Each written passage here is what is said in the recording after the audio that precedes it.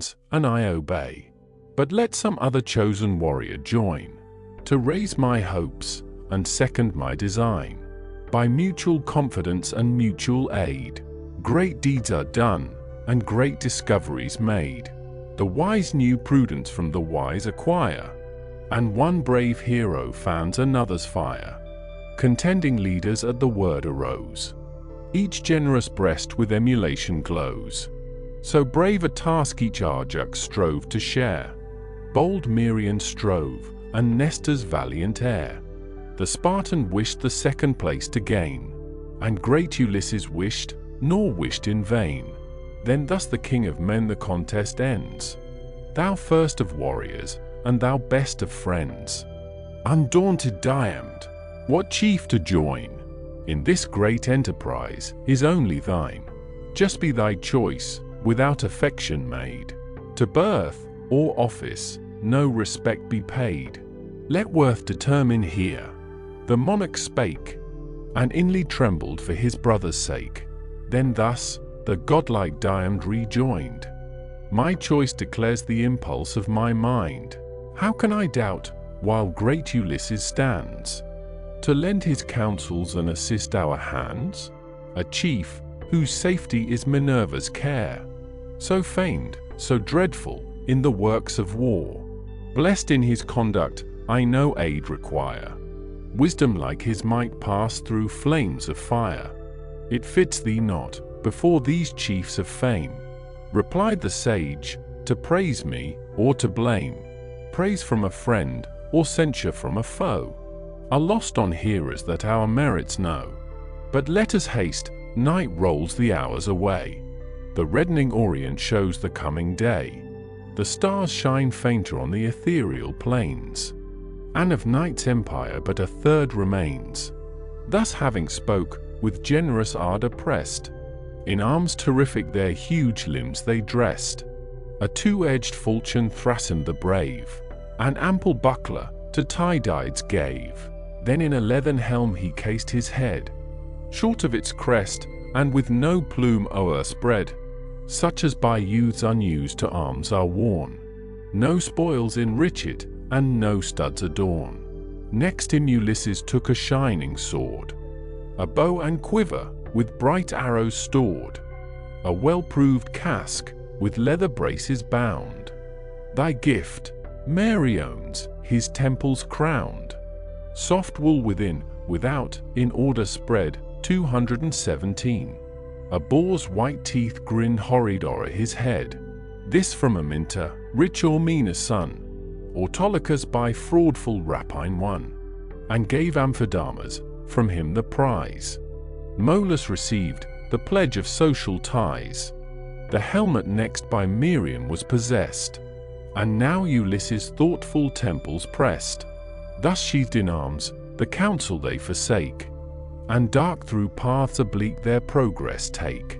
Just then, in sign she favored their intent, a long-winged heron great Minerva sent. This, though surrounding shades obscured their view, by the shrill clang and whistling wings they knew. As from the right she soared, Ulysses prayed, hailed the glad omen, and addressed the maid. O daughter of that god whose arm can wield the avenging bolt, and shake the saber shield. O thou, forever present in my way, who all my motions, all my toils survey. Safe may we pass beneath the gloomy shade, safe by thy succor to our ships conveyed. And let some deed this signal night adorn, to claim the tears of Trojans yet unborn. Then godlike Diamond preferred his prayer, daughter of Jove, unconquered Pallas, hear, great queen of arms, whose favor Tydeus won. As thou defendest the sire, defend the son.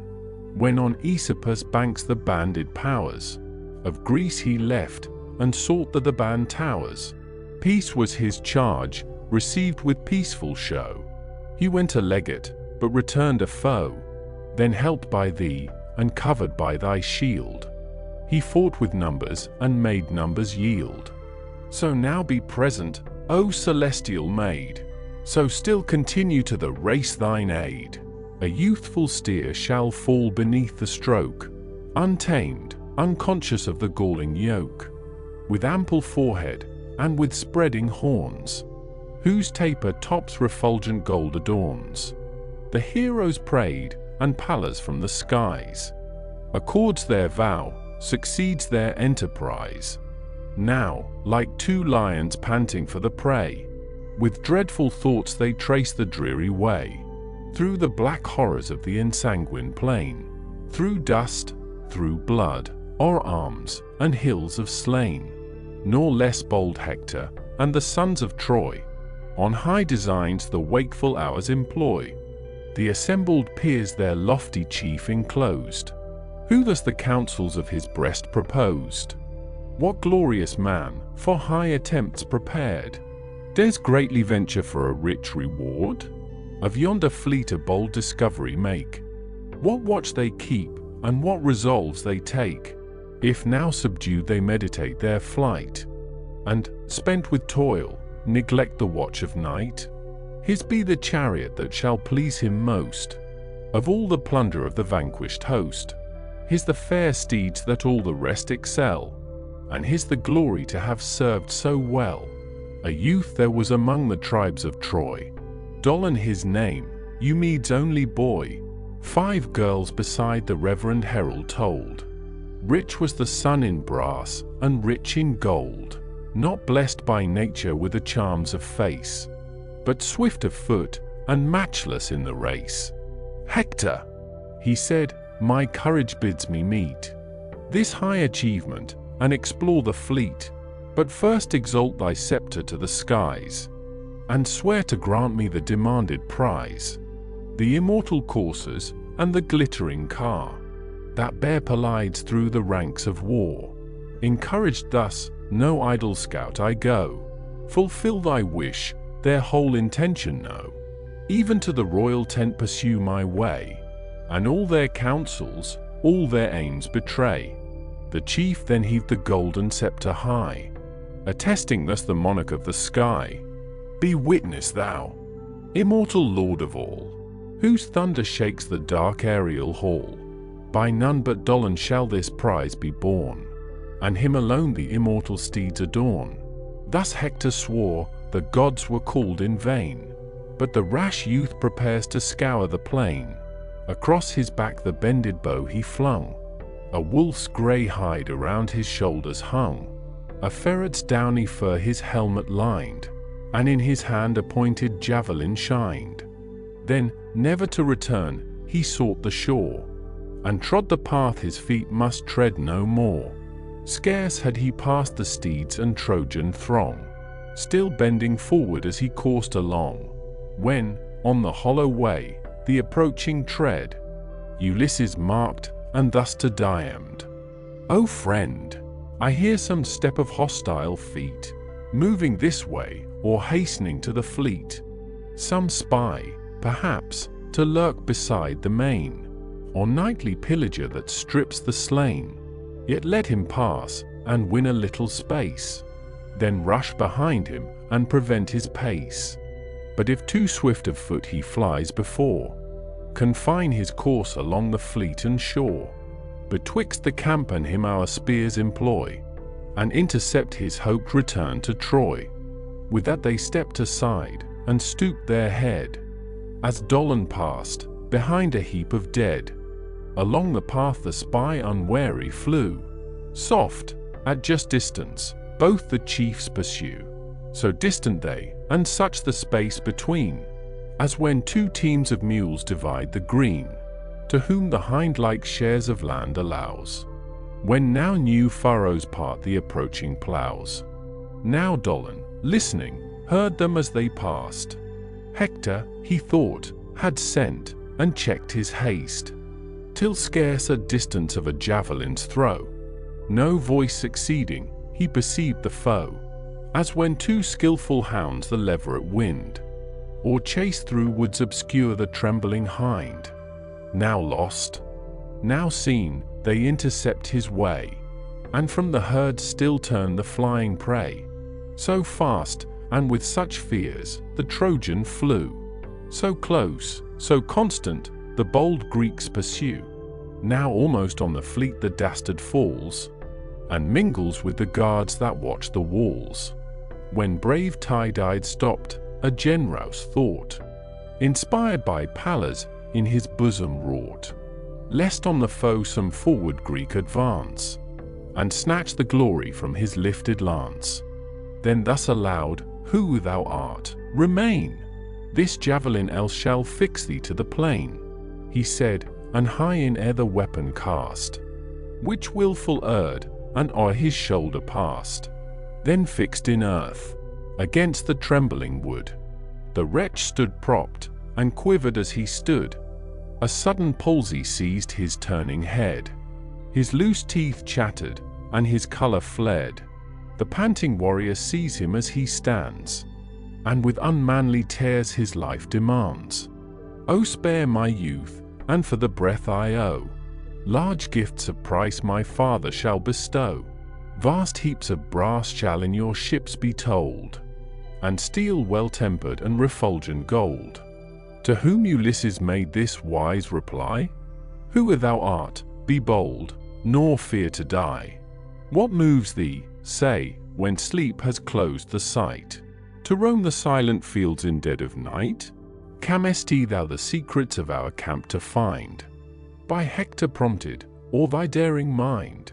Or art some wretch by hopes of plunder led, through heaps of carnage, to despoil the dead?" Then thus pale Dolon, with a fearful look, still, as he spoke, his limbs with horror shook. "Hither I came, by Hector's words deceived. Much did he promise, rashly I believed. No less a bribe than great Achilles' car, and those swift steeds that sweep the ranks of war, urged me, unwilling, this attempt to make, to learn what counsels, what resolves you take. If now subdued, you fix your hopes on flight, and, tired with toils, neglect the watch of night. Bold was thy aim, and glorious was the prize." Ulysses, with a scornful smile, replies, "Far other rulers those proud steeds demand, and scorn the guidance of a vulgar hand. Even great Achilles scarce their rage can tame. Achilles sprung from an immortal dame. But say, be faithful, and the truth recite. Where lies encamped the Trojan chief tonight? Where stand his coursers? In what quarter sleep their other princes? Tell what watch they keep. Say, since this conquest, what their counsels are. Or here to combat, from their city far, or back to Ilion's walls transfer the war." Ulysses thus, and thus Eumede's son, what Dolon knows, his faithful tongue shall own. Hector, the peers assembling in his tent, a council holds at Ilus monument. No certain guards the nightly watch partake. Wary on fires ascend, the Trojans wake. Anxious for Troy, the guard the natives keep. Safe in their cares, the auxiliar forces sleep, whose wives and infants, from the danger far, discharge their souls of half the fears of war. Then sleep those aids among the Trojan train, inquired the chief, or scattered o'er the plain, to whom the spy their powers they thus dispose. The Paeans, dreadful with their bended bows, the Carians, Corcans, the Pelasgian host, and Leleges encamp along the coast. Not distant far, lie higher on the land, the Lycian, Mysian, and Maeonian band, and Phrygia's horse by Thymbra's ancient wall, the Thracians upmost, and apart from all. These Troy but lately to her succor won, led on by Rhesus, great Ionia's son. I saw his coursers in proud triumph go, swift as the wind, and white as winter snow. Rich silver plates his shining car enfold, his solid arms, refulgent, flame with gold. No mortal shoulders suit the glorious load. Celestial panoply, to grace a god. Let me, unhappy, to your fleet be borne, or leave me here, a captive's fate to mourn, in cruel chains, till your return reveal the truth or falsehood of the news I tell. To this Tydides, with a gloomy frown, think not to live, though all the truth be shown. Shall we dismiss thee, in some future strife, to risk more bravely thy now forfeit life? Or that again our camps thou mayest explore? No, once a traitor, thou betrayest no more. Sternly he spoke, and as the wretch prepared, with humble blandishment to stroke his beard, like lightning swift the wrathful falchion flew, divides the neck, and cuts the nerves in two. One instant snatched his trembling soul to hell. The head, yet speaking, muttered as it fell. The furry helmet from his brow they tear, the wolf's grey hide, the unbended bow and spear. These great Ulysses lifting to the skies, to favouring Pallas dedicates the prize. Great Queen of Arms, receive this hostile spoil, and let the Thracian steeds reward our toil. Thee, first of all the heavenly host, we praise. O speed our labours, and direct our ways. This said, the spoils, with dropping gore defaced, high on a spreading tamarisk he placed. Then heaped with reeds and gathered boughs the plain, to guide their footsteps to the place again. Through the still night they cross the devious fields, slippery with blood, o'er arms and heaps of shields. Arriving where the Thracian squadrons lay, and eased in sleep the labours of the day. Ranged in 3 lines they view the prostrate band. The horses yoked beside each warrior stand, their arms in order on the ground reclined. Through the brown shade the fulgid weapons shined. Amidst lay Rhesus, stretched in sleep profound, and the white steeds behind his chariot bound. The welcome sight Ulysses first descries, and points to Dium the tempting prize. The man, the coursers, and the car behold, described by Dolon, with the arms of gold. Now, brave Tydides, now thy courage try. Approach the chariot, and the steeds untie. Or if thy soul aspire to fiercer deeds, urge thou the slaughter, while I seize the steeds. Pallas, this said, her hero's bosom warms, breathed in his heart, and strung his nervous arms. Where'er he passed, a purple stream pursued his thirsty falchion, fat with hostile blood, bathed all his footsteps, dyed the fields with gore, and a low groan remurmured through the shore. So the grim lion, from his nightly den, o'erleaps the fences, and invades the pen. On sheep or goats, resistless in his way, he falls, and foaming rends the guardless prey, nor stopped the fury of his vengeful hand, till 12 lay breathless of the Thracian band. Ulysses following, as his partner slew, back by the foot each slaughtered warrior drew, the milk-white coursers studious to convey, safe to the ships, he wisely cleared the way, lest the fierce steeds, not yet to battles bred, should start, and tremble at the heaps of dead. Now 12 dispatched, the monarch last they found. Tydides' falchion fixed him to the ground. Just then a deathful dream Minerva sent. A warlike form appeared before his tent, whose visionary steel his bosom tore. So dreamed the monarch, and awaked no more. 218. Ulysses now the snowy steeds detains, and leads them, fastened by the silver reins. These, with his bow unbent, he lashed along. The scourge forgot, on Rhesus' chariot hung winking smiley, then gave his friend the signal to retire. But him, new dangers, new achievements fire. Doubtful he stood, or with his reeking blade, to send more heroes to the infernal shade, drag off the car where Rhesus' armor lay, or heave with manly force, and lift away. While unresolved the son of Tydeus stands, Pallas appears, and thus her chief commands. Enough, my son, from further slaughter cease. Regard thy safety, and depart in peace. Haste to the ships, the gotten spoils enjoy, nor tempt too far the hostile gods of Troy. The voice divine confessed the martial maid. In haste he mounted, and her word obeyed. The coursers fly before Ulysses' bow, swift as the wind, and white as winter snow. Not unobserved they passed, the god of light had watched his Troy, and marked Minerva's flight. Saw Tydeus' son with heavenly succor blessed, and vengeful anger filled his sacred breast. Swift to the Trojan camp descends the power, and wakes Hippocoon in the morning hour. On Rhesus' side accustomed to attend, a faithful kinsman and instructive friend winking smiley, he rose, and saw the field deformed with blood, an empty space where late the coursers stood, the yet warm Thracians panting on the coast. For each he wept, but for his Rhesus most. Now while on Rhesus' name he calls in vain, the gathering tumult spreads o'er all the plain. On heaps the Trojans rush, with wild affright, and wondering view the slaughters of the night. Meanwhile the chiefs, arriving at the shade, where late the spoils of Hector's spy were laid, Ulysses stopped, to him Tydides bore the trophy, dropping yet with Dolon's gore.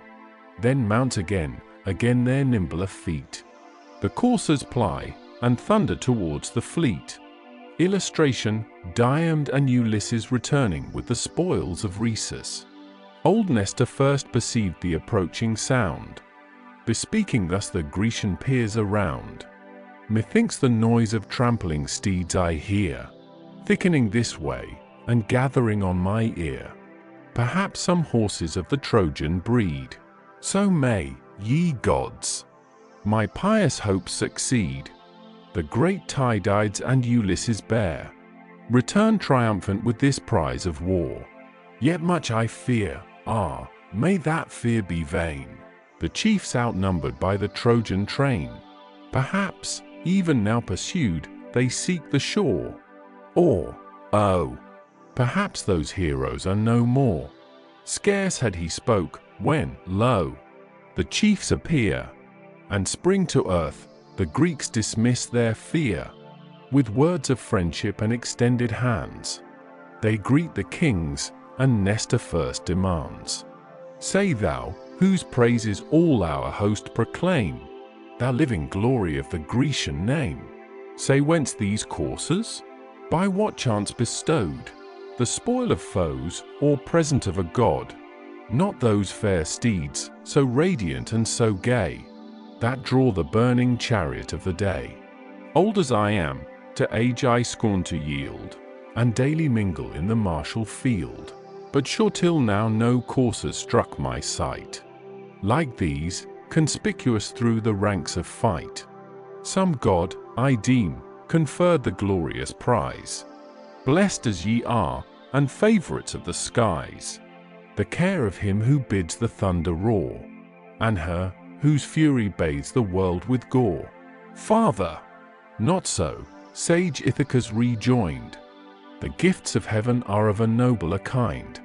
Of Thracian lineage are the steeds ye view, whose hostile king the brave Tydides slew. Sleeping he died, with all his guards around, and 12 beside lay gasping on the ground. These other spoils from conquered Dolon came, a wretch, whose swiftness was his only fame. By Hector sent our forces to explore, he now lies headless on the sandy shore. Then o'er the trench the bounding coursers flew, the joyful Greeks with loud acclaim pursue. Straight to Tydides' high pavilion borne, the matchless steeds his ample stalls adorn. The neighing coursers their new fellows greet, and the full racks are heaped with generous wheat. But Dolon's armor, to his ships conveyed, high on the painted stern Ulysses laid, a trophy destined to the blue-eyed maid. Now from nocturnal sweat and sanguine stain, they cleanse their bodies in the neighboring main. Then in the polished bath, refreshed from toil, their joints they supple with dissolving oil. In due repast indulge the genial hour, and first to Pallas the libations pour. They sit, rejoicing in her aid divine, and the crowned goblet foams with floods of wine. Book 11. Argument. The third battle, and the acts of Agamemnon. Agamemnon, having armed himself, leads the Grecians to battle. Hector prepares the Trojans to receive them, while Jupiter, Juno, and Minerva give the signals of war. Agamemnon bears all before him, and Hector is commanded by Jupiter, who sends Iris for that purpose to decline the engagement till the king shall be wounded and retire from the field. He then makes a great slaughter of the enemy. Ulysses and Diomed put a stop to him for a time, but the latter, being wounded by Paris, is obliged to desert his companion, who is encompassed by the Trojans, wounded, and in the utmost danger, till Menelaus and Ajax rescue him. Hector comes against Ajax, but that hero alone opposes multitudes, and rallies the Greeks. In the meantime Machaon, in the other wing of the army, is pierced with an arrow by Paris, and carried from the fight in Nestor's chariot. Achilles, who overlooked the action from his ship, sent Patroclus to inquire which of the Greeks was wounded in that manner. Nestor entertains him in his tent with an account of the accidents of the day, and a long recital of some former wars which he remembered, tending to put Patroclus upon persuading Achilles to fight for his countrymen, or at least to permit him to do it, clad in Achilles' armor.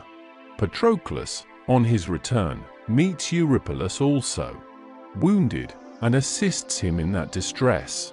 This book opens with the 28th day of the poem, and the same day, with its various actions and adventures, is extended through the 12th, 13th, 14th, 15th, 16th, 17th, and part of the 18th books. The scene lies in the field near the monument of Ilus. The saffron morn, with early blushes spread, 219, now rose refulgent from Tithonus' bed, with newborn day to gladden mortal sight, and gild the courts of heaven with sacred light. When baleful Eris, sent by Jove's command, the torch of discord blazing in her hand, through the red skies her bloody sign extends, and, wrapped in tempests, o'er the fleet descends. High on Ulysses' bark her horrid stand she took, and thundered through the seas and land. Even Ajax and Achilles heard the sound, whose ships, remote, the guarded navy bound. Thence the black fury through the Grecian throng, with horror sounds the loud Orthian song. The navy shakes, and at the dire alarms, each bosom boils, each warrior starts to arms. No more they sigh, inglorious to return, but breathe revenge, and for the combat burn. Illustration: the descent of discord. The king of men his hardy host inspires, with loud command, with great example fires. Himself first rose, himself before the rest, his mighty limbs in radiant armor dressed, and first he cased his manly legs around, in shining greaves with silver buckles bound. The beaming cuirass next adorned his breast, the same which once King Cinyras possessed. The fame of Greece and her assembled host had reached that monarch on the Cyprian coast. 'Twas then the friendship of the chief to gain this glorious gift he sent, nor sent in vain.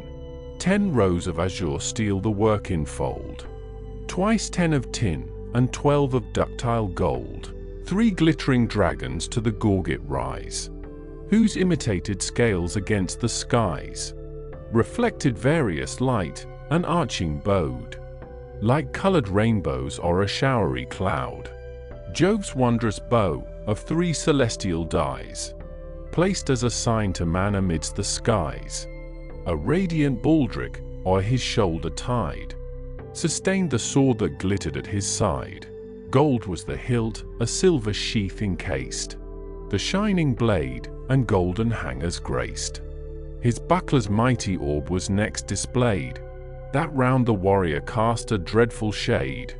10 zones of brass its ample brim surround, and twice 10 bosses the bright convex crowned.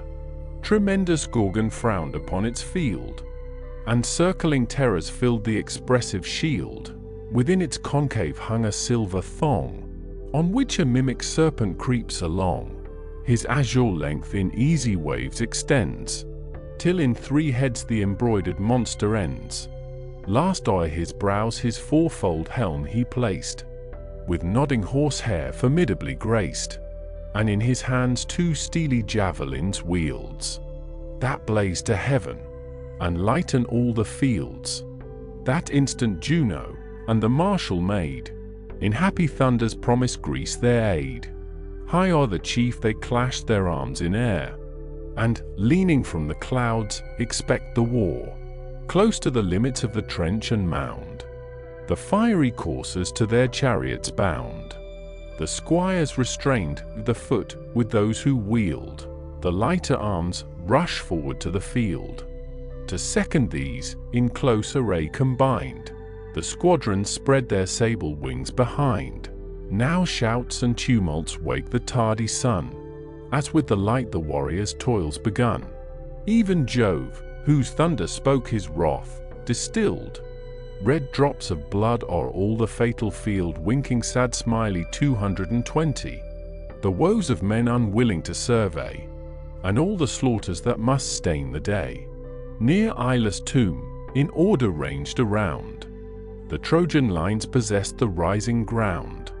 Their wise Polydamas and Hector stood, Aeneas, honored as a guardian god, bold Polybus, Agenor the divine, the brother warriors of Antenor's line, with youthful Acamas, whose beauteous face and fair proportion matched the ethereal race. Great Hector, covered with his spacious shield, plies all the troops and orders all the field, as the red star now shows his sanguine fires through the dark clouds, and now in night retires. Thus through the ranks appeared the godlike man, plunged in the rear or blazing in the van, while streamy sparkles, restless as he flies, flash from his arms as lightning from the skies. As sweating reapers in some wealthy field, ranged in 2 bands, their crooked weapons wield, bear down the furrows till their labors meet. Thick fall the heapy harvests at their feet, so Greece and Troy the field of war divide, and falling ranks are strowed on every side. None stoop to thought to base inglorious flight, winking sad smiley 221, but horse to horse, and man to man they fight. Not rabid wolves more fierce contest their prey. Each wounds, each bleeds, but none resign the day. Discord with joy the scene of death descries, and drinks large slaughter at her sanguine eyes. Discord alone, of all the immortal train, swells the red horrors of this direful plain. The gods in peace their golden mansions fill, ranged in bright order on the Olympian hill. But general murmurs told their griefs above, and each accused the partial will of Jove. Meanwhile apart, superior, and alone, the eternal monarch, on his awful throne, wrapped in the blaze of boundless glory sate, and fixed, fulfilled the just decrees of fate. On earth he turned his all-considering eyes, and marked the spot where Ilion's towers arise. The sea with ships, the fields with armies spread, the victors rage, the dying, and the dead. Thus while the morning beams, increasing bright, o'er heaven's pure azure spread the glowing light. Commutual death the fate of war confounds, each adverse battle gored with equal wounds. But now, what time in some sequestered vale, the weary woodman spreads his sparing meal, when his tired arms refuse the axe to rear, and claim a respite from the sylvan war. But not till half the prostrate forests lay, stretched in long ruin, and exposed to day. Then, nor till then, the Greeks' impulsive might pierced the black phalanx, and let in the light. Great Agamemnon then the slaughter led, and slew Bienna at his people's head, whose squire Oileus, with a sudden spring, leaped from the chariot to revenge his king. But in his front he felt the fatal wound, which pierced his brain and stretched him on the ground. Atrides spoiled and left them on the plain. Vain was their youth, their glittering armor vain, now soiled with dust and naked to the sky. Their snowy limbs and beauteous bodies lie. Two sons of Priam next to battle move. The product, one of marriage, one of love, sad Smiley 222. In the same car the brother warriors ride. This took the charge to combat, that to guide. Far other task than when they wont to keep on Ida's tops their father's fleecy sheep. These on the mountains once Achilles found, and captive led, with pliant osiers bound. Then to their sire for ample sums restored, but now to perish by a tried sword. Pierced in the breast the base-born Isis bleeds, cleft through the head his brother's fate succeeds.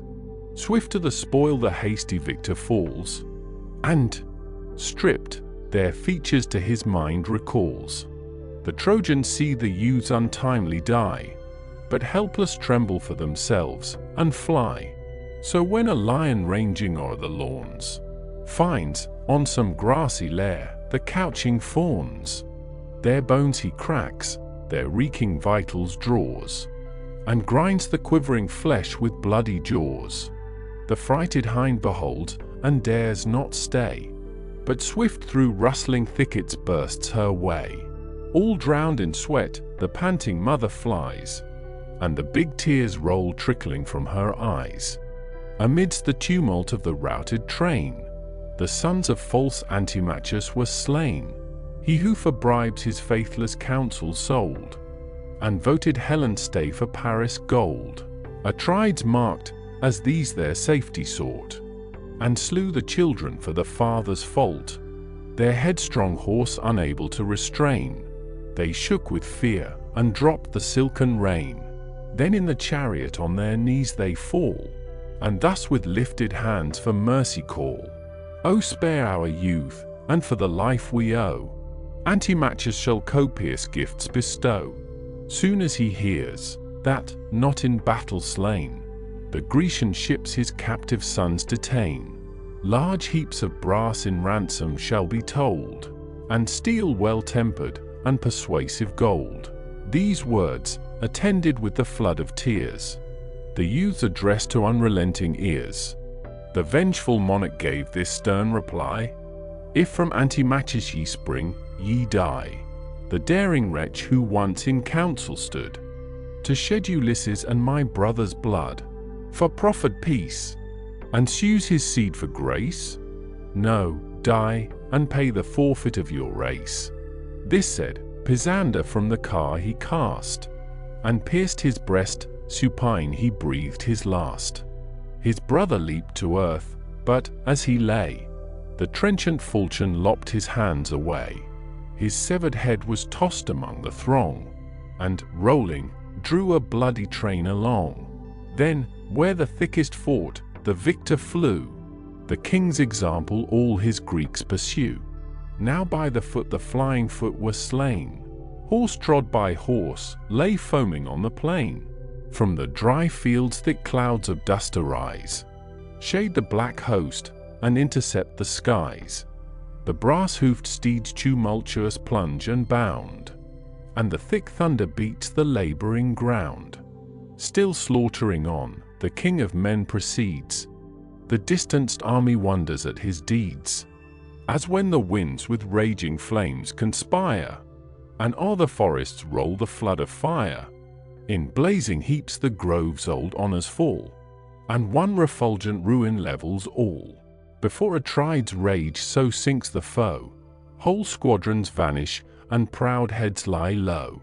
The steeds fly trembling from his waving sword, and many a car, now lighted of its lord, wide o'er the field with guideless fury rolls, breaking their ranks, and crushing out their souls.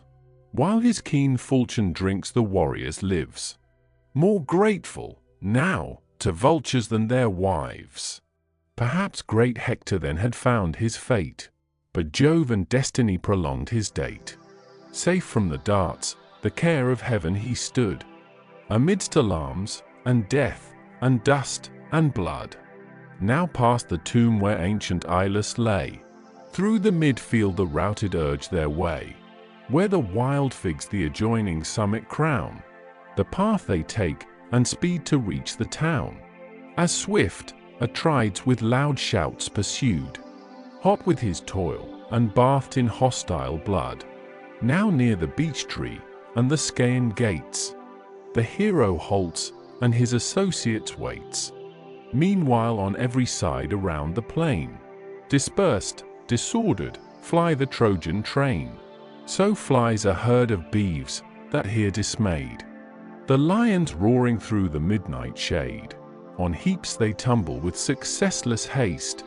The savage seizes, draws, and rends the last. Not with less fury stern Atrides flew, still pressed the rout, and still the hindmost slew.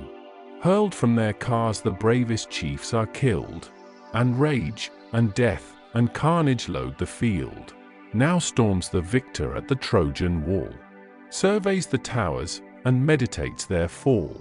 But Jove descending shook the Idaean hills, and down their summits poured 100 rills. The unkind lead lightning in his hand he took, and thus the many-colored maid bespoke: Iris, with haste thy golden wings display. To godlike Hector this our word convey, while Agamemnon wastes the ranks around, fights in the front, and bathes with blood the ground. Bid him give way, but issue forth commands, and trust the war to less important hands. But when, or wounded by the spear or dart, that chief shall mount his chariot and depart, then Jove shall string his arm, and fire his breast.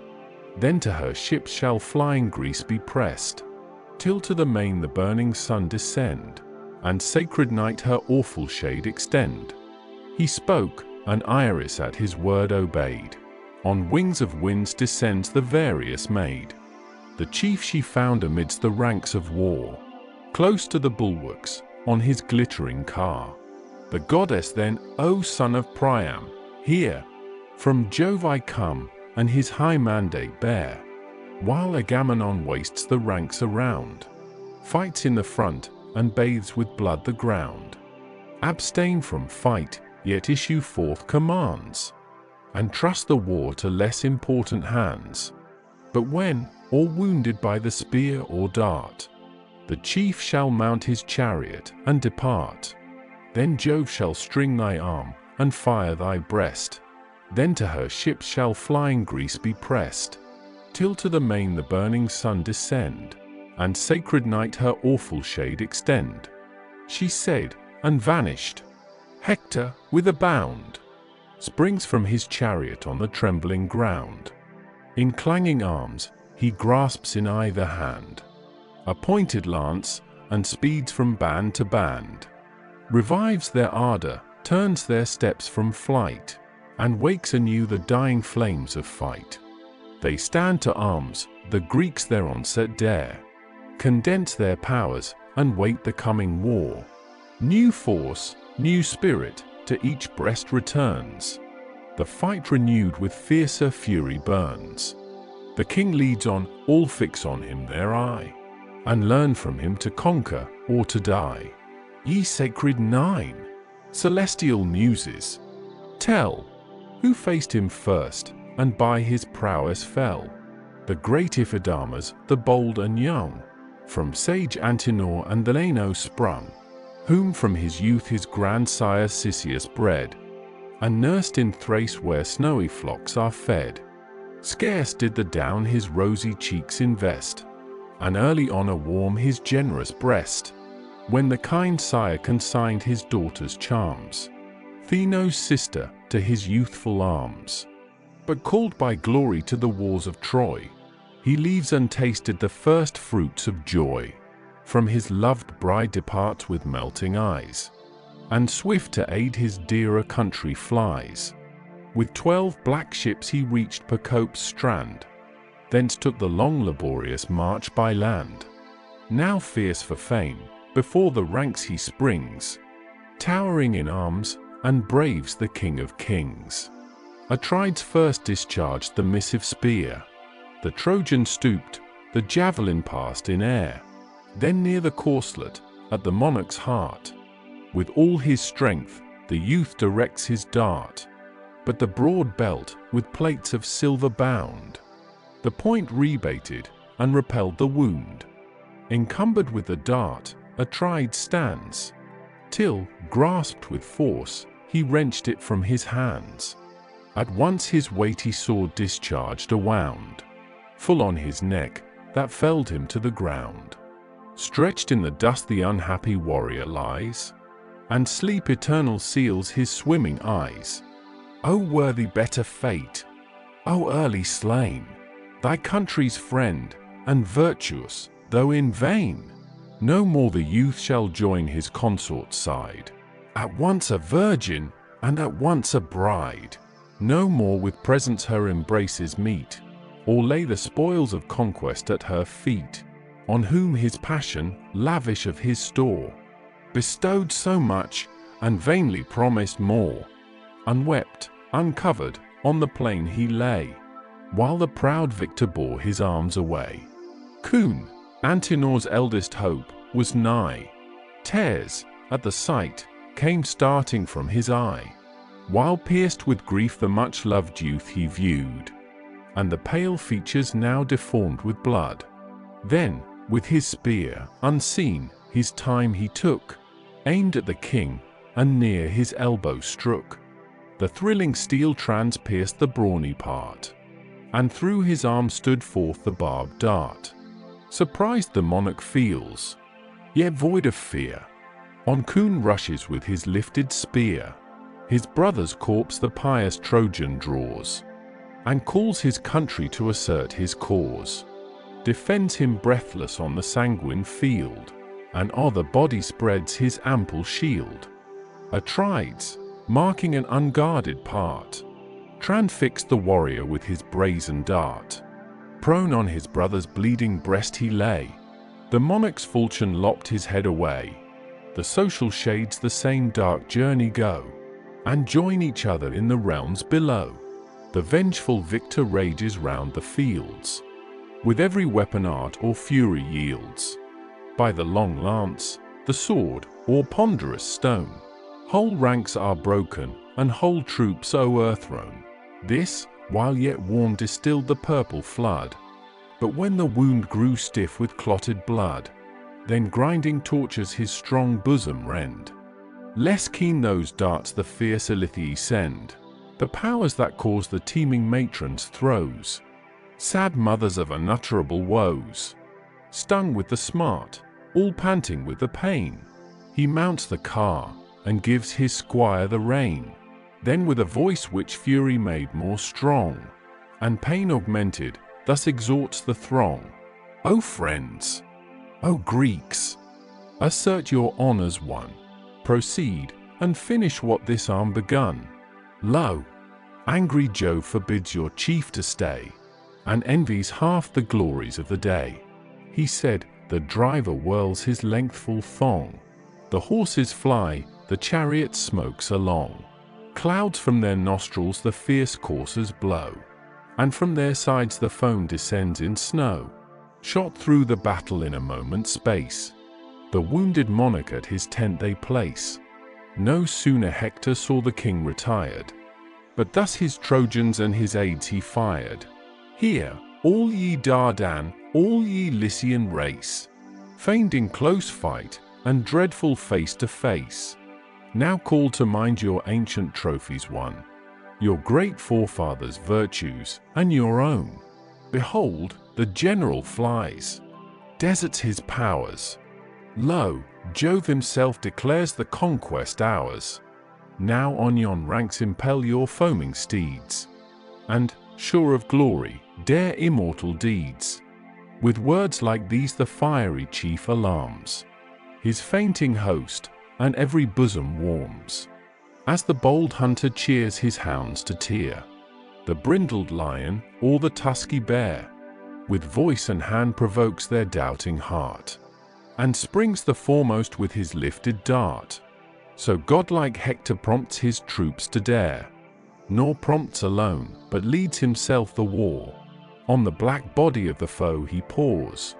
As from the clouds' deep bosom, swelled with showers, a sudden storm the purple ocean sweeps, drives the wild waves, and tosses all the deeps. Say, Muse, when Jove the Trojans' glory crowned, beneath his arm what heroes bit the ground? Odysseus, Dolops, and Autonus died. Opites next was added to their side. Then brave Hipponus, famed in many a fight. Opheltius, Orus, sunk to endless night. Aesymnus, Agelors, all chiefs of name. The rest were vulgar deaths unknown to fame. As when a western whirlwind, charged with storms, dispels the gathered clouds that note as forms, the gust continued, violent and strong, rolls sable clouds in heaps on heaps along. Now to the skies the foaming billows rears, now breaks the surge, and wide the bottom bears. Thus, raging Hector, with resistless hands, o'erturns, confounds, and scatters all their bands. Now the last ruin the whole host appalls. Now Greece had trembled in her wooden walls. But wise Ulysses called Tydides forth, his soul rekindled, and awaked his worth. And stand we deedless, O eternal shame, till Hector's arm involve the ships in flame? Haste, let us join, and combat side by side. The warrior thus, and thus the friend replied, no martial toil I shun, no danger fear. Let Hector come, I wait his fury here. But Jove with conquest crowns the Trojan train, and Jove our foe, all human force is vain. He sighed, but, sighing, raised his vengeful steel, and from his car the proud Thymbraeus fell. Molion, the charioteer, pursued his lord, his death ennobled by Ulysses' sword. There slain, they left them in eternal night, then plunged amidst the thickest ranks of fight. So 2 wild boars outstripped the following hounds, then swift revert, and wounds return for wounds. Stern Hector's conquests in the middle plain stood checked a while, and Greece respired again.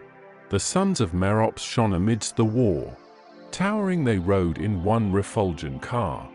In deep prophetic arts their father skilled, had warned his children from the Trojan field. Fate urged them on, the father warned in vain. They rushed to fight, and perished on the plain. Their breasts no more the vital spirit warms. The stern Tydides strips their shining arms. Hyperochus by great Ulysses dies, and rich Hippodamus becomes his prize. Great Jophramide with slaughter fills his sight, and level hangs the doubtful scale of fight. By Tydeus' lance Agastrophus was slain, the far-famed hero of Paeonian strain. Winged with his fears, on foot he strove to fly, his steeds too distant, and the foe too nigh. Through broken orders, swifter than the wind, he fled, but flying left his life behind. This Hector sees, as his experienced eyes traverse the files, and to the rescue flies. Shouts, as he passed, the crystal regions rend, and moving armies on his march attend. Great Diomede himself was seized with fear, and thus bespoke his brother of the war. Mark how this way on bending squadrons yield. The storm rolls on, and Hector rules the field. Here stand his utmost force, the warrior said. Swift at the word his ponderous javelin fled, nor missed its aim, but where the plumage danced, raised the smooth cone, and thence obliquely glanced. Safe in his helm, the gift of Phoebus' hands, without a wound the Trojan hero stands, but yet so stunned, that, staggering on the plain, his arm and knee his sinking bulk sustain. O'er his dim sight the misty vapors rise, and a short darkness shades his swimming eyes. Tydides followed to regain his lance, while Hector rose, recovered from the trance, remounts his car, and herds amidst the crowd. The Greek pursues him, and exults aloud. Once more thank Phoebus for thy forfeit breath, or thank that swiftness which outstrips the death.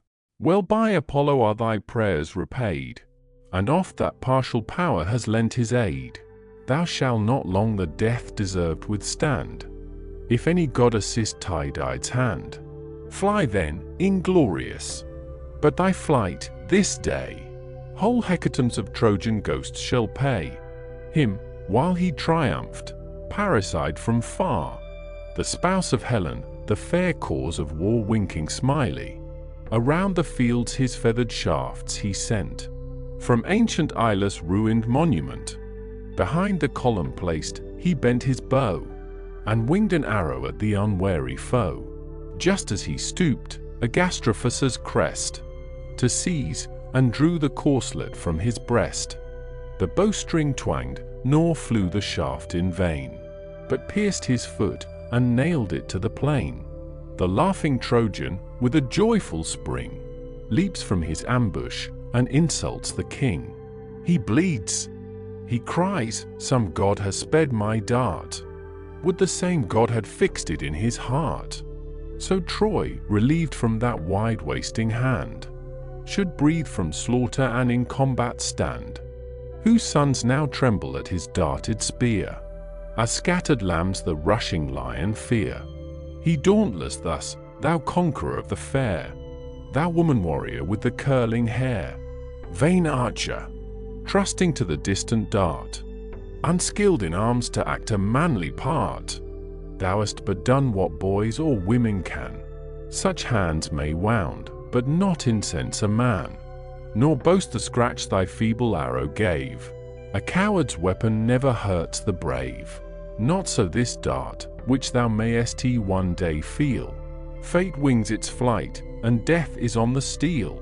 Where this but lights, some noble life expires. Its touch makes orphans, bathes the cheeks of sires, steeps earth in purple, gluts the birds of air, and leaves such objects as distract the fair. Ulysses hastens with a trembling heart. Before him steps, and bending draws the dart. Forth flows the blood, an eager pang succeeds. Tydides mounts, and to the navy speeds. Now on the field Ulysses stands alone. The Greeks all fled, the Trojans pouring on, but stands collected in himself, and whole, and questions thus his own unconquered soul. What further subterfuge, what hopes remain? What shame, inglorious, if I quit the plain? What danger, singly, if I stand the ground? My friends all scattered, all the foes around? Yet wherefore doubtful? Let this truth suffice. The brave meets danger, and the coward flies. To die or conquer proves a hero's heart, and, knowing this, I know a soldier's part. Such thoughts revolving in his careful breast, near and more near, the shady cohorts pressed. These, in the warrior, their own fate enclose, and round him deep the steely circle grows. So fares a boar whom all the troop surrounds, of shouting huntsmen and of clamorous hounds. He grinds his ivory tusks, he foams with ire, his sanguine eyeballs glare with living fire. By these, by those, on every part is plied, and the red slaughter spreads on every side. Pierced through the shoulder, first Deiopis fell, next Enomas, and Thun sank to hell. Chersidamas, beneath the naval thrust, falls prone to earth, and grasps the bloody dust. Charops, the son of Hippasus, was near. Ulysses reached him with the fatal spear, but to his aid his brother Socus flies. Socus the brave, the generous, and the wise. Near as he drew, the warrior thus began. O great Ulysses, much enduring man, not deeper skilled in every martial sleight, than worn to toils, and active in the fight. This day 2 brothers shall thy conquest grace, and end at once the great Hippasian race. Or thou beneath this lance must press the field, he said, and forceful pierced his spacious shield. Through the strong brass the ringing javelin thrown, ploughed half his side, and bared it to the bone. By Pallas' care, the spear, though deep infixed, stopped short of life, nor with his entrails mixed. The wound not mortal wise Ulysses knew. Then furious thus, but first some steps withdrew. Unhappy man, whose death our hands shall grace. Fate calls thee hence, and finished is thy race. Nor longer check my conquests on the foe, but, pierced by this, to endless darkness go, and add one spectre to the realms below. He spoke, while Socus, seized with sudden fright, trembling gave way, and turned his back to flight. Between his shoulders pierced the following dart, and held its passage through the panting heart. Wide in his breast appeared the grisly wound. He falls, his armor rings against the ground. Then thus Ulysses, gazing on the slain, famed son of Hippasus, there press the plain, there ends thy narrow span assigned by fate. Heaven owes Ulysses yet a longer date. Ah, wretch! No father shall thy corpse compose, thy dying eyes no tender mother close, but hungry birds shall tear those balls away, and hovering vultures scream around their prey. Me Greece shall honor, when I meet my doom, with solemn funerals and a lasting tomb. Then raging with intolerable smart, he writhes his body and extracts the dart. The dart a tide of spouting gore pursued, and gladdened Troy with sight of hostile blood. Now troops on troops the fainting chief invade. Forced he recedes, and loudly calls for aid. Thrice to its pitch his lofty voice he rears. The well-known voice thrice Menelaus hears. Alarmed, to Ajax Telamon he cried, who shares his labors, and defends his side. O friend! Ulysses' shouts invade my ear. Distressed he seems, and no assistance near. Strong as he is, yet one opposed to all. Oppressed by multitudes, the best may fall. Greece robbed of him must bid her host despair, and feel a loss not ages can repair. Then, where the cry directs, his course he bends. Great Ajax, like the god of war, attends. The prudent chief in sore distress they found, with bands of furious Trojans compassed round, 223. As when some huntsman, with a flying spear, from the blind thicket wounds a stately deer, down his cleft side, while fresh the blood distills, he bounds aloft, and scuds from hills to hills, till life's warm vapor issuing through the wound, wild mountain wolves the fainting beast surround. Just as their jaws his prostrate limbs invade, the lion rushes through the woodland shade. The wolves, though hungry, scour dispersed away. The lordly savage vindicates his prey. Ulysses thus, unconquered by his pains, a single warrior half a host sustains. But soon as Ajax leaves his tower-like shield, the scattered crowds fly frighted o'er the field. Atrides arm the sinking hero stays, and, saved from numbers, to his car conveys. Victorious Ajax plies the routed crew, and first Patroclus, Priam's son, he slew. On strong Pandocus next inflicts a wound, and lays Lysander bleeding on the ground. As when a torrent, swelled with wintry rains, pours from the mountains o'er the deluged plains, and pines and oaks, from their foundations torn, a country's ruins, to the seas are borne. Fierce Ajax thus o'erwhelms the yielding throng. Men, steeds, and chariots roll in heaps along. But Hector, from this scene of slaughter far, raged on the left, and ruled the tide of war. Loud groans proclaim his progress through the plain, and deep Scamander swells with heaps of slain. There Nestor and Idomeneus oppose. The warrior's fury, there the battle glows. There fierce on foot, or from the chariot's height, his sword deforms the beauteous ranks of fight. The spouse of Helen, dealing darts around, had pierced Machaon with a distant wound. In his right shoulder the broad shaft appeared, and trembling Greece for her physician feared. To Nestor then Idomeneus begun. Glory of Greece, old Neleus' valiant son, ascend thy chariot, haste with speed away, and great Machaon to the ships convey. A wise physician skilled our wounds to heal is more than armies to the public weal. Old Nestor mounts the seat, beside him rode the wounded offspring of the healing god. He lends the lash, the steeds with sounding feet shake the dry field and thunder toward the fleet. But now Cebriones, from Hector's car, surveyed the various fortune of the war, while here, he cried, the flying Greeks are slain. Trojans on Trojans yonder load the plain. Before great Ajax see the mingled throng of men and chariots driven in heaps along. I know him well, distinguished o'er the field by the broad glittering of the sevenfold shield. Thither, O Hector, thither urge thy steeds. Their danger calls, and there the combat bleeds.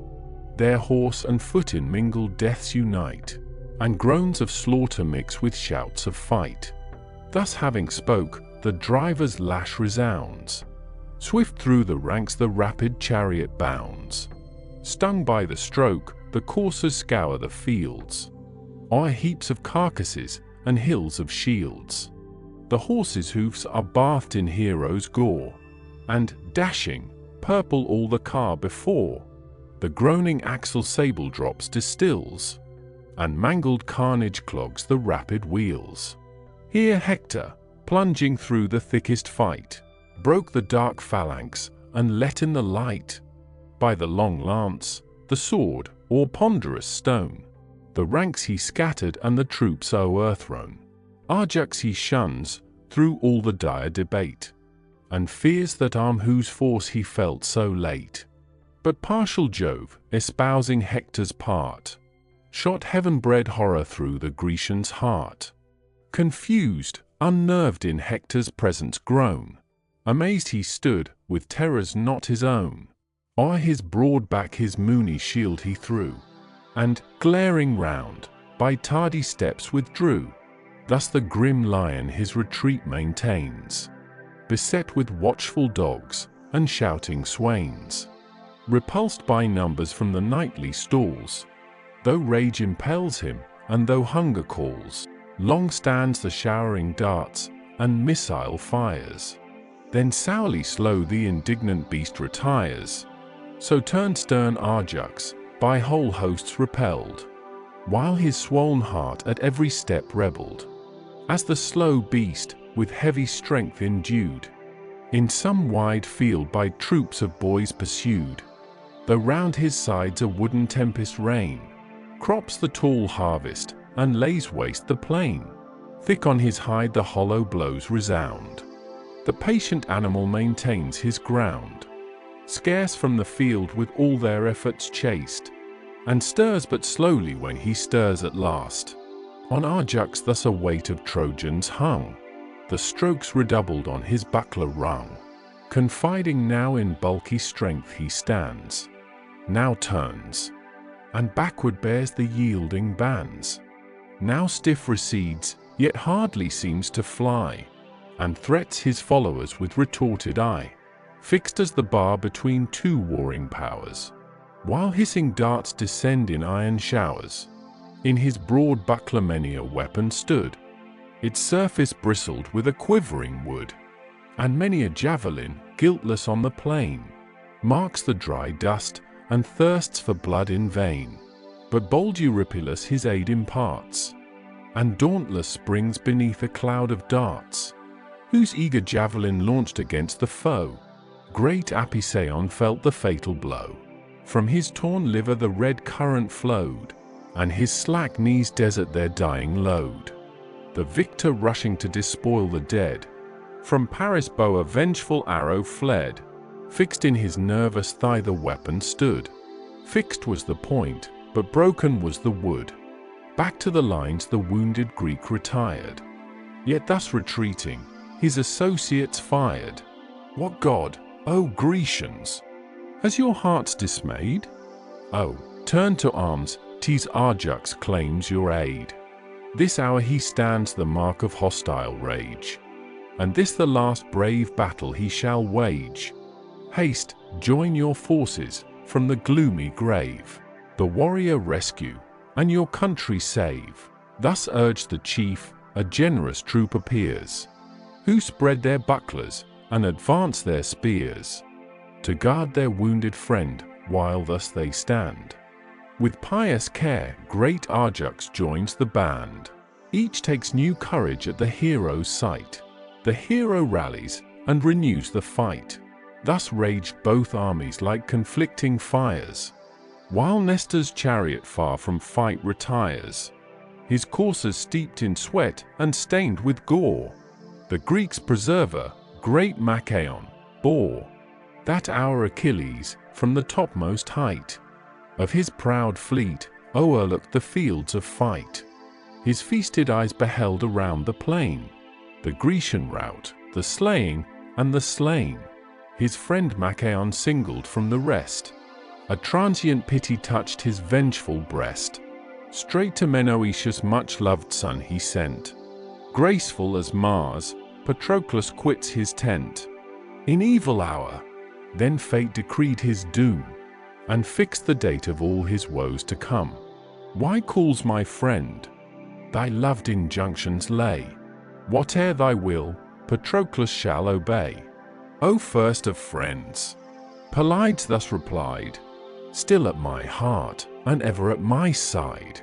The time is come, when yon despairing host shall learn the value of the man they lost. Now at my knees the Greeks shall pour their moan, and proud Atrides tremble on his throne. Go now to Nestor, and from him be taught what wounded warrior late his chariot brought. For, seen at distance, and but seen behind, his form recalled Machaon to my mind, nor could I, through yon cloud, discern his face. The coursers passed me with so swift a pace. The hero said, his friend obeyed with haste. Through intermingled ships and tents he passed. The chiefs descending from their car he found, the panting steeds Eurymedon unbound, the warriors standing on the breezy shore, to dry their sweat and wash away the gore. Here paused a moment, while the gentle gale conveyed that freshness the cool seas exhale. Then to consult on farther methods went, and took their seats beneath the shady tent.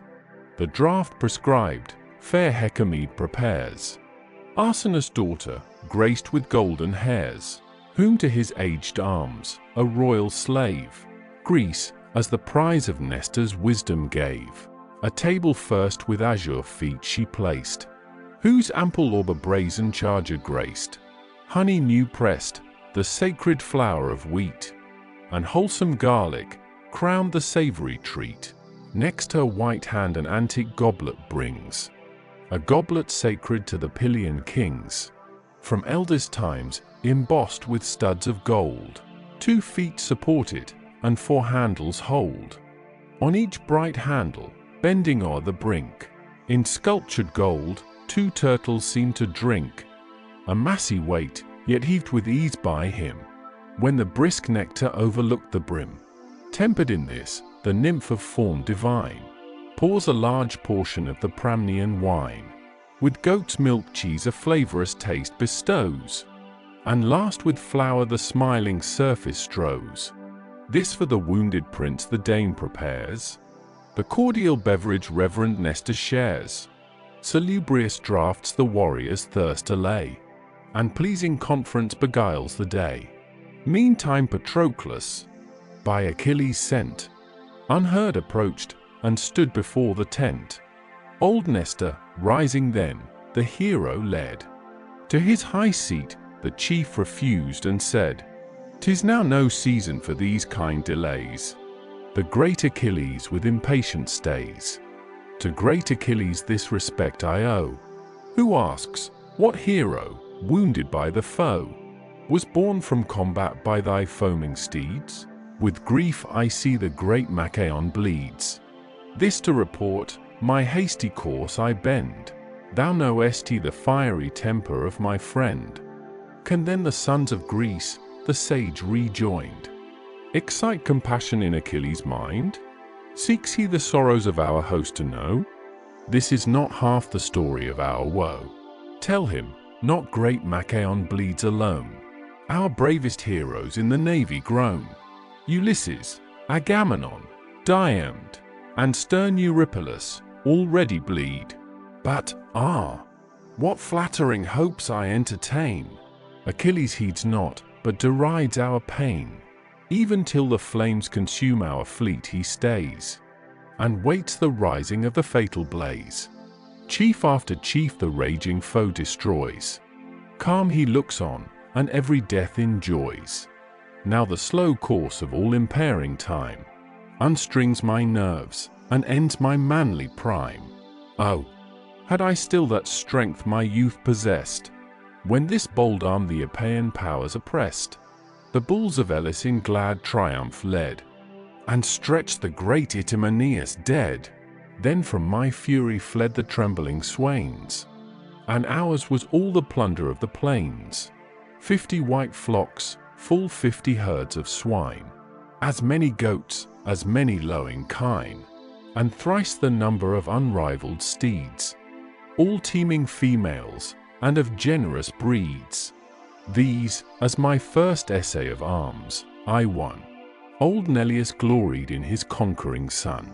Thus Elis forced, her long arrears restored, and shares were parted to each Pylian lord. The state of Pyle was sunk to last despair, when the proud Eleans first commenced the war, for Neleus' sons Alcide's rage had slain.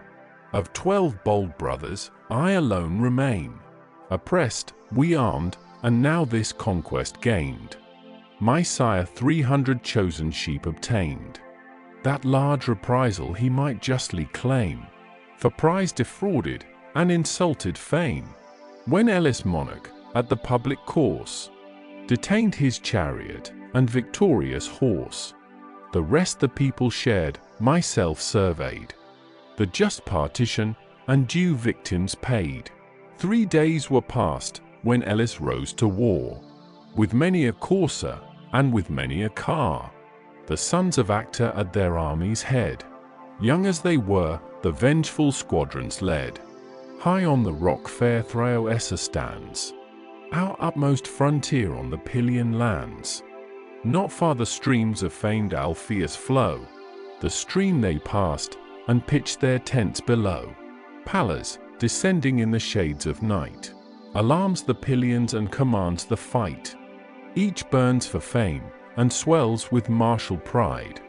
Myself the foremost, but my sire denied, feared for my youth, exposed to stern alarms, and stopped my chariot, and detained my arms. My sire denied in vain, on foot I fled, amidst our chariots, for the goddess led.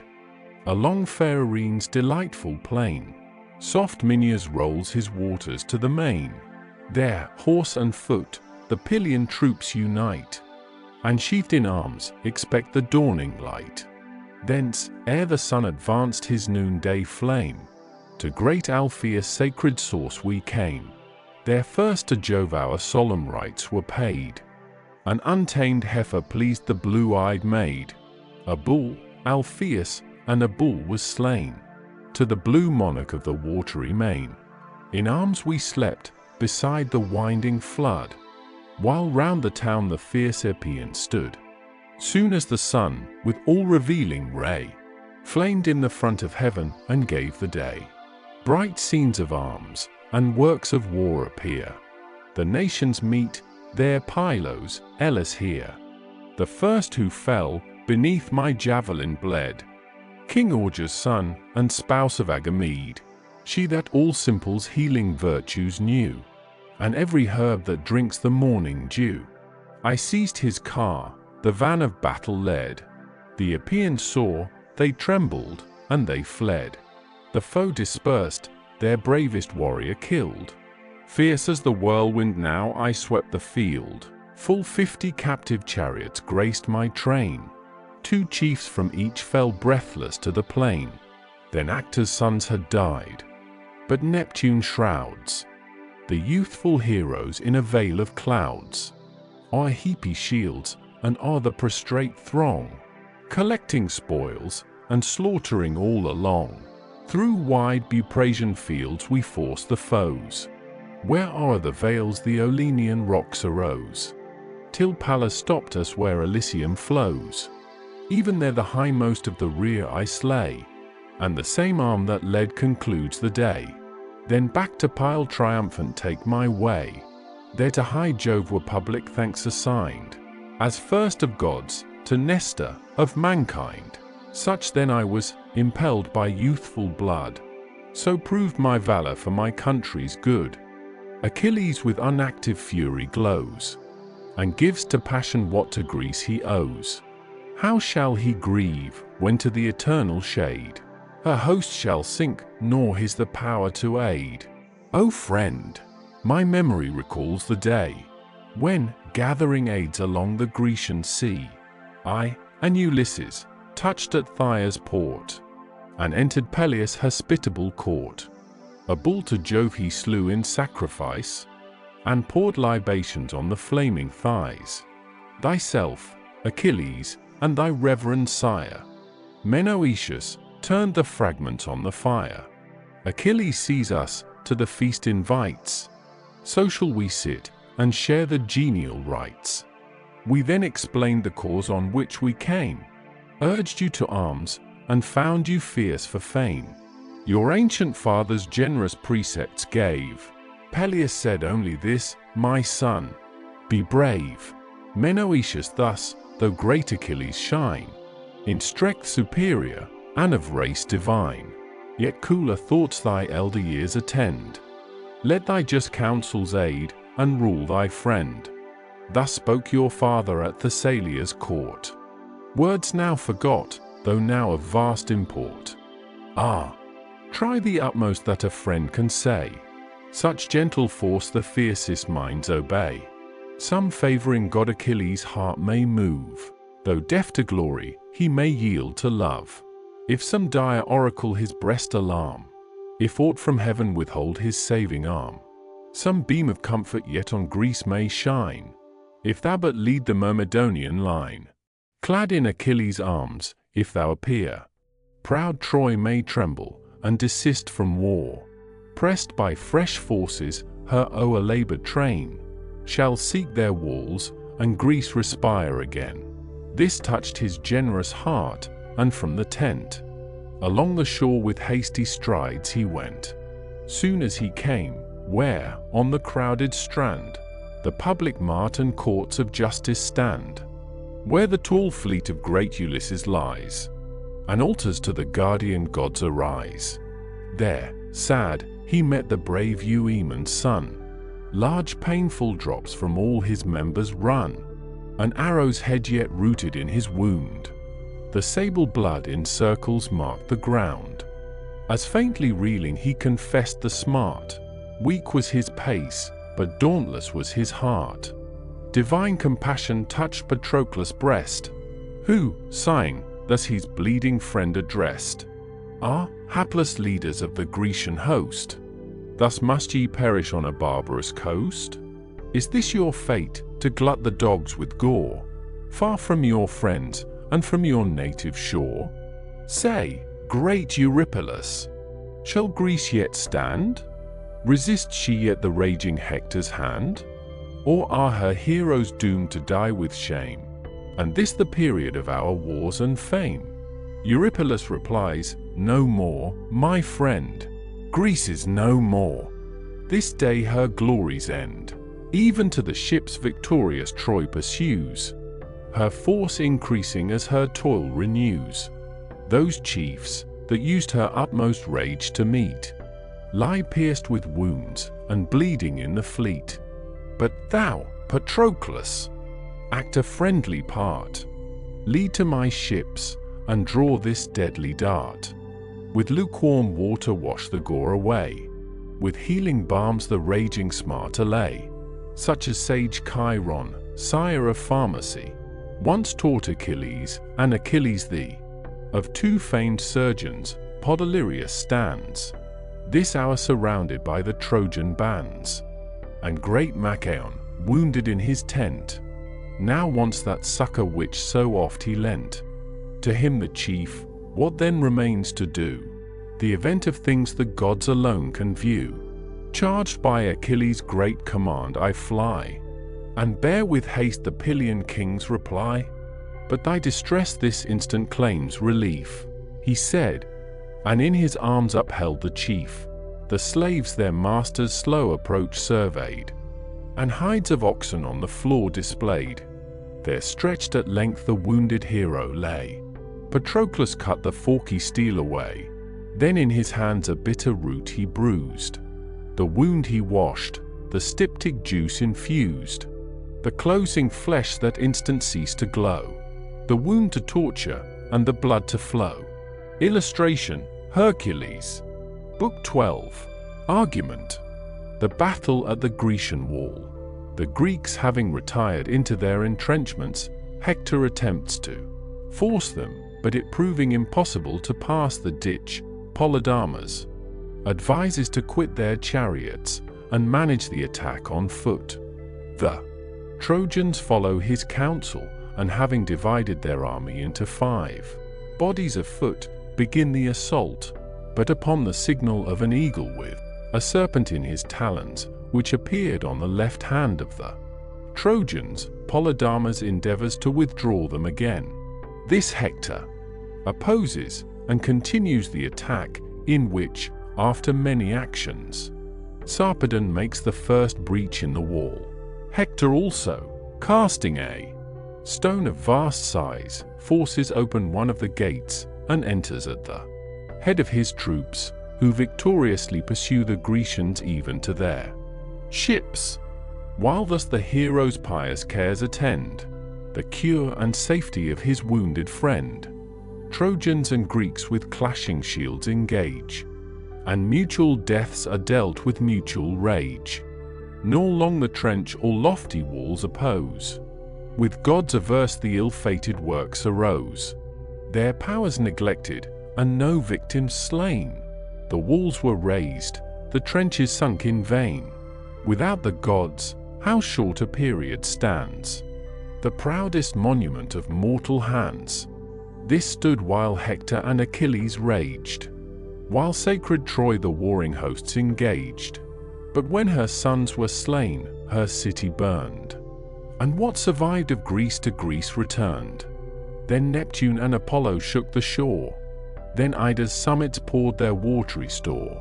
Rhesus and Rhodius then unite their rills, Chersus roaring down the stony hills, Aesepus, Granicus, with mingled force, and Xanthus foaming from his fruitful source, and gulfy Simwa rolling to the main, 224 helmets and shields and godlike heroes slain. These, turned by Phoebus from their wonted ways, deluged the rampire 9 continual days. The weight of waters saps the yielding wall, and to the sea the floating bulwarks fall. Incessant cataracts the thunderer pours, and half the skies descend in sluicy showers. The god of ocean, marching stern before, with his huge trident wounds the trembling shore. Vast stones and piles from their foundation heaves, and whelms the smoky ruin in the waves. Now smoothed with sand, and levelled by the flood, no fragment tells where once the wonder stood. In their old bounds the rivers roll again, shine twixt the hills, or wander o'er the plain, 225. But this the gods in later times perform.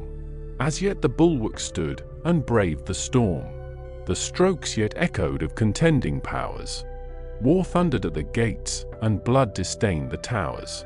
Smote by the arm of Jove with dire dismay, closed by their hollow ships the Grecians lay. Hector's approach in every wind they hear, and Hector's fury every moment fear. He, like a whirlwind, tossed the scattering throng, mingled the troops, and drove the field along. So amidst the dogs and hunters' daring bands, fierce of his might, a boar or lion stands. Armed foes around a dreadful circle form, and hissing javelins rain an iron storm.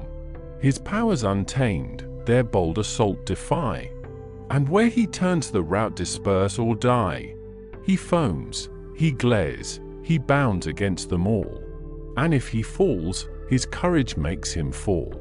With equal rage encompassed Hector glows, exhorts his armies, and the trenches shows. The panting steeds impatient fury breathe, and snort and tremble at the gulf beneath. Just at the brink they neigh, and paw the ground, and the turf trembles, and the skies resound. Eager they viewed the prospect dark and deep. Vast was the leap, and headlong hung the steep. The bottom bare a formidable show, and bristled thick with sharpened stakes below. The foot alone this strong defence could force, and try the pass impervious to the horse. This saw Polydamas, who, wisely brave, restrained great Hector, and this counsel gave: O thou, bold leader of the Trojan bands, and you, confederate chiefs from foreign lands, what entrance here can cumbrous chariots find? The stakes beneath, the Grecian walls behind? No pass through those, without 1,000 wounds. No space for combat in yon narrow bounds. Proud of the favours mighty Jove has shown, on certain dangers we too rashly run. If it is his will our haughty foes to tame, oh may this instant end the Grecian name. Here, far from Argos, let their heroes fall, and one great day destroy and bury all. But should they turn, and here oppress our train, what hopes, what methods of retreat remain? Wedged in the trench, by our own troops confused, in one promiscuous carnage crushed and bruised. All Troy must perish, if their arms prevail, nor shall a Trojan live to tell the tale. Hear then, ye warriors, and obey with speed. Back from the trenches let your steeds be led. Then all alighting, wedged in firm array, proceed on foot, and Hector lead the way. So Greece shall stoop before our conquering power, and this, if Jove consent, her fatal hour. Illustration: Polydamas advising Hector. This counsel pleased, the godlike Hector sprung. Swift from his seat, his clanging armor rung. The chief's example followed by his train. Each quits his car, and issues on the plain. By orders strict the charioteers enjoined, compel the coursers to their ranks behind. The forces part in 5 distinguished bands, and all obey their several chiefs' commands. The best and bravest in the first conspire, pant for the fight, and threat the fleet with fire. Great Hector glorious in the van of these, Polydamas, and brave Cebriones. Before the next the graceful Paris shines, and bold Alcathous and Agenor joins. The sons of Priam with the third appear, Deiphobus and Helenas the seer. In arms with these the mighty Aetius stood, who drew from Hyrtacus his noble blood, and whom Arisba's yellow coursers bore. The coursers fared on Celes' winding shore. Antenor's sons the 4th battalion guide, and great Aeneas, born on Fountful-eyed. Divine Sarpedon the last band obeyed, whom Glaucus and Asteropaeus aid. Next him, the bravest, at their army's head, but he more brave than all the hosts he led. Now with compacted shields in close array, the moving legion speed their headlong way. Already in their hopes they fire the fleet, and see the Grecians gasping at their feet. While every Trojan thus, and every aid, the advice of wise Polydamas obeyed. Aetius alone, confiding in his car, his vaunted coursers urged to meet the war. Unhappy hero, and advised in vain, those wheels returning ne'er shall mark the plain. No more those coursers with triumphant joy restore their master to the gates of Troy. Black death attends behind the Grecian wall, and great Idomeneus shall boast thy fall. Fierce to the left he drives, where from the plain the flying Grecians strove their ships to gain. Swift through the wall their horse and chariots passed, the gates half open to receive the last. Thither, exulting in his force, he flies. His following host with clamors rend the skies, to plunge the Grecians headlong in the main. Such their proud hopes, but all their hopes were vain. To guard the gates, two mighty chiefs attend, who from the Lapith's warlike race descend.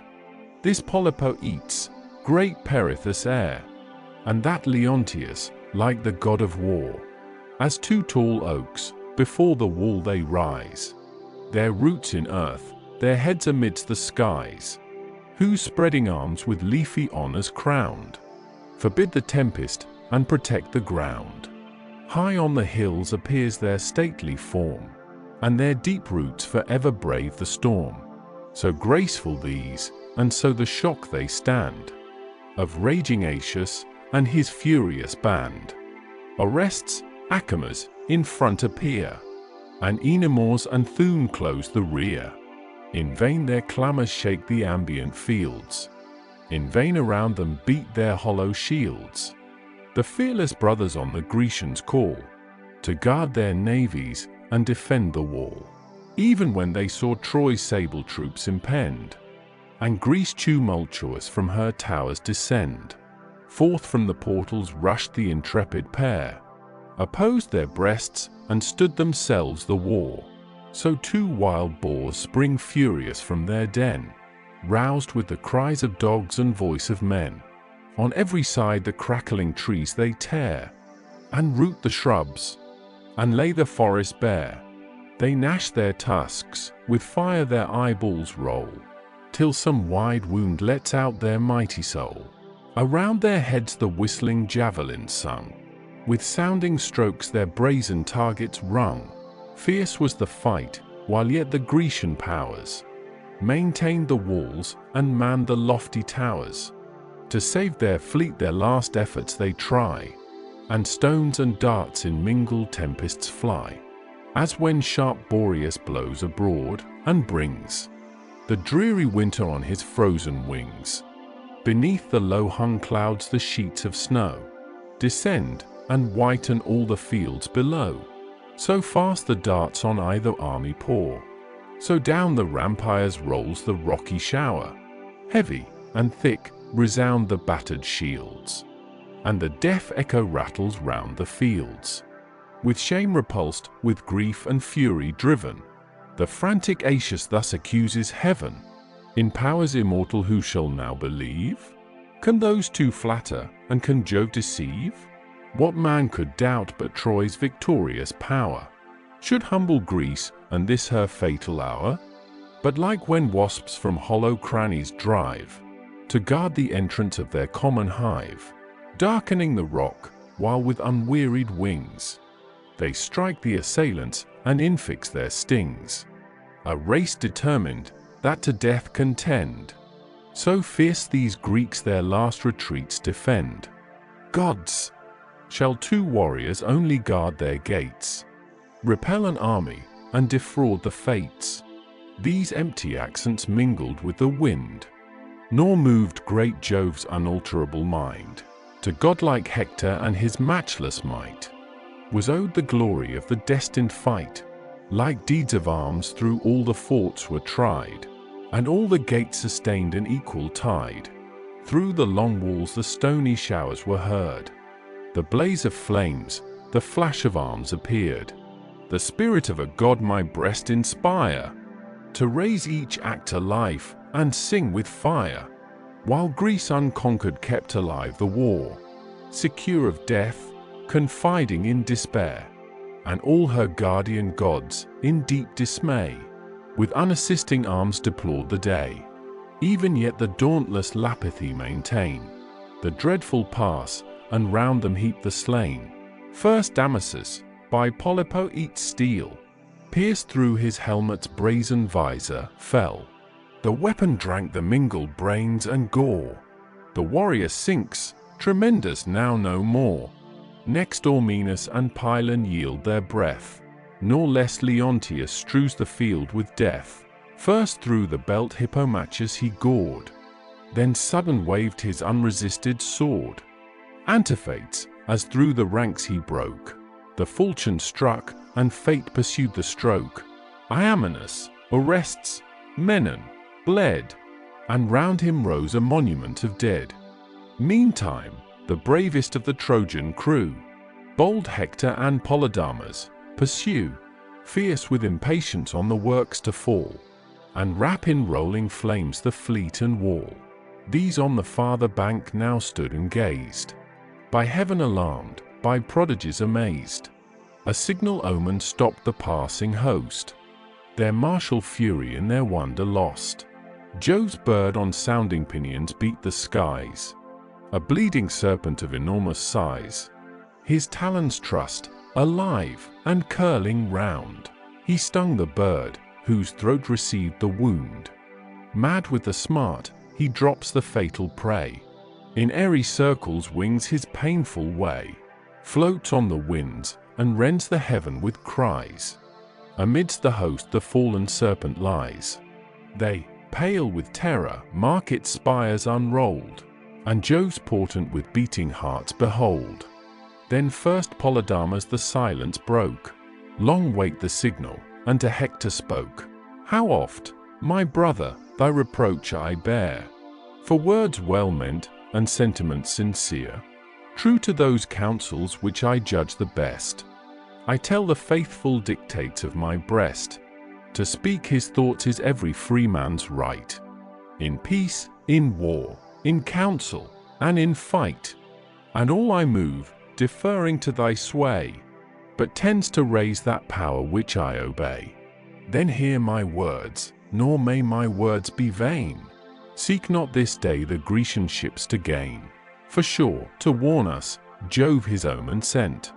And thus my mind explains its clear event. The victor eagle, whose sinister flight retards our host, and fills our hearts with fright, dismissed his conquest in the middle skies, allowed to seize, but not possess the prize.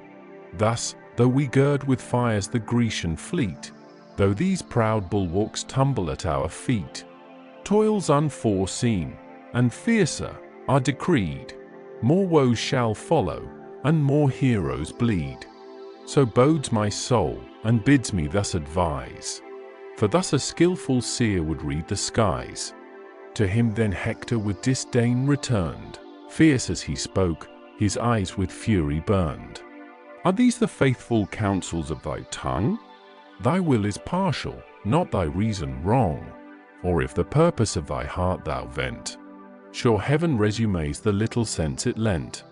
What coward counsels would thy madness move against the word, the will revealed of Jove?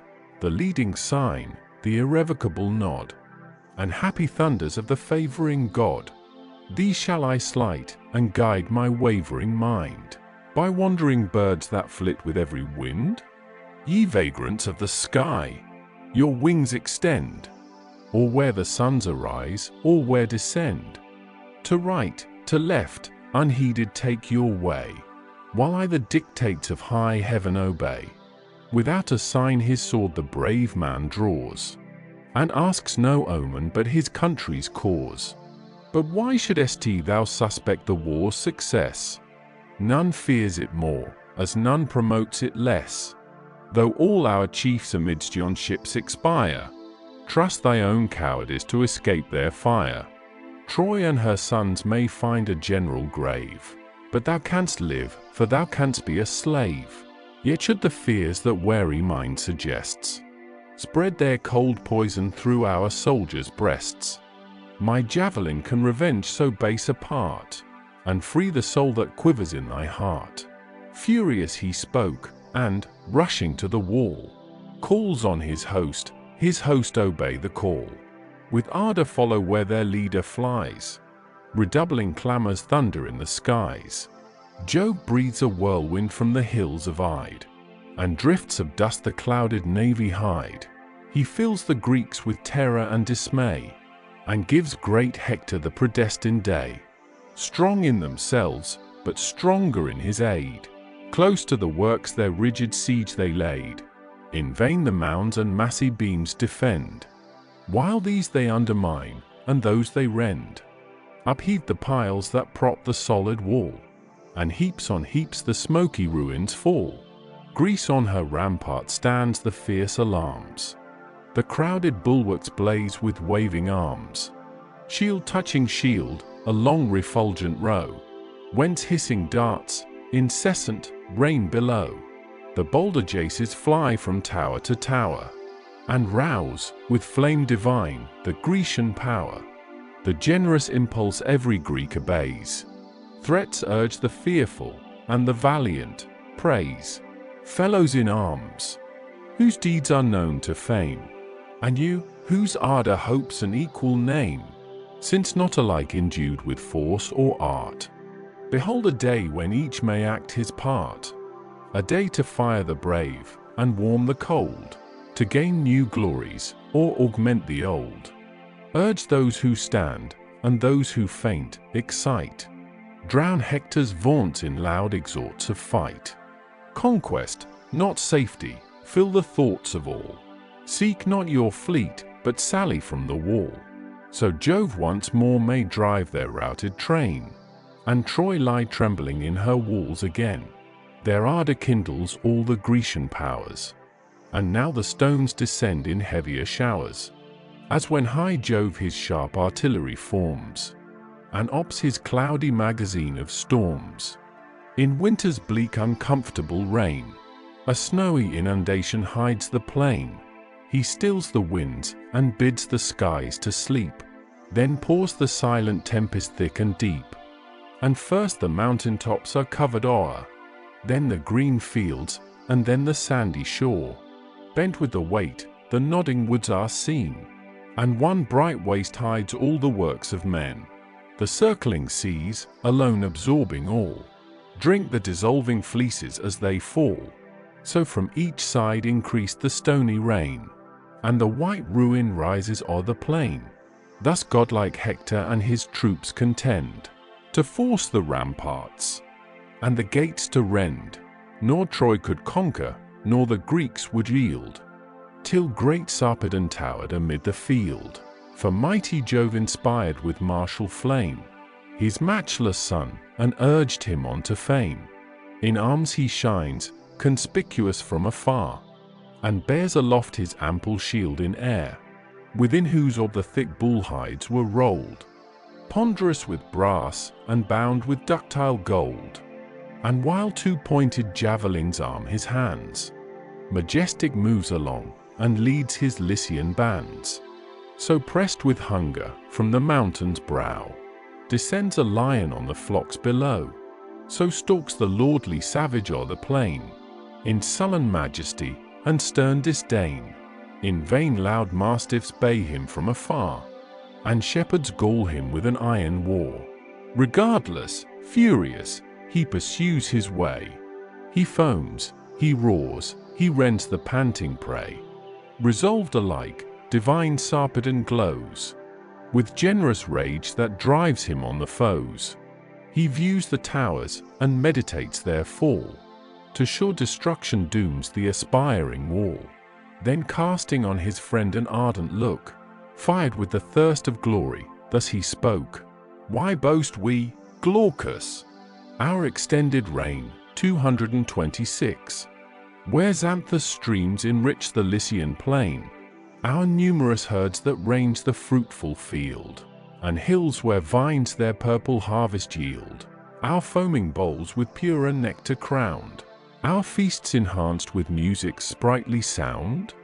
Why on those shores are we with joy surveyed, admired as heroes, and as gods obeyed, unless great acts superior merit prove, and vindicate the bounteous powers above? 'Tis ours, the dignity they give to grace, the first in valor, as the first in place, that when with wondering eyes our martial bands behold our deeds transcending our commands, such, they may cry, deserve the sovereign state, whom those that envy dare not imitate. Could all our care elude the gloomy grave, which claims no less the fearful and the brave, for lust of fame I should not vainly dare in fighting fields, nor urge thy soul to war. But since, alas, ignoble age must come, disease and death's inexorable doom. The life, which others pay, let us bestow, and give to fame what we to nature owe. Brave though we fall, and honored if we live, or let us glory gain, or glory give. He said, his words the listening chief inspire with equal warmth, and rouse the warriors' fire. The troops pursue their leaders with delight, rush to the foe, and claim the promised fight. Menestheus from on high the storm beheld, threatening the fort and blackening in the field. Around the walls he gazed, to view from far what aid appeared to avert the approaching war, and saw where Teucer with the Ajaces stood, a fight insatiate, prodigal of blood. In vain he calls, the din of helms and shields rings to the skies and echoes through the fields. The brazen hinges fly, the walls resound, heaven trembles, roar the mountains, thunders all the ground. Then thus to those, hence with speed, he said, and urged the bold Ajaces to our aid. Their strength, united, best may help to bear the bloody labors of the doubtful war. Hither the Lycian princes bend their course, the best and bravest of the hostile force. But if too fiercely there the foes contend, let Telamon, at least, our towers defend, and Teucer haste with his unerring bow, to share the danger and repel the foe. Swift, at the word, the herald speeds along the lofty ramparts, through the martial throng, and finds the heroes bathed in sweat and gore, opposed in combat on the dusty shore. Ye valiant leaders of our warlike bands, your aid, said those, Petius' son demands. Your strength, united, best may help to bear the bloody labors of the doubtful war. Thither the Lycian princes bend their course, the best and bravest of the hostile force. But if too fiercely, here, the foes contend, at least, let Telamon those towers defend, and Teucer haste with his unerring bow, to share the danger and repel the foe. Straight to the fort great Ajax turned his care, and thus bespoke his brothers of the war. Now, valiant Lycomed, exert your might, and, brave Oileus, prove your force in fight. To you I trust the fortune of the field, till by this arm the foe shall be repelled. That done, expect me to complete the day. Then with his sevenfold shield he strode away. With equal steps bold Teucer pressed the shore, whose fatal bow the strong Pandion bore. High on the walls appeared the Lycian powers, like some black tempest gathering round the towers. The Greeks, oppressed, their utmost force unite, prepared to labor in the unequal fight. The war renews, mixed shouts and groans arise. Tumultuous clamor mounts, and thickens in the skies.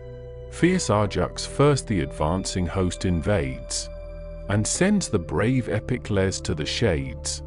Sarpedon's friend, across the warrior's way, rent from the walls, a rocky fragment lay. In modern ages not the strongest swain could heave the unwieldy burden from the plain. He poised, and swung it round, then tossed on high. It flew with force, and labored up the sky, full on the Lycian's helmet thundering down. The ponderous ruin crushed his battered crown. As skillful divers from some airy steep headlong descend, and shoot into the deep, so falls Epicles, then in groans expires, and murmuring to the shades the soul retires. While to the ramparts daring Glaucus drew, from Teucer's hand a winged arrow flew. The bearded shaft the destined passage found, and on his naked arm inflicts a wound. The chief, who feared some foe's insulting boast might stop the progress of his warlike host, concealed the wound, and, leaping from his height, retired reluctant from the unfinished fight. Divine Sarpedon with regret beheld disabled Glaucus slowly quit the field. His beating breast with generous ardor glows. He springs to fight, and flies upon the foes. Agamemnon first was doomed his force to feel. Deep in his breast he plunged the pointed steel, then from the yawning wound with fury tore. The spear, pursued by gushing streams of gore, down sinks the warrior with a thundering sound. His brazen armor rings against the ground. Swift to the battlement the victor flies, tugs with full force, and every nerve applies. It shakes, the ponderous stones disjointed yield. The rolling ruins smoke along the field. A mighty breach appears, the walls lie bare, and, like a deluge, rushes in the war. At once bold Teucer draws the twanging bow, and Ajax sends his javelin at the foe. Fixed in his belt the feathered weapon stood, and through his buckler drove the trembling wood. But Jove was present in the dire debate, to shield his offspring and avert his fate. The prince gave back, not meditating flight, but urging vengeance and severer fight. Then raised with hope and fired with glory's charms, his fainting squadrons to new fury warms. Oh, where, ye Lycians, is the strength you boast? Your former fame and ancient virtue lost.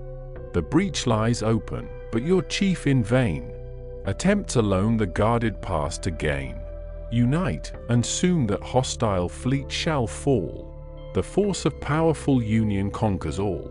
This just rebuke inflamed the Lycian crew. They join, they thicken, and the assault renew. Unmoved the embodied Greeks their fury dare, and fixed support the weight of all the war. Nor could the Greeks repel the Lycian powers, nor the bold Lycians force the Grecian towers.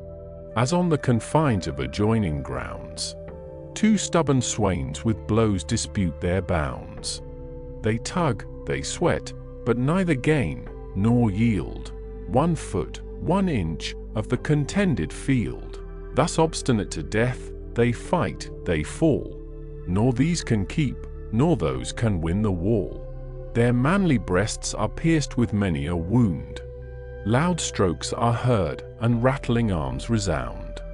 The copious slaughter covers all the shore, and the high ramparts drip with human gore.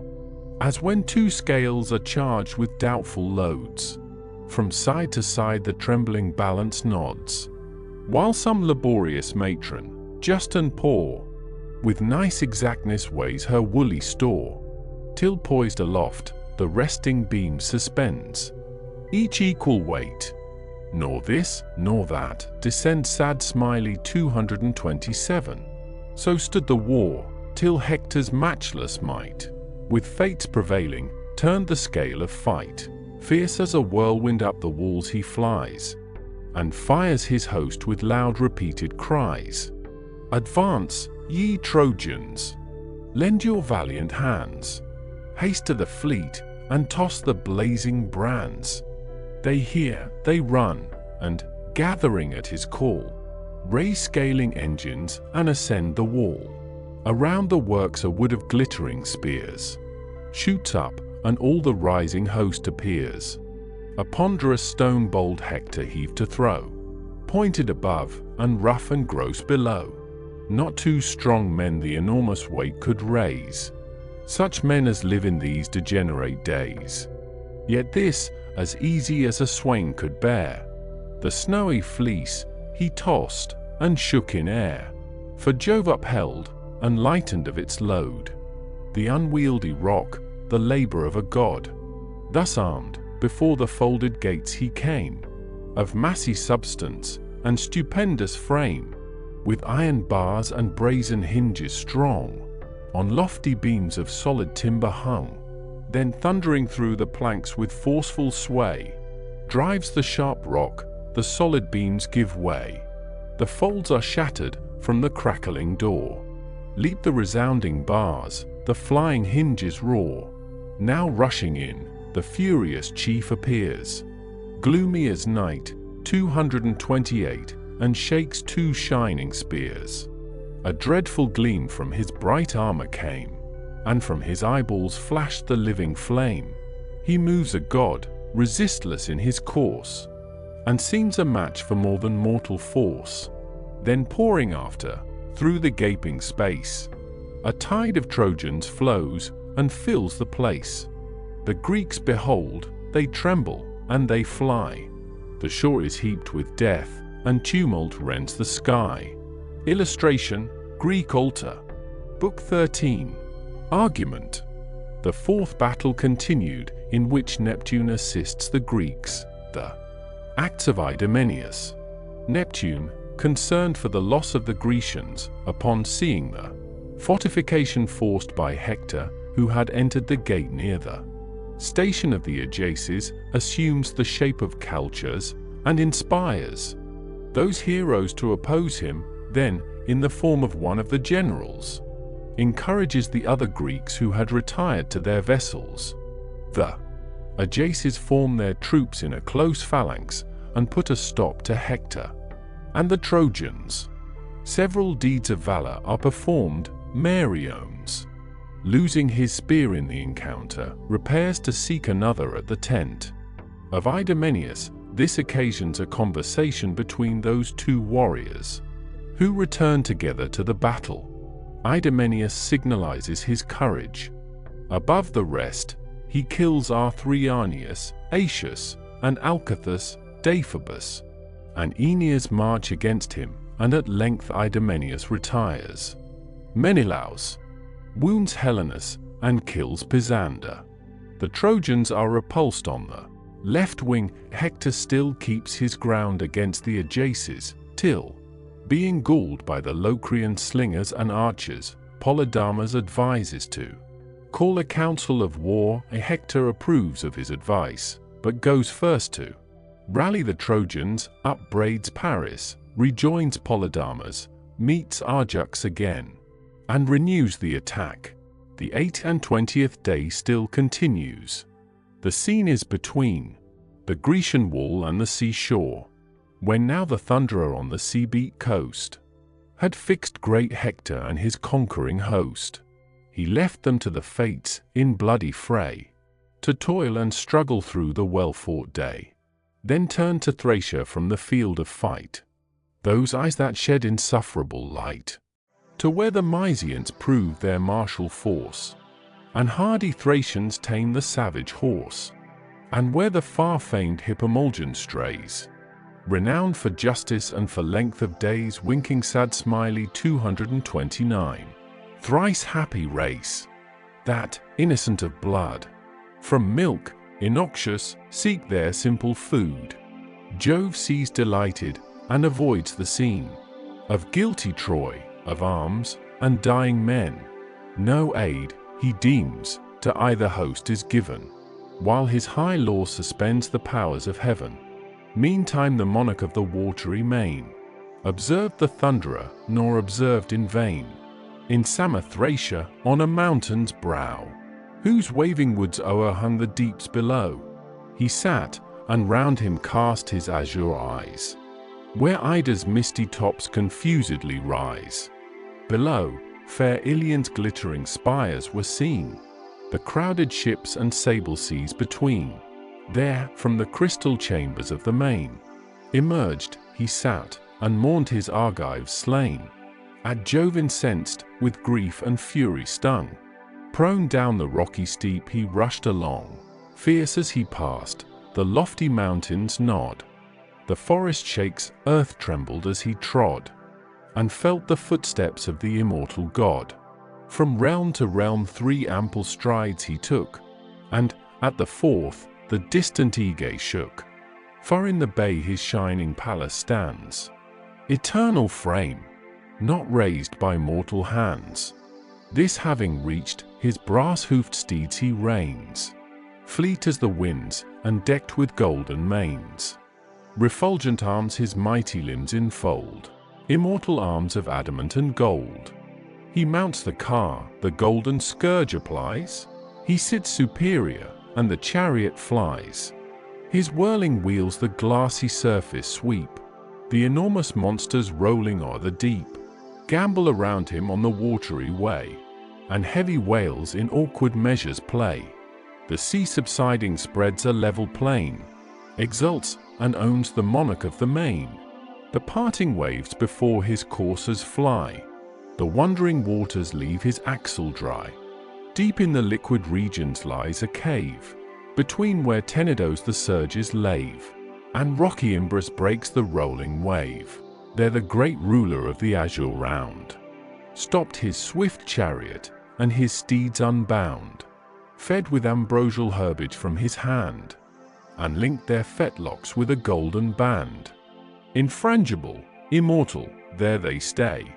The father of the floods pursues his way, where, like a tempest, darkening heaven around, or fiery deluge that devours the ground, the impatient Trojans, in a gloomy throng, embattled rolled, as Hector rushed along, to the loud tumult and the barbarous cry. The heavens re-echo, and the shores reply. They vow destruction to the Grecian name, and in their hopes the fleets already flame. But Neptune, rising from the seas profound, the god whose earthquakes rock the solid ground, now wears a mortal form, like Calchas seen. Such his loud voice, and such his manly mien. His shouts incessant every Greek inspire, but most the Ajaces, adding fire to fire. Illustration, Neptune rising from the sea. 'Tis yours, O warriors, all our hopes to raise. O recollect your ancient worth and praise. 'Tis yours to save us, if you cease to fear. Flight, more than shameful, is destructive here. On other works though Troy with fury fall, and pour her armies o'er our battered wall. There Greece has strength, but this part, O Earthrone, her strength were vain, I dread for you alone. Here Hector rages like the force of fire, vaunts of his gods, and calls high Jove his sire. If yet some heavenly power your breast excite, breathe in your hearts, and string your arms to fight. Greece yet may live, her threatened fleet maintain, and Hector's force, and Jove's own aid, be vain. Then with his scepter, that the deep controls, he touched the chiefs, and steeled their manly souls. Strength, not their own, the touch divine imparts, prompts their light limbs, and swells their daring hearts. Then, as a falcon from the rocky height, her quarry seen, impetuous at the sight, forth springing instant, darts herself from high, shoots on the wing, and skims along the sky. Such, and so swift, the power of ocean flew. The wide horizon shut him from their view. The inspiring god Oileus' active son perceived the first, and thus to Telamon, some god, my friend, some god in human form, favoring descends, and wills to stand the storm. Not Calchas this, the venerable seer.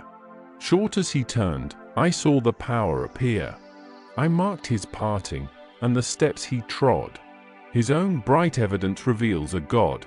Even now some energy divine I share, and seem to walk on wings, and tread in air. With equal ardor, Telamon returns. My soul is kindled, and my bosom burns. New rising spirits all my force alarm. Lift each impatient limb, and brace my arm. This ready arm, unthinking, shakes the dart. The blood pours back, and fortifies my heart. Singly, methinks, yon towering chief I meet, and stretch the dreadful Hector at my feet, full of the god that urged their burning breast. The heroes thus their mutual warmth expressed.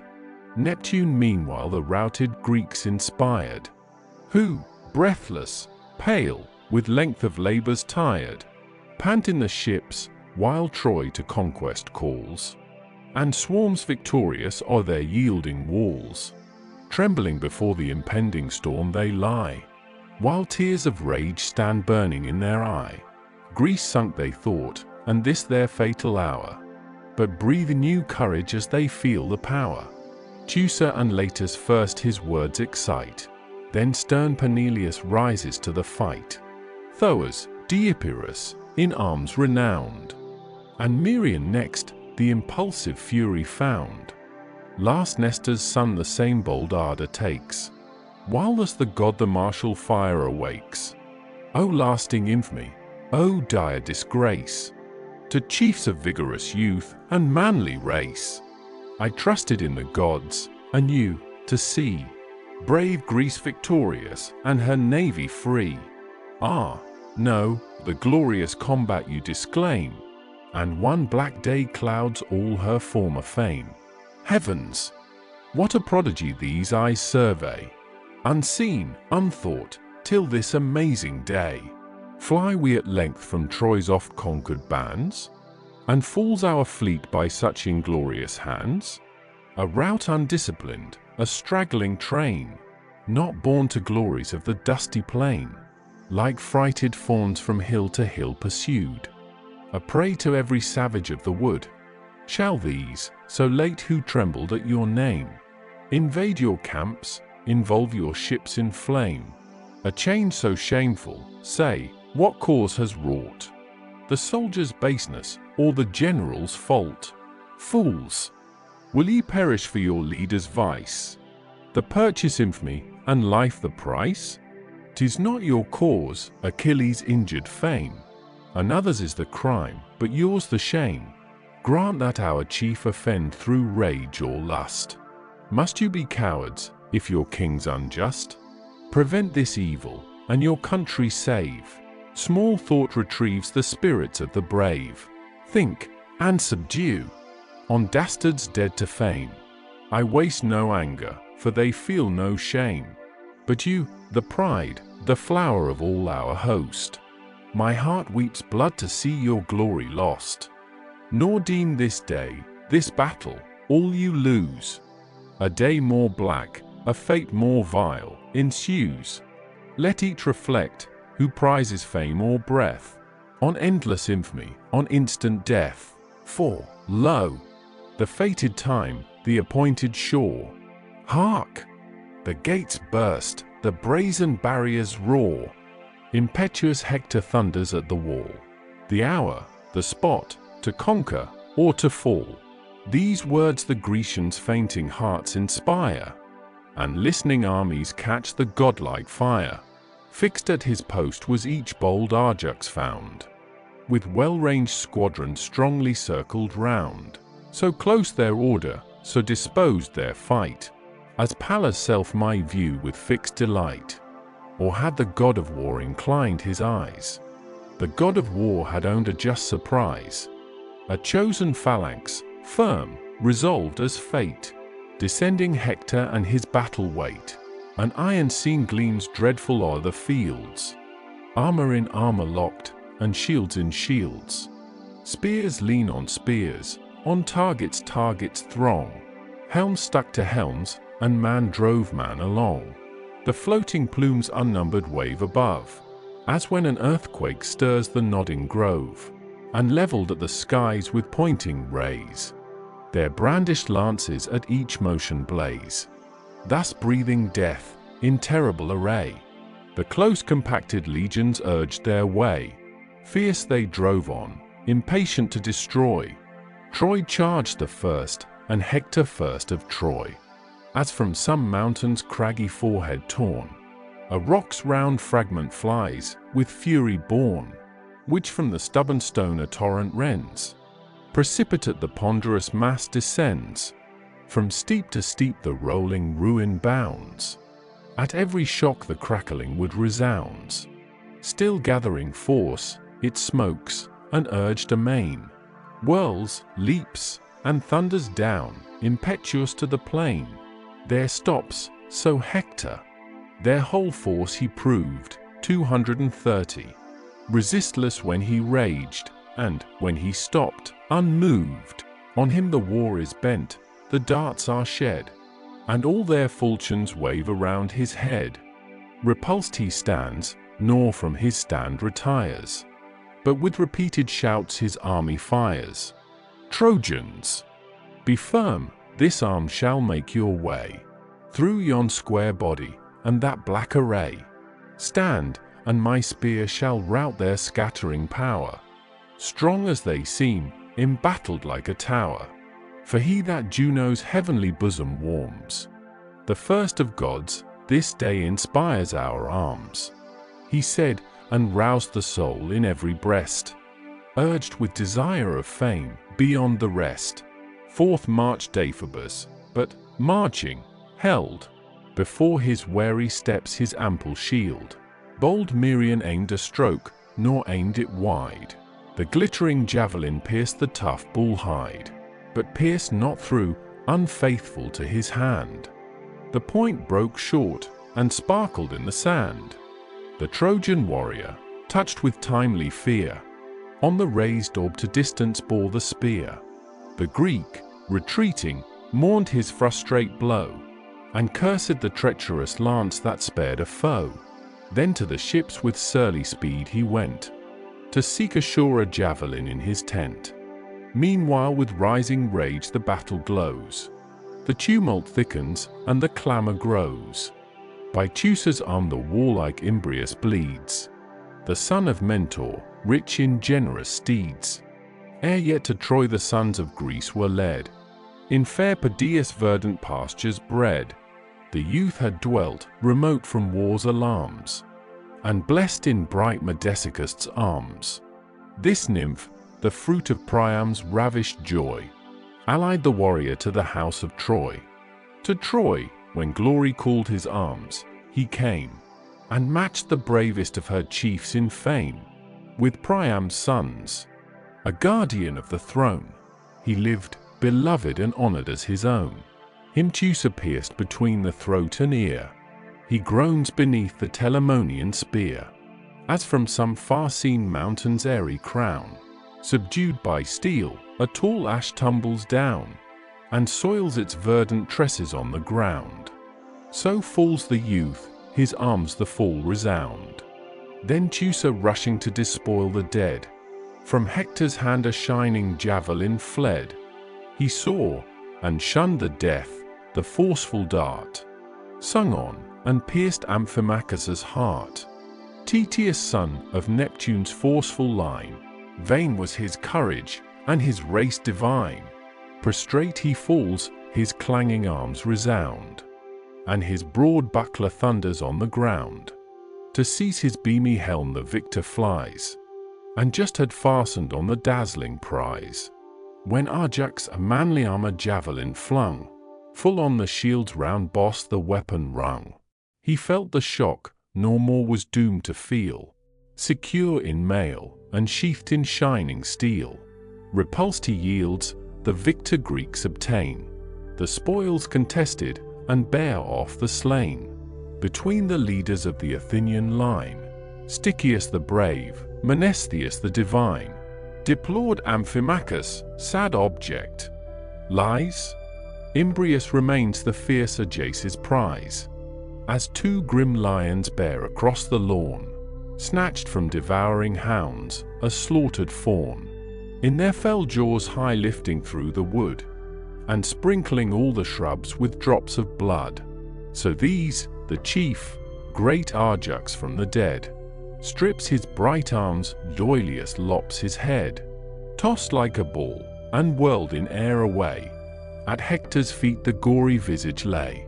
The god of ocean, fired with stern disdain, and pierced with sorrow for his grandson slain, inspires the Grecian hearts, confirms their hands, and breathes destruction on the Trojan bands. Swift as a whirlwind rushing to the fleet, he finds the lance-famed Idomen of Crete.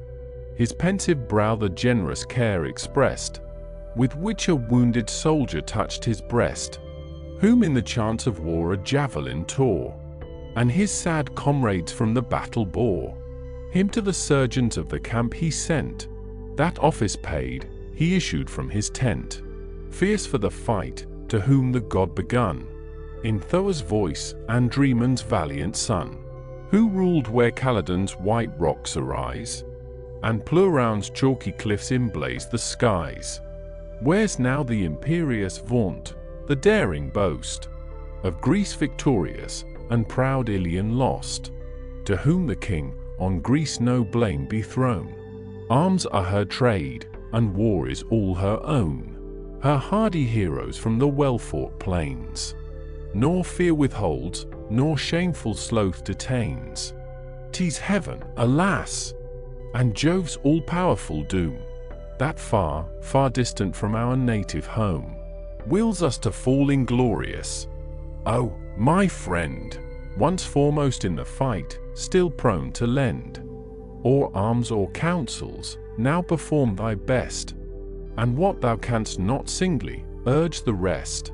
Thus he, and thus the god whose force can make the solid globe's eternal bases shake. Ah, never may he see his native land, but feed the vultures on this hateful strand, who seeks ignobly in his ships to stay, nor dares to combat on this signal day. For this, behold, in horrid arms I shine, and urge thy soul to rival acts with mine. Together let us battle on the plain. 2. Not the worst, nor even this succor vain, not vain the weakest, if their force unite, but ours, the bravest have confessed in fight. This said, he rushes where the combat burns. Swift to his tent the Cretan king returns. From thence, 2 javelins glittering in his hand, and clad in arms that lightened all the strand. Fierce on the foe the impetuous hero drove, like lightning bursting from the arm of Jove, which to pale man the wrath of heaven declares, or terrifies the offending world with wars. In streamy sparkles, kindling all the skies, from pole to pole the trail of glory flies. Thus his bright armor o'er the dazzled throng gleamed dreadful, as the monarch flashed along. Him, near his tent, Meriones attends, whom thus he questions, ever best of friends. O say, in every art of battle skilled, what holds thy courage from so brave a field? On some important message art thou bound, or bleeds my friend by some unhappy wound?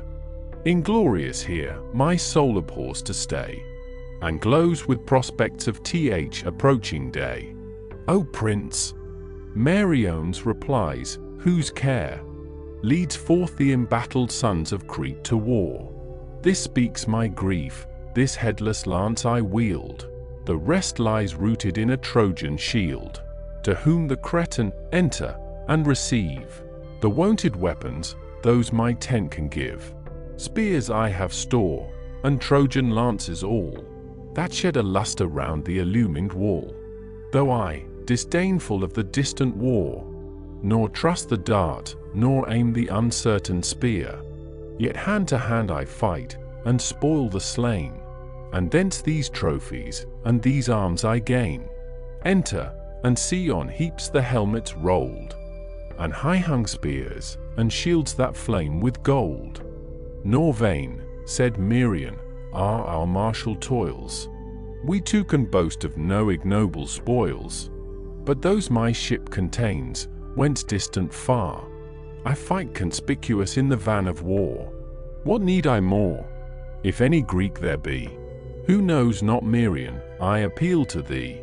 To this, Idomeneus, the fields of fight have proved thy valor and unconquered might, and were some ambush for the foes designed, even there thy courage would not lag behind.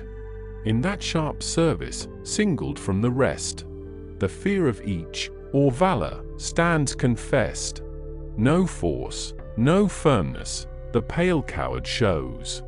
He shifts his place, his color comes and goes. A dropping sweat creeps cold on every part. Against his bosom beats his quivering heart. Terror and death in his wild eyeballs stare. With chattering teeth he stands, and stiffening hair, and looks a bloodless image of despair. Not so the brave, still dauntless, still the same, unchanged his color, and unmoved his frame. Composed his thought, determined is his eye, and fixed his soul, to conquer or to die. If aught disturb the tenor of his breast, 'tis but the wish to strike before the rest. In such assays thy blameless worth is known, and every art of dangerous war thy own. By chance of fight whatever wounds you bore, those wounds were glorious all, and all before. Such as may teach, 'twas still thy brave delight, to oppose thy bosom where thy foremost fight. But why, like infants, cold to honor's charms, stand we to talk when glory calls to arms? Go, from my conquered spears the choicest take, and to their owners send them nobly back. Swift at the word bold Merion snatched a spear, and, breathing slaughter, followed to the war. So Mars omnipotent invades the plain, the wide destroyer of the race of man. Terror, his best beloved son, attends his course, armed with stern boldness and enormous force, the pride of haughty warriors to confound, and lay the strength of tyrants on the ground. From Thrace they fly, call to the dire alarms of warring Phlegians and Ephorian arms. Invoked by both, relentless they dispose to these glad conquest, murderous rout to those. So marched the leaders of the Cretan train, and their bright arms shot horror o'er the plain.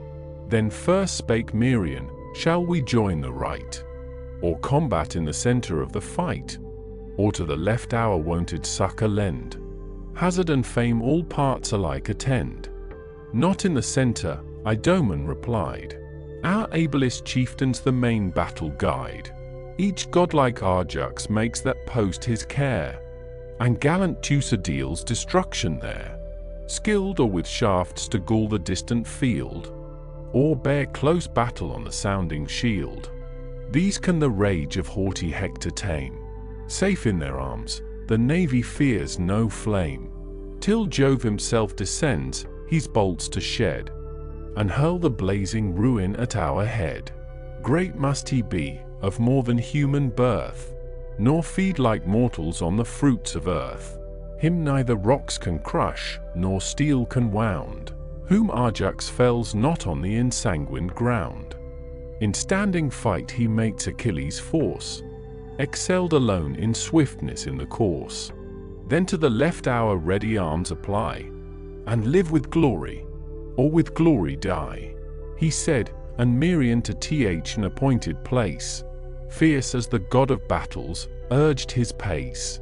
Soon as the foe the shining chiefs beheld, rush like a fiery torrent o'er the field, their force embodied in a tide they pour.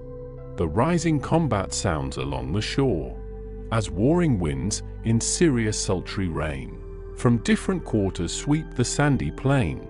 On every side the dusty whirlwinds rise, and the dry fields are lifted to the skies. Thus by despair, hope, rage, together driven, met the black hosts, and, meeting, darkened heaven. All dreadful glared the iron face of war, bristled with upright spears that flashed afar. Dire was the gleam of breastplates, helms, and shields, and polished arms emblazed the flaming fields. Tremendous scene, that general horror gave, but touched with joy the bosoms of the brave. Saturn's great sons in fierce contention vied, and crowds of heroes in their anger died. The sire of earth and heaven, by the T's won, to crown with glory Peleus' godlike son, willed not destruction to the Grecian powers, but spared a while the destined Trojan towers. While Neptune, rising from his azure main, wad on the king of heaven with stern disdain, and breathed revenge, and fired the Grecian train. Gods of one source, of one ethereal race, alike divine, and heaven their native place. But Jove the greater, firstborn of the skies, and more than men, or gods, supremely wise. For this, of Jove's superior might afraid, Neptune in human form concealed his aid. These powers enfold the Greek and Trojan train, in war and discord's adamantine chain. Indissolubly strong, the fatal tie is stretched on both, and close compelled they die. Dreadful in arms, and grown in combats grey, the bold Idomeneus controls the day. First by his hand Arthurianius was slain, swelled with false hopes, with mad ambition vain, called by the voice of war to martial fame. From high Cabesus' distant walls he came. Cassandra's love he sought, with boasts of power, and promised conquest was the proffered dower. The king consented, by his vaunts abused. The king consented, but the fates refused. Proud of himself, and of the imagined bride, the field he measured with a larger stride. Him as he stalked, the Cretan javelin found. Vain was his breastplate to repel the wound. His dream of glory lost, he plunged to hell. His arms resounded as the boaster fell. The great Idomeneus bestrides the dead. And thus, he cries, behold thy promise sped. Such is the help thy arms to Ilion bring, and such the contract of the Phrygian king. Our offers now, illustrious prince, receive. For such an aid what will not Argos give? To conquer Troy, with ours thy forces join, and counter Tride's fairest daughter thine. Meantime, on further methods to advise. Come, follow to the fleet thy new allies. There hear what Greece has on her part to say. He spoke, and dragged the gory corse away. This Aetius viewed, unable to contain, before his chariot warring on the plain. His crowded coursers, to his squire consigned, impatient panted on his neck behind. To vengeance rising with a sudden spring, he hoped the conquest of the Cretan king. The wary Cretan, as his foe drew near, full on his throat discharged the forceful spear. Beneath the chin the point was seen to glide, and glittered, extant at the further side, as when the mountain oak, or poplar tall, or pine, fit mast for some great admiral, groans to the oft-heaved axe, with many a wound, then spreads a length of ruin o'er the ground. So sunk proud Aetius in that dreadful day, and stretched before his much-loved coursers lay. He grinds the dust distained with streaming gore, and, fierce in death, lies foaming on the shore. Deprived of motion, stiff with stupid fear, stands all aghast his trembling charioteer, nor shuns the foe, nor turns the steeds away, but falls transfixed, an unresisting prey. Pierced by Antilochus, he pants beneath the stately car, and labors out his breath. Thus Aetius' steeds, their mighty master gone, remain the prize of Nestor's youthful son. Stabbed at the sight, Deiphobus drew nigh, and made, with force, the vengeful weapon fly. The Cretan saw, and, stooping, caused to glance from his slope shield the disappointed lance. Beneath the spacious targe, a blazing round, thick with bull hides and brazen orbits bound. On his raised arm by two strong braces stayed, he lay collected in defensive shade. O'er his safe head the javelin idly sung, and on the tinkling verge more faintly rung. Even then the spear the vigorous arm confessed, and pierced, obliquely, King Hypsena's breast. Warmed in his liver, to the ground it bore. The chief, his people's guardian now no more. Not unattended, the proud Trojan cries, nor unrevenged, lamented Aetius lies. For thee, through hell's black portals stand displayed. This mate shall joy thy melancholy shade. Heart-piercing anguish, at the haughty boast, touched every Greek, but Nestor's son the most. Grieved as he was, his pious arms attend, and his broad buckler shields his slaughtered friend. Till sad Mecistheus an Alastor bore his honored body to the tented shore. Nor yet from fight Idomeneus withdraws, resolved to perish in his country's cause, or find some foe, whom heaven and he shall doom, to wail his fate in death's eternal gloom. He sees Alcathous in the front aspire. Great Aesites was the hero's sire, his spouse Hippodame, divinely fair, Anchises' eldest hope and darling care, who charmed her parents and her husband's heart with beauty, sense, and every work of art. He once of Ilion's youth the loveliest boy, the fairest she of all the fair of Troy. By Neptune now the hapless hero dies, who covers with a cloud those beauteous eyes, and fetters every limb, yet bent to meet his fate he stands, nor shuns the lance of Crete. fixed as some column or deep-rooted oak. While the winds sleep, his breast received the stroke. Before the ponderous stroke his corslet yields, long used to ward the death in fighting fields. The riven armor sends a jarring sound. His laboring heart heaves with so strong a bound. The long lance shakes and vibrates in the wound, fast flowing from its source, as prone he lay. Life's purple tide impetuous gushed away. Then Idomen, insulting o'er the slain, behold, Deiphobus, nor vaunt in vain. See, on one Greek 3 Trojan ghosts attend. This, my third victim, to the shades I send. Approaching now thy boasted might approve, and try the prowess of the seed of Jove. From Jove, enamored of a mortal dame, great Minos, guardian of his country, came. Deucalion, blameless prince, was Minos' heir. His firstborn I, the third from Jupiter. O'er spacious Crete, and her bold sons, I reign, and thence my ships transport me through the main. Lord of a host, o'er all my host I shine, a scourge to thee, thy father, and thy line. The Trojan herd, uncertain or to meet, alone, with venturous arms the king of Crete, or seek auxiliar force, at length decreed, to call some hero to partake the deed. Forthwith Aeneas rises to his thought, for him in Troy's remotest lines he sought, where he, incensed at partial Priam, stands, and sees superior posts in meaner hands. To him, ambitious of so great an aid, the bold Deiphobus approached, and said, Now, Trojan prince, employ thy pious arms, if e'er thy bosom felt fair honour's charms. Alcathous dies, thy brother and thy friend. Come, and the warrior's loved remains defend. Beneath his cares thy early youth was trained, one table fed you, and one roof contained. This deed to fierce Idomeneus we owe. Haste, and revenge it on the insulting foe.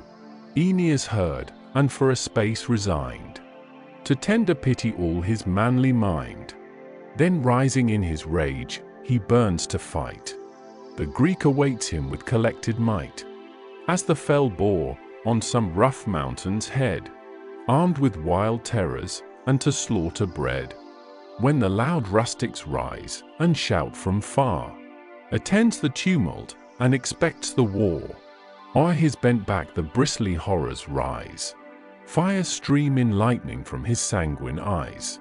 His foaming tusks both dogs and men engage, but most his hunters rouse his mighty rage. So stood Idomeneus, his javelin shook, and met the Trojan with a lowering look. Antilochus, Deipyrus, were near, the youthful offspring of the god of war. Merion and Aphareus, in field renowned. To these the warrior sent his voice around. Fellows in arms, your timely aid unite. Lo, great Aeneas rushes to the fight. Sprung from a god, and more than mortal bold. He fresh in youth, and I in arms grown old. Else should this hand, this hour decide the strife, the great dispute, of glory, or of life. He spoke, and all, as with one soul, obeyed. Their lifted bucklers cast a dreadful shade. Around the chief, Aeneas too demands, assisting forces of his native bands.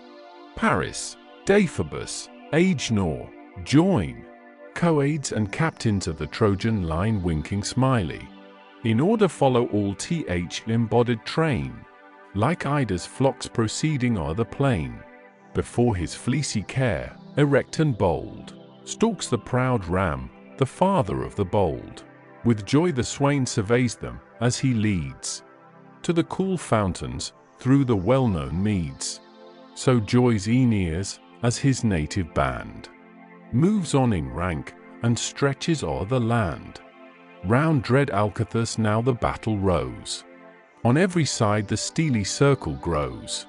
Now battered breastplates and hacked helmets ring, and o'er their heads unheeded javelins sing. Above the rest, two towering chiefs appear. Their great Idomeneus, Aeneas here.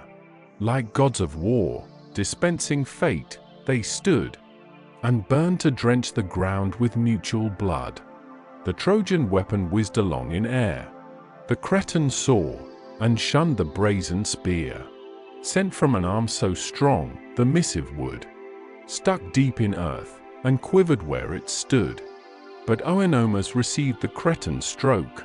The forceful spear his hollow corslet broke. It ripped his belly with a ghastly wound, and rolled the smoking entrails on the ground. Stretched on the plain, he sobs away his breath, and, furious, grasps the bloody dust in death. The victor from his breast the weapon tears. His spoils he could not, for the shower of spears, though now unfit an active war to wage. Heavy with cumbrous arms, stiff with cold age, his listless limbs unable for the course. In standing fight he yet maintains his force, till faint with labor, and by foes repelled, his tired slow steps he drags from off the field. Deiphobus beheld him as he passed, and, fired with hate, a parting javelin cast. The javelin erred, but held its course along, and pierced Ascalaphus, the brave and young. The son of Mars fell gasping on the ground, and gnashed the dust, all bloody with his wound. Nor knew the furious father of his fall, high-throned amidst the great Olympian hall. On golden clouds do immortal synod sate, detained from bloody war by Jove and fate. Now, where in dust the breathless hero lay, for slain Ascalaphus commenced the fray. Deiphobus to seize his helmet flies, and from his temples rends the glittering prize. Valiant as Mars, Meriones drew near, and on his loaded arm discharged his spear. He drops the weight, disabled with the pain. The hollow helmet rings against the plain. Swift as a vulture leaping on his prey, from his torn arm the Grecian rent away the reeking javelin, and rejoined his friends. His wounded brother good Polites tends. Around his waist his pious arms he threw, and from the rage of battle gently drew him his swift coursers on his splendid car. Wrapped from the lessening thunder of the war, to Troy they drove him, groaning from the shore, and sprinkling, as he passed, the sands with gore. Meanwhile fresh slaughter bathes the sanguine ground. Heaps fall on heaps, and heaven and earth resound. Bold Aphareus by great Aeneas bled, as toward the chief he turned his daring head. He pierced his throat, the bending head, depressed, beneath his helmet, nods upon his breast. His shield reversed o'er the fallen warrior lies, an everlasting slumber seals his eyes. Antilochus, as Thune turned him round, transpierced his back with a dishonest wound. The hollow vein, that to the neck extends, along the chine, his eager javelin rends. Supine he falls, and to his social train, spreads his imploring arms, but spreads in vain. THV exulting victor, leaping where he lay, from his broad shoulders tore the spoils away. His time observed, for closed by foes around. On all sides thick the peals of arms resound. His shield embossed the ringing storm sustains, but he impervious and untouched remains. Great Neptune's care preserved from hostile rage. This youth, the joy of Nestor's glorious age. In arms intrepid, with the first he fought, faced every foe, and every danger sought. His winged lance, resistless as the wind, obeys each motion of the master's mind. Restless it flies, impatient to be free, and meditates the distant enemy. The son of Aetius, Adamas, drew near, and struck his target with the brazen spear. Fierce in his front, but Neptune wards the blow, and blunts the javelin of eluded foe. In the broad buckler half the weapon stood, splintered on earth flew half the broken wood. Disarmed, he mingled in the Trojan crew, But Merian spear o'ertook him as he flew. Deep in the belly's rim an entrance found, where sharp the pang, and mortal is the wound. Bending he fell, and doubled to the ground.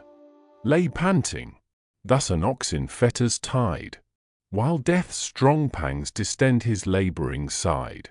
His bulk enormous on the field displays, his heaving heart beats thick as ebbing life decays. The spear the conqueror from his body drew, and death's dim shadows swarm before his view. Next brave Deipyrus in dust was laid. King Helenus waved high the Thracian blade, and smote his temples with an arm so strong, the helm fell off, and rolled amid the throng. There for some luckier Greek it rests a prize, for dark in death the godlike owner lies. Raging with grief, great Menelaus burns, and fraught with vengeance, to the victor turns. That shook the ponderous lance, in act to throw, and this stood adverse with the bended bow. Full on his breast the Trojan arrow fell, but harmless bounded from the plated steel, as on some ample barn's well-hardened floor. The winds collected at each open door, while the broad fan with force is whirled around. Light leaps the golden grain, resulting from the ground. So from the steel that guards Atrides' heart, repelled to distance flies the bounding dart. Atrides, watchful of the unwary foe, pierced with his lance the hand that grasped the bow, and nailed it to the yew. The wounded hand trailed the long lance that marked with blood the sand, but good age nor gently from the wound. The spear solicits, and the bandage bound. A sling's soft wool, snatched from a soldier's side, at once the tent and ligature supplied. Behold, Pisander, urged by fate's decree, springs through the ranks to fall, and fall by thee. Great Menelaus, to enchant thy fame, high towering in the front, the warrior came. First the sharp lance was by Atrides thrown, the lance far distant by the winds was blown, nor pierced Pisander through Atrides' shield. Pisander's spear fell shivered on the field. Not so discouraged, to the future blind, vain dreams of conquest swell his haughty mind. Dauntless he rushes where the Spartan lord, like lightning brandished his far-beaming sword. His left arm high opposed the shining shield, his right beneath the covered poleaxe held. An olive's cloudy grain the handle made, distinct with studs, and brazen was the blade winking smiley. This on the helm discharged a noble blow. The plume dropped nodding to the plain below. Shorn from the crest, Atrides waved his steel. Deep through his front the weighty falchion fell. The crashing bones before its force gave way. In dust and blood the groaning hero lay, forced from their ghastly orbs and spouting gore. The clotted eyeballs tumble on the shore, and fierce Atrides spurned him as he bled, tore off his arms, and, loud exulting, said, "Thus, Trojans, thus, at length be taught to fear. O race perfidious, who delight in war, already noble deeds ye have performed. A princess raped transcends a navy stormed. In such bold feats your impious might approve, without assistance, or the fear of Jove. The violated rights, the ravished dame, our heroes slaughtered and our ships on flame. Crimes heaped on crimes, shall bend your glory down, and whelm in ruins yon flagitious town. O thou, great Father, Lord of earth and skies, above the thought of man, supremely wise, if from thy hand the fates of mortals flow, from whence this favour to an impious foe? A godless crew, abandoned and unjust, still breathing rapine, violence, and lust? The best of things, beyond their measure, cloy, sleep's balmy blessing, love's endearing joy, the feast, the dance, whate'er mankind desire. Even the sweet charms of sacred numbers tire, but Troy forever reaps a dire delight, in thirst of slaughter and in lust of fight." This said, he seized while yet the carcass heaved, the bloody armor which his train received, then sudden mixed among the warring crew, and the bold son of Pylaemon slew. Harpalion had through Asia travelled far, following his martial father to the war. Through filial love he left his native shore, never, never to behold it more. His unsuccessful spear he chanced to fling against the target of the Spartan king. Thus of his lance disarmed, from death he flies, and turns around his apprehensive eyes. Him, through the hip transpiercing as he fled, the shaft of Merion mingled with the dead. Beneath the bone the glancing point descends, and, driving down, the swelling bladder rends. Sunk in his sad companion's arms he lay, and in short pantings sobbed his soul away, like some vile worm extended on the ground winking smiley, while life's red torrent gushed from out the wound. Him on his car the Paphlagonian train in slow procession bore from off the plain. The pensive father now no more, attends the mournful pomp along the shore, and unavailing tears profusely shed, and, unrevenged, deplored his offspring dead. Paris from far the moving sight beheld, with pity softened and with fury swelled. His honored host, a youth of matchless grace, and loved of all the Paphlagonian race. With his full strength he bent his angry bow, and winged a feathered vengeance at the foe. A chief there was, the brave Euchenor named, for riches much, and more for virtue famed, who held his seat in Corinth's stately town. Polydus' son, a seer of old renown, oft had the father told his early doom, by arms abroad, or slow disease at home. He climbed his vessel, prodigal of breath, and chose the certain glorious path to death.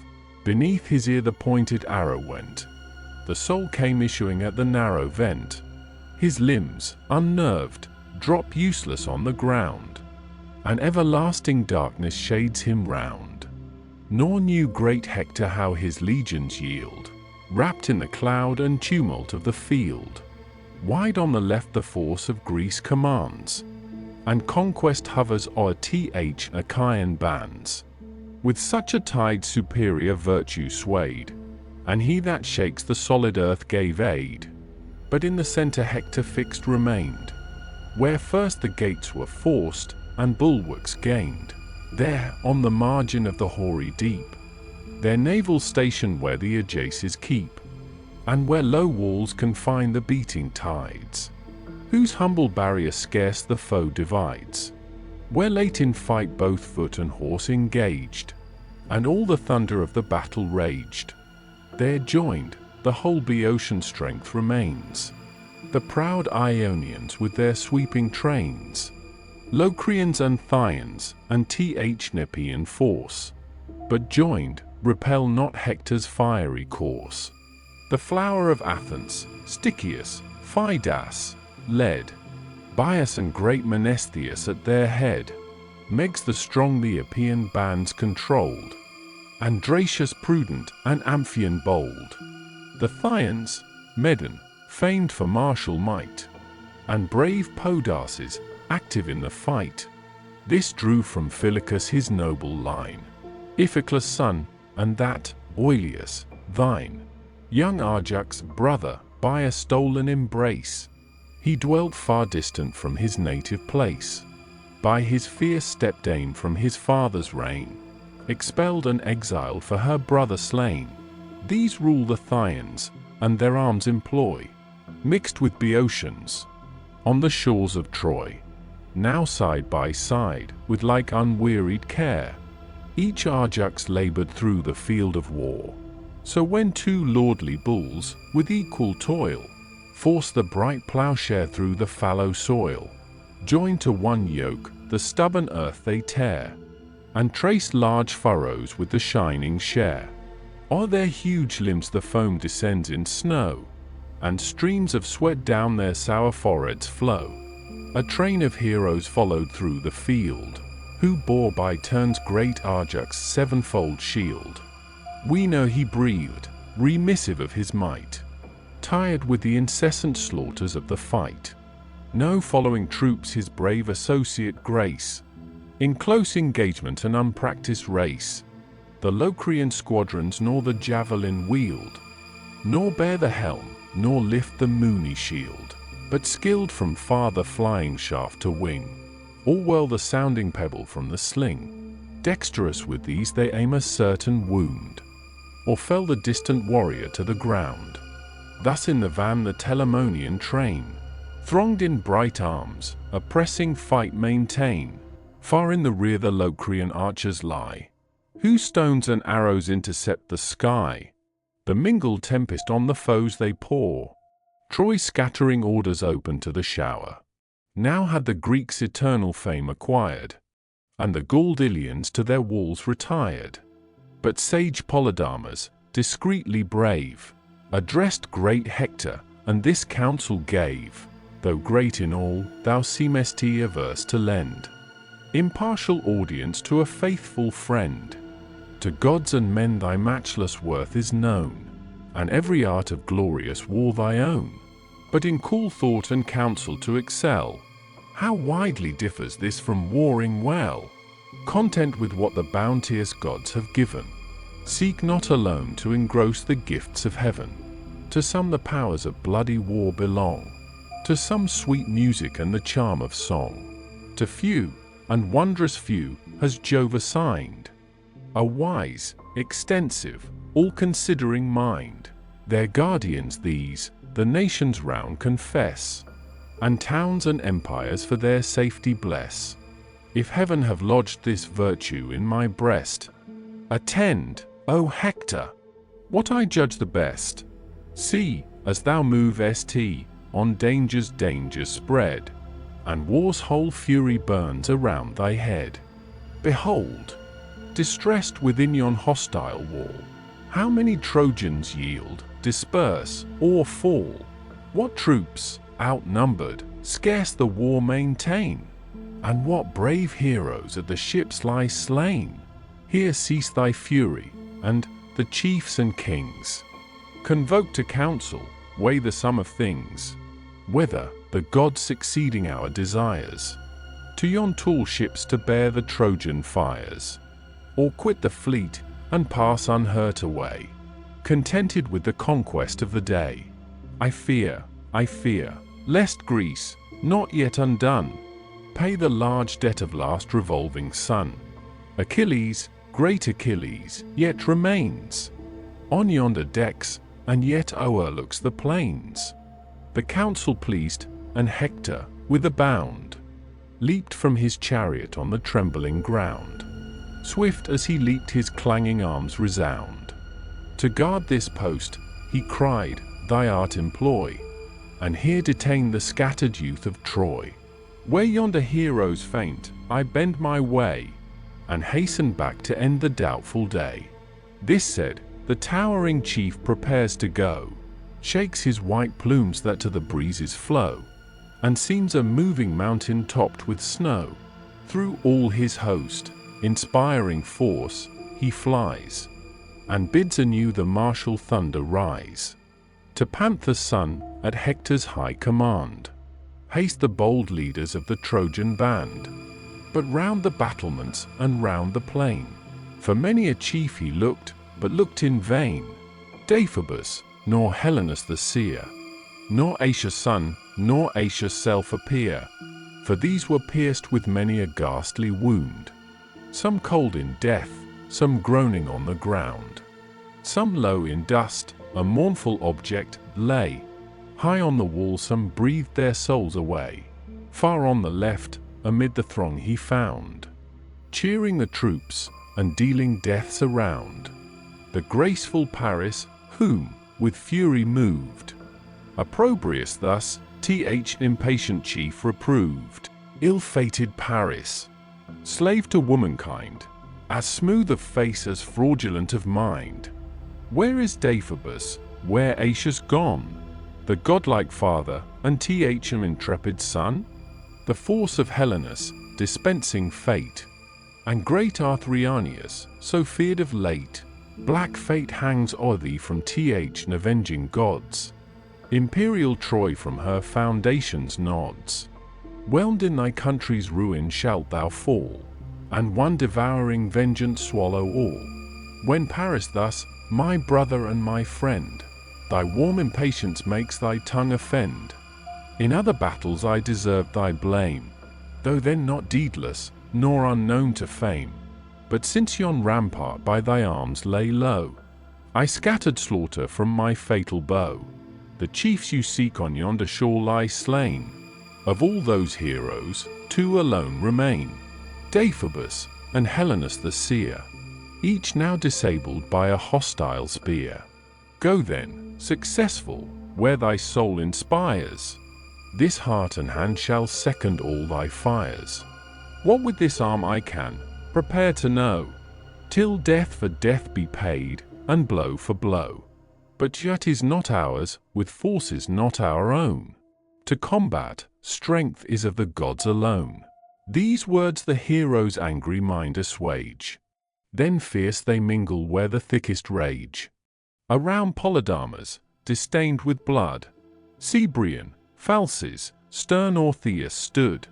Parmus, with Polypo eats the divine, and 2 bold brothers of Hippotion's line, who reached fair Ilion from Ascania far. The former day, the next engaged in war, as when from gloomy clouds a whirlwind springs, that bears Jove's thunder on its dreadful wings. Wide o'er the blasted fields the tempest sweeps, then, gathered, settles on the hoary deeps. The afflicted deeps tumultuous mix and roar. The waves behind impel the waves before, wide rolling, foaming high, and tumbling to the shore. Thus rank on rank, the thick battalions throng. Chief urged on chief, and man drove man along. Far o'er the plains, in dreadful order bright, the brazen arms reflect a beamy light. Full in the blazing van great Hector shined, like Mars commissioned to confound mankind. Before him flaming his enormous shield, like the broad sun, illumined all the field. His nodding helm emits a streamy ray, his piercing eyes through all the battle stray. And, while beneath his targe he flashed along, shot terrors round, that withered e'en the strong. Thus stalked he, dreadful, death was in his look. Whole nations feared, but not an Argive shook. The towering Ajax, with an ample stride, advanced the first, and thus the chief defied. Hector, come on, all thy empty threats forbear. 'Tis not thy arm, 'tis thundering Jove we fear. The skill of war to us not idly given. Lo, Greece is humbled, not by Troy, but heaven. Vain are the hopes that haughty mind imparts. To force our fleet, the Greeks have hands and hearts. Long ere in flames our lofty navy fall, your boasted city, and your God-built wall, shall sink beneath us, smoking on the ground, and spread a long unmeasured ruin round. The time shall come, when, chased along the plain, even thou shalt call on Jove, and call in vain. Even thou shalt wish, to aid thy desperate course, the wings of falcons for thy flying horse. Shalt run, forgetful of a warrior's fame, while clouds of friendly dust conceal thy shame. As thus he spoke, behold, in open view, on sounding wings a dexter eagle flew. To Jove's glad omen all the Grecians rise, and hail, with shouts, his progress through the skies. Far echoing clamors bound from side to side. They ceased, and thus the chief of Troy replied, from whence this menace, this insulting strain? Enormous boaster, doomed to vaunt in vain, so may the gods on Hector life bestow. Not that short life which mortals lead below, but such as those of Jove's high lineage born, the blue-eyed maid, or he that gilds the morn. As this decisive day shall end the fame of Greece, and Argos be no more a name.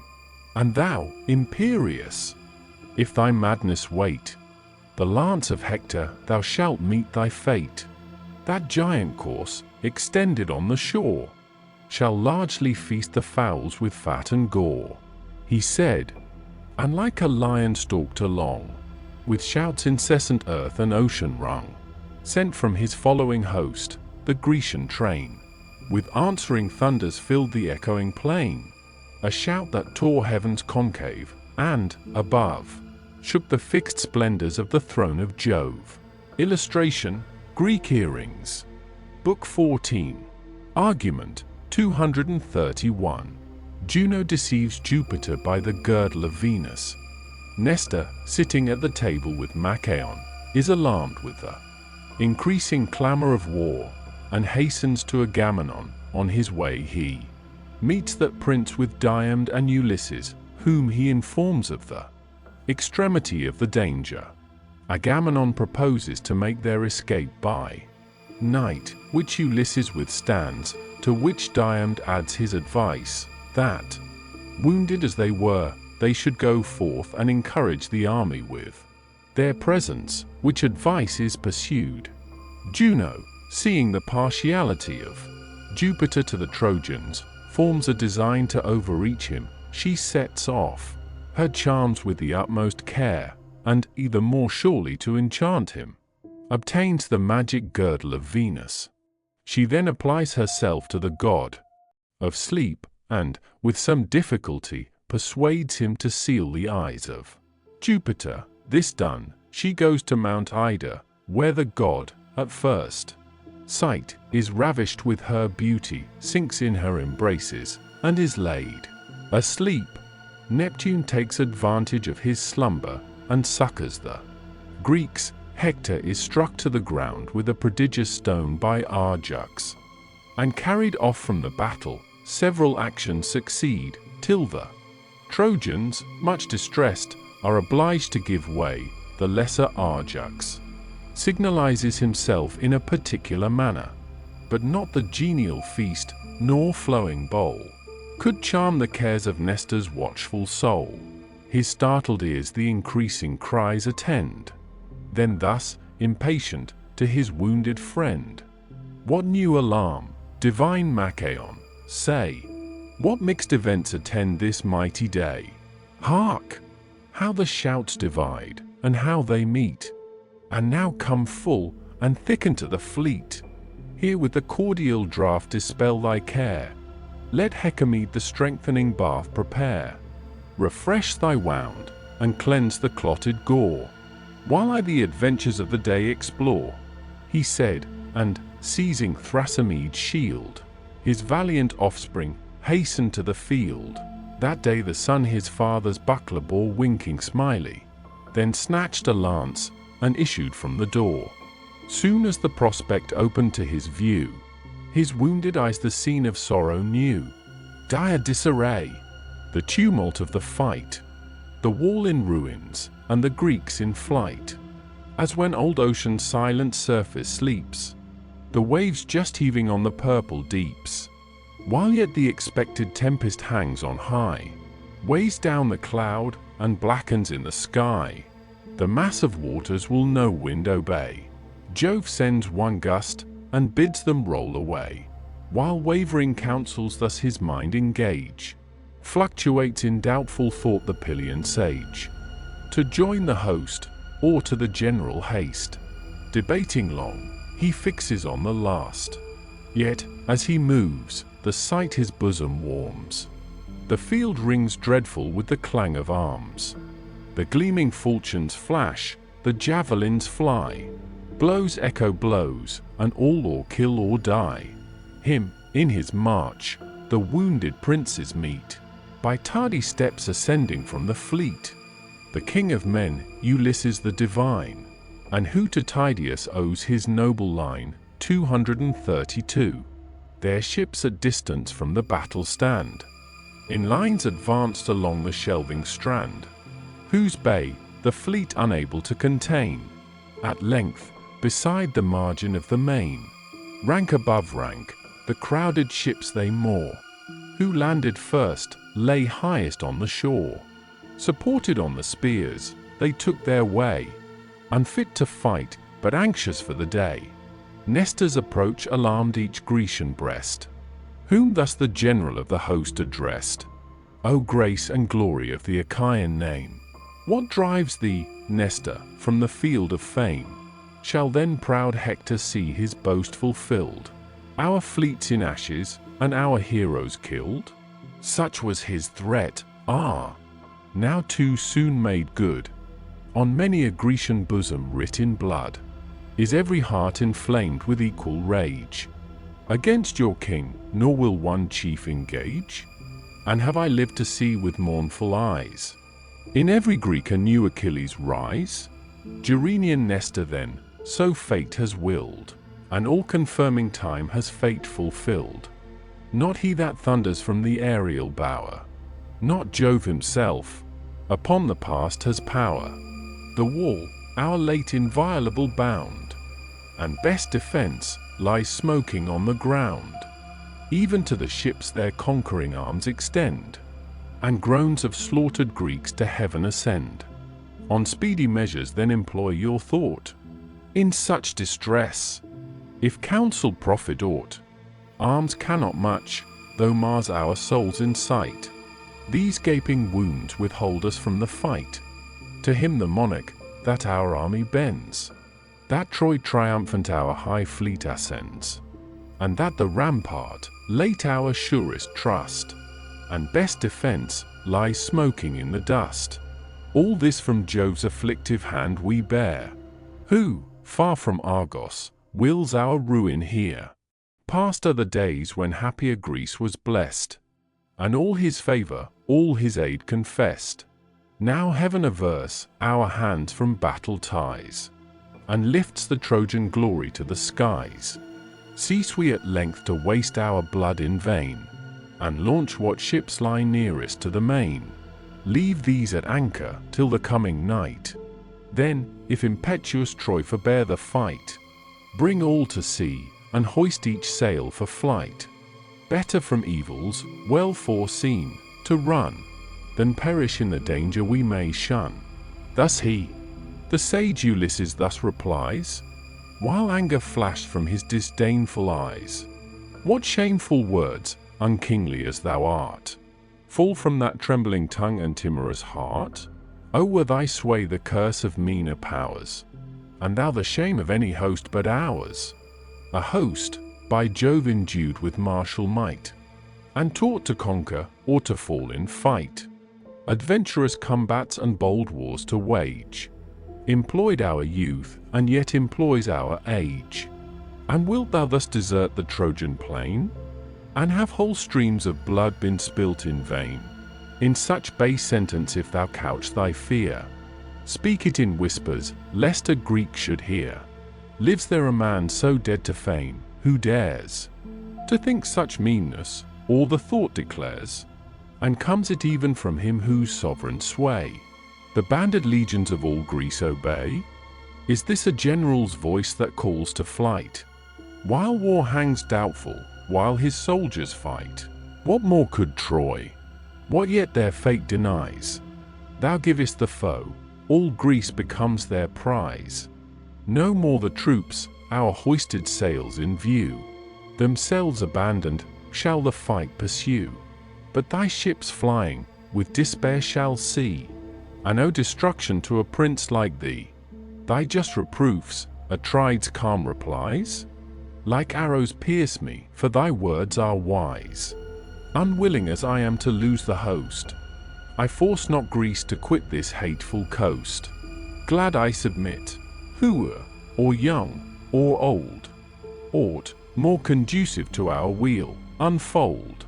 Tydides cut him short, and thus began, such counsel if you seek, behold the man, who boldly gives it, and what he shall say. Young though he be, disdain not to obey. A youth, who from the mighty Tydeus springs, may speak to councils and assembled kings. Hear then in me the great Oenid's son, whose honour dust his race of glory run, lies whelmed in ruins of the Theban wall, brave in his life, and glorious in his fall. With 3 bold sons was generous Prothous blessed, who Pleuron's walls and Calydon possessed, Melas and Agrius, but who far surpassed The rest in courage, Aeneas was the last. From him, my sire, from Calydon expelled, he passed to Argos, and in exile dwelled. The monarch's daughter there, so Jove ordained, he won, and flourished where Adrastus reigned.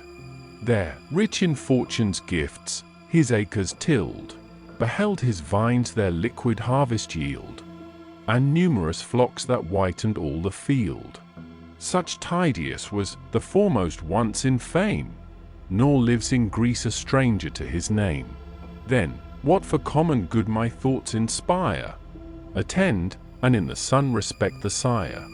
Though sore of battle, though with wounds oppressed, let each go forth and animate the rest. Advance the glory which he cannot share, though not partaker, witness of the war. But lest new wounds on wounds o'erpower us quite, beyond the missile javelin sounding flight, safe let us stand, and, from the tumult far, inspire the ranks, and rule the distant war. He added not, the listening kings obey. Slow moving on, Atrides leads the way. The god of ocean, to inflame their rage, appears a warrior furrowed o'er with age. Pressed in his own, the general's hand he took, and thus the venerable hero spoke. Atrides, lo, with what disdainful eye Achilles sees his country's forces fly. Blind, impious man, whose anger is his guide, who glories in unutterable pride. So may he perish, so may Jove disclaim the wretch relentless, and o'erwhelm with shame. But heaven forsakes not thee, o'er yonder sands. Soon shalt thou view the scattered Trojan bands fly diverse, while proud kings, and chiefs renowned, driven heaps on heaps, with clouds involved around, of rolling dust, their winged wheels employ, to hide their ignominious heads in Troy. He spoke, then rushed amid the warrior crew, and sent his voice before him as he flew, loud as the shout encountering armies yield, when twice 10,000 shake the laboring field. Such was the voice, and such the thundering sound, of him whose trident rends the solid ground. Each Argive bosom beats to meet the fight, and grisly war appears a pleasing sight. Meantime Saturnia from Olympus' brow, high-throned in gold, beheld the fields below. With joy the glorious conflict she surveyed, where her great brother gave the Grecians aid. But placed aloft, on Ida's shady height, she sees her Jove, and trembles at the sight. Jove to deceive, what methods shall she try? What arts, to blind his all-beholding eye? At length she trusts her power, resolved to prove the old, yet still successful, cheat of love, against his wisdom to oppose her charms, and lull the Lord of Thunders in her arms. Swift to her bright apartment she repairs, sacred to dress and beauty's pleasing cares. With skill divine had Vulcan formed the bower, safe from access of each intruding power. Touched with her secret key, the doors unfold, self-closed, behind her shut the valves of gold. Here first she bathes, and round her body pours soft oils of fragrance, and ambrosial showers. The winds, perfumed, the balmy gale convey, through heaven, through earth, and all the aerial way. Spirit divine, whose exhalation greets the sense of gods with more than mortal sweets. Thus while she breathed of heaven with decent pride, her artful hands the radiant tresses tied, part on her head in shining ringlets rolled, part o'er her shoulders waved like melted gold. Around her next a heavenly mantle flowed, that rich with Pallas labored colors glowed. Large clasps of gold the foldings gathered round, a golden zone her swelling bosom bound. Far beaming pendants tremble in her ear, each gem illumined with a triple star. Then o'er her head she cast a veil more white than new-fallen snow, and dazzling as the light. Last her fair feet celestial sandals grace, thus issuing radiant with majestic pace. Forth from the dome the imperial goddess moves, and calls the mother of the smiles and loves. How long, to Venus thus apart she cried, shall human strife celestial minds divide? Yet will Venus aid Saturnia's joy, and set aside the cause of Greece and Troy. Let heaven's dread empress, Cytherea said, speak her request, and deem her will obeyed. Then grant me, said the queen, those conquering charms, that power which mortals and immortals warms, that love which melts mankind in fierce desires, and burns the sons of heaven with sacred fires. For lo, I haste to those remote abodes, where the great parents, sacred source of gods, Ocean and Tessis their old empire keep, on the last limits of the land and deep. In their kind arms my tender years were past, what time old Saturn, from Olympus cast, of upper heaven to Jove resigned the reign, whelmed under the huge mass of earth and main. For strife, I hear, has made the union cease, which held so long that ancient pair in peace. What honor, and what love, shall I obtain, if I compose those fatal feuds again, once more their minds in mutual ties engage, and, what my youth has owed, repay their age? She said, with awe divine, the queen of love, obeyed the sister and the wife of Jove, and from her fragrant breast the zone embraced, 233, with various skill and high embroidery graced. In this was every art, and every charm, to win the wisest, and the coldest warm, fond love, the gentle vow, the gay desire, the kind deceit, the still reviving fire, persuasive speech, and the more persuasive sighs, silence that spoke, and eloquence of eyes. This on her hand the Cyprian goddess laid. Take this, and with it all thy wish, she said. With smiles she took the charm, and smiling pressed the powerful cestus to her snowy breast. Then Venus to the courts of Jove withdrew, whilst from Olympus pleased Saturnia flew. O'er Hyperia thence her course she bore, o'er fair Emathia's ever-pleasing shore, o'er Hemus hills with snows eternal crowned, nor once her flying foot approached the ground. Then taking wing from Athos' lofty steep, she speeds to Lemnos o'er the rolling deep, and seeks the cave of death's half-brother, sleep, 234. Sweet pleasing sleep, Saturnia thus began, who spreadest thy empire o'er each god and man, if e'er obsequious to thy Juno's will. O power of slumbers, hear, and favour still, shed thy soft dews on Jove's immortal eyes, while sunk in love's entrancing joys he lies. A splendid footstool, and a throne that shine with gold unfading, Somnus, shall be thine, the work of Vulcan, to indulge thy ease, when wine and feasts thy golden humours please. Imperial dame, the balmy power replies, great Saturn's heir, an empress of the skies, o'er other gods I spread my easy chain, the sire of all, old ocean, owns my reign, and his hushed waves lie silent on the main. But how, unbidden, shall I dare to steep Jove's awful temples in the dew of sleep? Long since, too venturous, at thy bold command, on those eternal lids I laid my hand. What time, deserting Ilion's wasted plain, his conquering son, Alcides, ploughed the main, when lo, the deeps arise, the tempests roar, and drive the hero to the Coan shore. Great Jove, awaking, shook the blessed abodes with rising wrath, and tumbled gods on gods.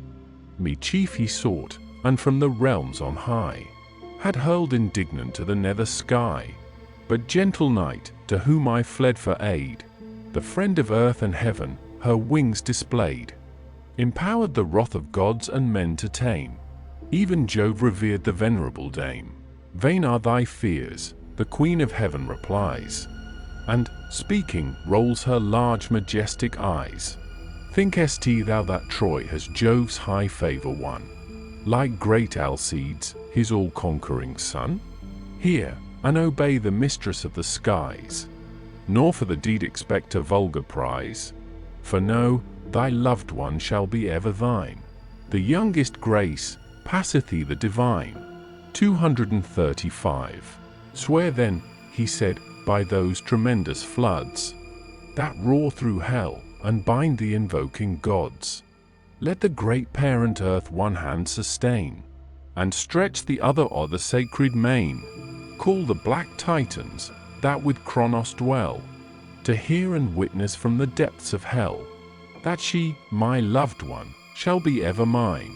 The youngest grace passeth thee the divine. The queen ascends, and from the infernal bowers invokes the sable sub-Tartarian powers, and those who rule the inviolable floods, whom mortals name the dread Titanian gods. Illustration: sleep escaping from the wrath of Jupiter. Then swift as wind, o'er Lemnos smoky isle, they wing their way, an Imbrus sea-beat soil, through air unseen, involved in darkness glide, and light on Lectos, on the point of Ide, mother of savages, whose echoing hills are heard resounding with 100 rills. Fair Ida trembles underneath the god. Hushed are her mountains, and her forests nod. There on a fir, whose spiry branches rise, to join its summit to the neighboring skies. Dark in embowering shade, concealed from sight, sat Sleep, in likeness of the bird of night. Chalcis his name by those of heavenly birth, but called Semindis by the race of earth. To Ida's top successful Juno flies. Great Jove surveys her with desiring eyes. The god, whose lightning sets the heavens on fire, through all his bosom feels the fierce desire. Fierce as when first by stealth he seized her charms, mixed with her soul, and melted in her arms. Fixed on her eyes he fed his eager look, then pressed her hand, and thus with transport spoke. Why comes my goddess from the ethereal sky, and not her steeds and flaming chariot nigh? Then she, I haste to those remote abodes, where the great parents of the deathless gods, the reverend ocean and grey Tessis, reign on the last limits of the land and main. I visit these, to whose indulgent cares I owe the nursing of my tender years. For strife, I hear, has made that union cease, which held so long that ancient pair in peace. The steeds prepared my chariot to convey o'er earth and seas, and through the aerial way, wait under-eyed of thy superior power. To ask consent, I leave the Olympian bower, nor seek, unknown to thee, the sacred cells, deep under seas, where hoary ocean dwells. For that, said Jove, suffice another day, but eager love denies the least delay. Let softer cares the present hour employ, and be these moments sacred all to joy. Ne'er did my soul so strong a passion prove, or for an earthly, or a heavenly love, not when I pressed Ixion's matchless dame, whence rose Pirithous like the gods in fame, not when fair Danae felt the shower of gold stream into life, whence Perseus brave and bold. Not thus I burned for either the band dame, Bacchus from this, from that Alcides came, nor Phoenix a daughter, beautiful and young, whence godlike Rhadamanth and Minos sprung. 236. Not thus I burned for fair Latona's face, nor comelier Ceres' more majestic grace. Not thus even for thyself I felt desire, as now my veins receive the pleasing fire. He spoke, the goddess with the charming eyes glows with celestial red, and thus replies, Is this a scene for love? On Ida's height, exposed to mortal and immortal sight, our joys profaned by each familiar eye, the sport of heaven and fable of the sky? How shall I e'er review the blessed abodes, or mix among the senate of the gods? Shall I not think that, with disordered charms, All heaven beholds me recent from thy arms. With skill divine has Vulcan formed thy bower, sacred to love and to the genial hour. If such thy will, to that recess retire, in secret there indulge thy soft desire. She ceased, and, smiling with superior love, thus answered mild the cloud-compelling Jove: Nor god nor mortal shall our joys behold, shaded with clouds and circumfused in gold. Not even the sun, who darts through heaven his rays, and whose broad eye the extended earth surveys. Gazing he spoke, and, kindling at the view, his eager arms around the goddess threw. Glad earth perceives, and from her bosom pours unbidden herbs and voluntary flowers. Thick newborn violets a soft carpet spread, and clustering lotus swelled the rising bed.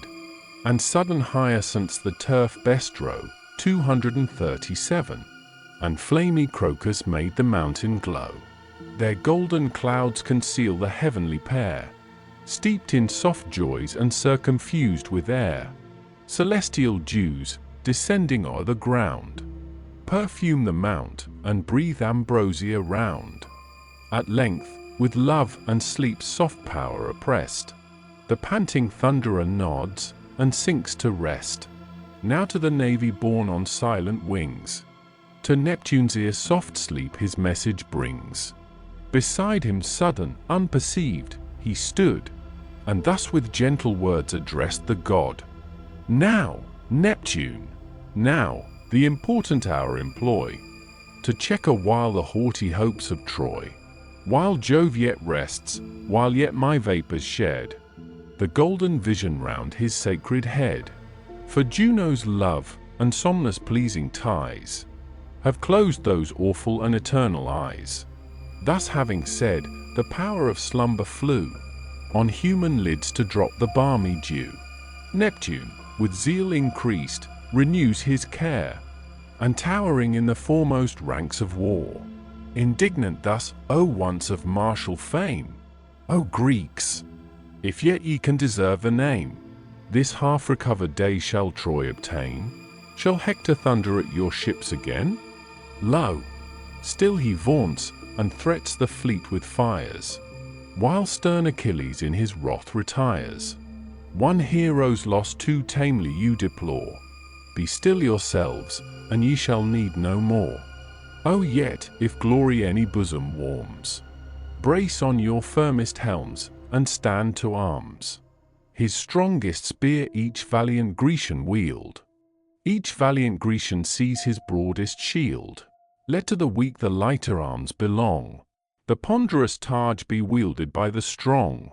Thus armed, not Hector shall our presence stay. Myself, ye Greeks, myself will lead the way. Illustration: Greek shield. The troops assent, their martial arms they change. The busy chiefs their banded legions range.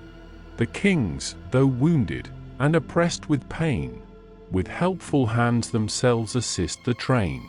The strong and cumbrous arms the valiant wield. The weaker warrior takes a lighter shield, thus sheathed in shining brass, in bright array. The legions march, and Neptune leads the way. His brandished falchion flames before their eyes, like lightning flashing through the frighted skies. Clad in his might, the earth-shaking power appears. Pale mortals tremble, and confess their fears. Troy's great defender stands alone unawed, arms his proud host, and dares oppose a god. And lo, the god and wondrous man appear, the sea-stern ruler there, and Hector here. The roaring main, at her great master's call, rose in huge ranks, and formed a watery wall. Around the ships, seas hanging o'er the shores, both armies join, earth thunders, ocean roars. Not half so loud the bellowing deeps resound, when stormy winds disclose the dark profound. Less loud the winds that from the Aeolian hall roar through the woods, and make whole forests fall. Less loud the woods, when flames in torrents pour, catch the dry mountain, and its shades devour. With such a rage the meeting hosts are driven, and such a clamor shakes the sounding heaven. The first bold javelin, urged by Hector's force, direct at Ajax's bosom winged its course. But there no pass the crossing belts afford. One braced his shield, and one sustained his sword. Then back the disappointed Trojan drew, and cursed the lance that unavailing flew.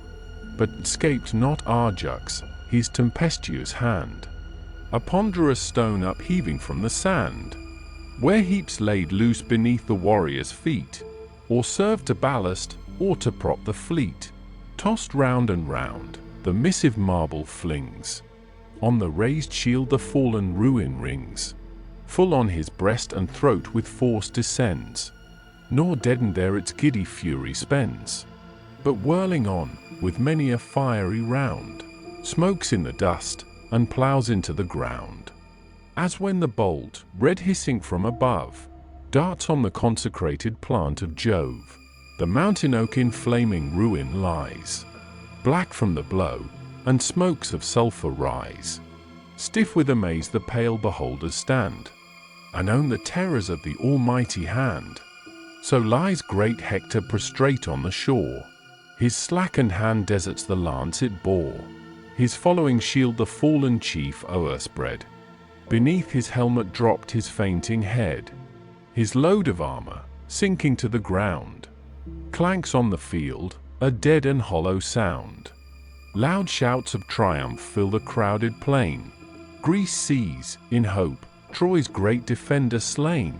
All spring to seize him, storms of arrows fly, and thicker javelins intercept the sky. In vain an iron tempest hisses round. He lies protected, and without a wound, 238. Polydamas, age nor the divine, the pious warrior of Anchises' line, and each bold leader of the Lycian band, with covering shields, a friendly circle, stand. His mournful followers, with assistant care, the groaning hero to his chariot bear. His foaming coursers, swifter than the wind, speed to the town, and leave the war behind. When now they touch the mead's enamelled side, where gentle Xanthus rolls his easy tide, with watery drops the chief they sprinkle round, placed on the margin of the flowery ground. Raised on his knees, he now ejects the gore, now faints anew, low sinking on the shore. By fits he breathes, half views the fleeting skies, and seals again, by fits, his swimming eyes. Soon as the Greeks the chief's retreat beheld, with double fury each invades the field. Oilean Ajax first his javelin sped, pierced by whose point the son of Inops bled. Satnius the brave, whom beauteous Nice bore, amidst her flocks on Satnio's silver shore winking smiley, struck through the belly's rim, the warrior lies, supine, and shades eternal veil his eyes. An arduous battle rose around the dead. By turns the Greeks, by turns the Trojans bled. Fired with revenge, Polydamas drew near, and at Prothena shook the trembling spear. The driving javelin through his shoulder thrust. He sinks to earth, and grasps the bloody dust. Lo thus, the victor cries, we rule the field. And thus their arms the race of Pan thus wield. From this unerring hand there flies no dart, but bathes its point within a Grecian heart. Propped on that spear to which thou owest thy fall, go, guide thy darksome steps to Pluto's dreary hall. He said, and sorrow touched each Argive breast. The soul of Ajax burned above the rest, as by his side the groaning warrior fell. At the fierce foe he launched his piercing steel. The foe, reclining, shunned the flying death. But fate, Archilochus, demands thy breath. Thy lofty birth no succor could impart. The wings of death o'ertook thee on the dart. Swift to perform heaven's fatal will, it fled, full on the juncture of the neck and head, and took the joint, and cut the nerves in twain. The dropping head first tumbled on the plain, so just the stroke, that yet the body stood. erect, then rolled along the sands in blood. Here, proud Polydamas, here turn thy eyes. The towering Ajax loud insulting cries. Say, is this chief extended on the plain? A worthy vengeance for Prothena slain? Mark well his port, his figure and his face, nor speak him vulgar, nor of vulgar race. Some lines, methinks, may make his lineage known. Antenor's brother, or perhaps his son. He spake, and smiled severe, for well he knew the bleeding youth, Troy saddened at the view. But furious Achamas avenged his cause, as Promachus his slaughtered brother draws. He pierced his heart, such fate attends you all, proud Argives, destined by our arms to fall. Not Troy alone, but haughty Greece, shall share the toils, the sorrows, and the wounds of war. Behold your Promachus deprived of breath, a victim owed to my brave brother's death. Not unappeased he enters Pluto's gate, who leaves a brother to revenge his fate. Heart-piercing anguish struck the Grecian host, but touched the breast of bold Peneleus most. At the proud boaster he directs his course. The boaster flies, and shuns superior force. But young Ilioneus received the spear. Ilioneus, his father's only care, Phoebus the rich of all the Trojan train, whom Hermes loved, and taught the arts of gain. Full in his eye the weapon chanced to fall, and from the fibers scooped the rooted ball, drove through the neck, and hurled him to the plain. He lifts his miserable arms in vain. Swift his broad falchion fierce Peneleus spread, and from the spouting shoulders struck his head. To earth at once the head and helmet fly, the lance yet sticking through the bleeding eye. The victor seized, and, as aloft he shook the gory visage, thus insulting spoke. Trojans, your great Ilioneus behold. Haste, to his father let the tale be told. Let his high roof resound with frantic woe, such as the house of Promachus must know. Let doleful tidings greet his mother's ear, such as to Promachus' sad spouse we bear, when we victorious shall to Greece return, and the pale matron in our triumphs mourn. Dreadful he spoke, then tossed the head on high. The Trojans hear, they tremble, and they fly. Aghast they gaze around the fleet and wall, and dread the ruin that impends on all. Daughters of Jove, that on Olympus shine, ye all beholding, all recording nine. O say, when Neptune made proud Ilion yield, what chief, what hero first imbrute the field? Of all the Grecians what immortal name, and whose blessed trophies will ye raise to fame? Thou first, great Ajax, on the unsanguine plain, laid Hirtius, leader of the Mysian train. Phalces and Murmur, Nestor's son o'erthrew. Bold Merion, Morris and Hippotion slew. Strong Periphetes and Prothune bled, by Teucer's arrows mingled with the dead. Pierced in the flank by Menelaus' steel, his people's pastor, Hyperina fell. Eternal darkness wrapped the warrior round, and the fierce soul came rushing through the wound. But stretched in heaps before Oileus' son, fall mighty numbers run. Ajax the less of all the Grecian race, skilled in pursuit and swiftest in the chase. Illustration, Bacchus. Book 15. Argument.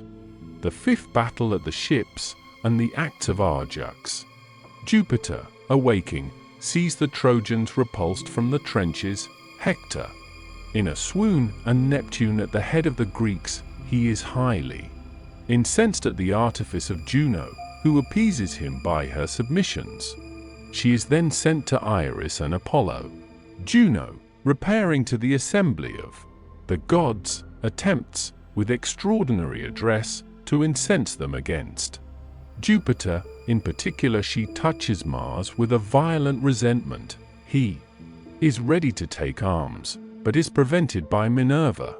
Iris and Apollo obey the orders of Jupiter. Iris commands Neptune to leave the battle, to which, after much reluctance and passion, he consents.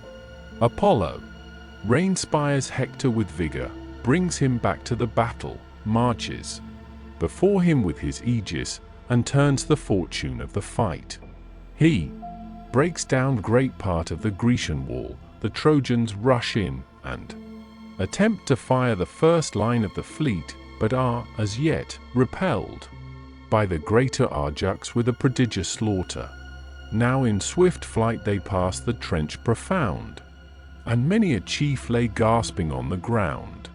Then stopped and panted, where the chariots lie, fear on their cheek, and horror in their eye. Meanwhile, awakened from his dream of love, on Ida's summit sat imperial Jove. Round the wide fields he cast a careful view. There saw the Trojans fly, the Greeks pursue, these proud in arms, those scattered o'er the plain. And, midst the war, the monarch of the main, not far, great Hector on the dust he spies, his sad associate round with weeping eyes, ejecting blood, and panting yet for breath, his senses wandering to the verge of death. The god beheld him with a pitying look, and thus, incensed, to fraudful Juno spoke: "O thou, still adverse to the eternal will, forever studious in promoting ill, thy arts have made the godlike Hector yield, and driven his conquering squadrons from the field. Canst thou, unhappy in thy wiles, withstand our power immense, and brave the almighty hand? Hast thou forgot, when, bound and fixed on high, from the vast concave of the spangled sky, I hung thee trembling in a golden chain, and all the raging gods opposed in vain? Headlong I hurled them from the Olympian hall, stunned in the whirl, and breathless with the fall. For godlike Hercules these deeds were done, nor seemed the vengeance worthy such a son, when, by thy wiles induced, fierce Boreas tossed the shipwrecked hero on the Coan coast. Him through 1,000 forms of death I bore, and sent to Argos, and his native shore. Hear this, remember, and our fury dread, nor pull the unwilling vengeance on thy head, lest arts and blandishments successless prove thy soft deceits and well-dissembled love." The Thunderer spoke, imperial Juno mourned, and, trembling, these submissive words returned: "By every oath that powers immortal ties, the fruitful earth and all-enfolding skies, by thy black waves, tremendous Styx, that flow through the drear realms of gliding ghosts below, by the dread honors of thy sacred head, and that unbroken vow, our virgin bed, not by my arts the ruler of the main steeps Troy in blood, and ranges round the plain, by his own ardor, his own pity swayed, to help his Greeks, he fought and disobeyed. Else had thy Juno better counsels given, and taught submission to the sire of heaven. Thinkest thou with me, fair empress of the skies?" The immortal father with a smile replies, winking smiley, "Then soon the haughty sea god shall obey, nor dare to act but when we point the way. If truth inspires thy tongue, proclaim our will to yon bright synod on the Olympian hill. Our high decree let various Iris know, and call the god that bears the silver bow. Let her descend, and from the embattled plain command the sea god to his watery reign, while Phoebus hastes great Hector to prepare to rise afresh, and once more wake the war. His laboring bosom re-inspires with breath, and calls his senses from the verge of death. Greece chased by Troy, even to Achilles' fleet, shall fall by thousands at the hero's feet. He, not untouched with pity, to the plain shall send Patroclus, but shall send in vain. What youths he slaughters under Ilion's walls.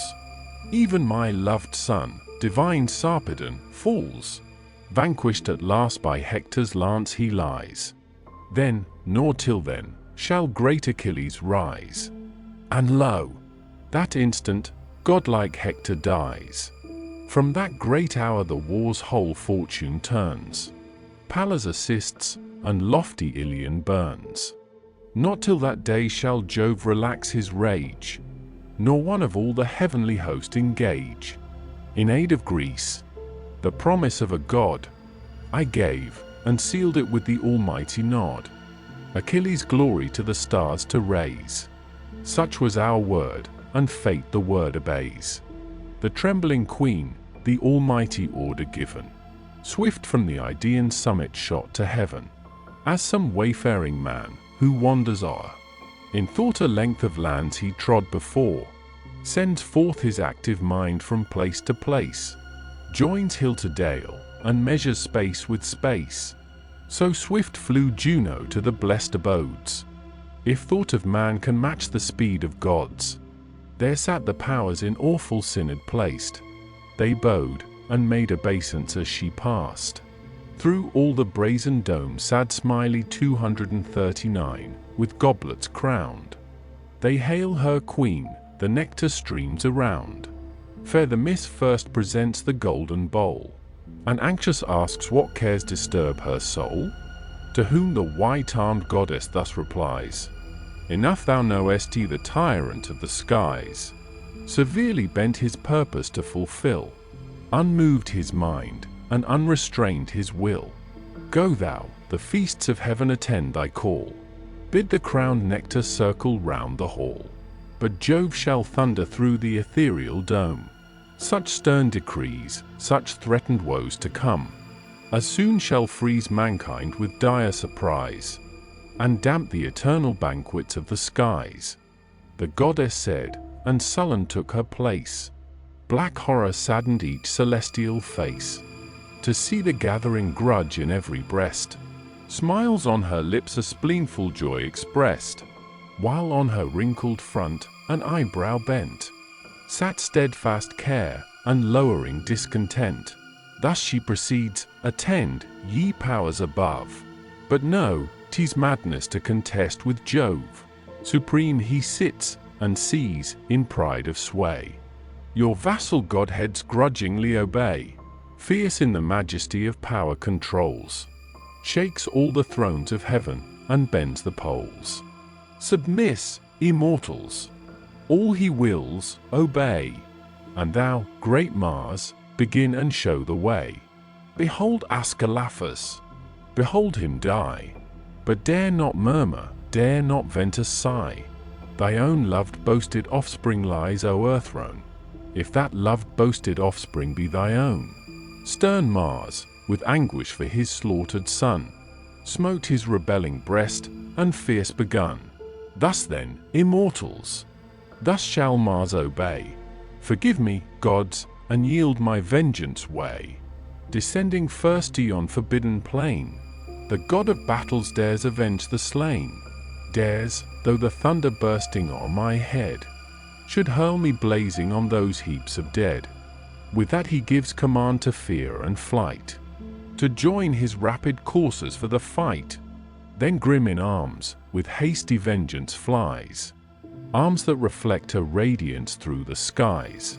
And now had Jove, by bold rebellion driven, discharged his wrath on half the host of heaven. But Pallas, springing through the bright abode, starts from her azure throne to calm the god. Struck for the immortal race with timely fear, from frantic Mars she snatched the shield and spear. Then the huge helmet lifting from his head, thus to the impetuous homicide she said, By what wild passion, furious, art thou tossed? Strivest thou with Jove? Thou art already lost. Shall not the thunderer's dread command restrain? And was imperial Juno heard in vain? Back to the skies wouldst thou with shame be driven, and in thy guilt involve the host of heaven? Ilion and Greece no more should Jove engage. The skies would yield an ampler scene of rage. Guilty and guiltless find an equal fate, and one vast ruin whelm the Olympian state. Cease then thy offspring's death unjust to call. Heroes as great have died, and yet shall fall. Why should heaven's law with foolish man comply? Exempted from the race ordained to die, This menace fixed the warrior to his throne. Sullen he sat, and curbed the rising groan. Then Juno called, Jove's orders to obey, the winged Iris, and the god of day. Go wait the thunderer's will, Saturnia cried, on yon tall summit of the fount-full-eyed. There in the Father's awful presence stand. Receive, and execute his dread command. She said, and sat, the god that gilds the day, and various Iris winged their airy way. Swift as the wind, to Ida's hills they came, fair nurse of fountains and of savage game. There sat the Eternal, he whose nod controls the trembling world, and shakes the steady poles. Veiled in a mist of fragrance him they found, with clouds of gold and purple circled round. Well pleased the Thunderer saw their earnest care, and prompt obedience to the Queen of Air. Then, while a smile serenes his awful brow, commands the goddess of the showery bow, Iris, descend, and what we here ordain, report to yon mad tyrant of the main. Bid him from fight to his own deeps repair, or breathe from slaughter in the fields of air. If he refuse, then let him timely weigh our elder birthright and superior sway. How shall his rashness stand the dire alarms? If heaven's omnipotence descend in arms, strives he with me, by whom his power was given? And is there equal to the Lord of heaven? The Almighty spoke, the goddess winged her flight to sacred Iliad from the Idaean height. Swift as the rattling hail, or fleecy snows, drive through the skies when Boreas fiercely blows. So from the clouds descending Iris falls, and to blue Neptune thus the goddess calls. Attend the mandate of the sire above. In me behold the messenger of Jove. He bids thee from forbidden wars repair, to thine own deeps, or to the fields of air.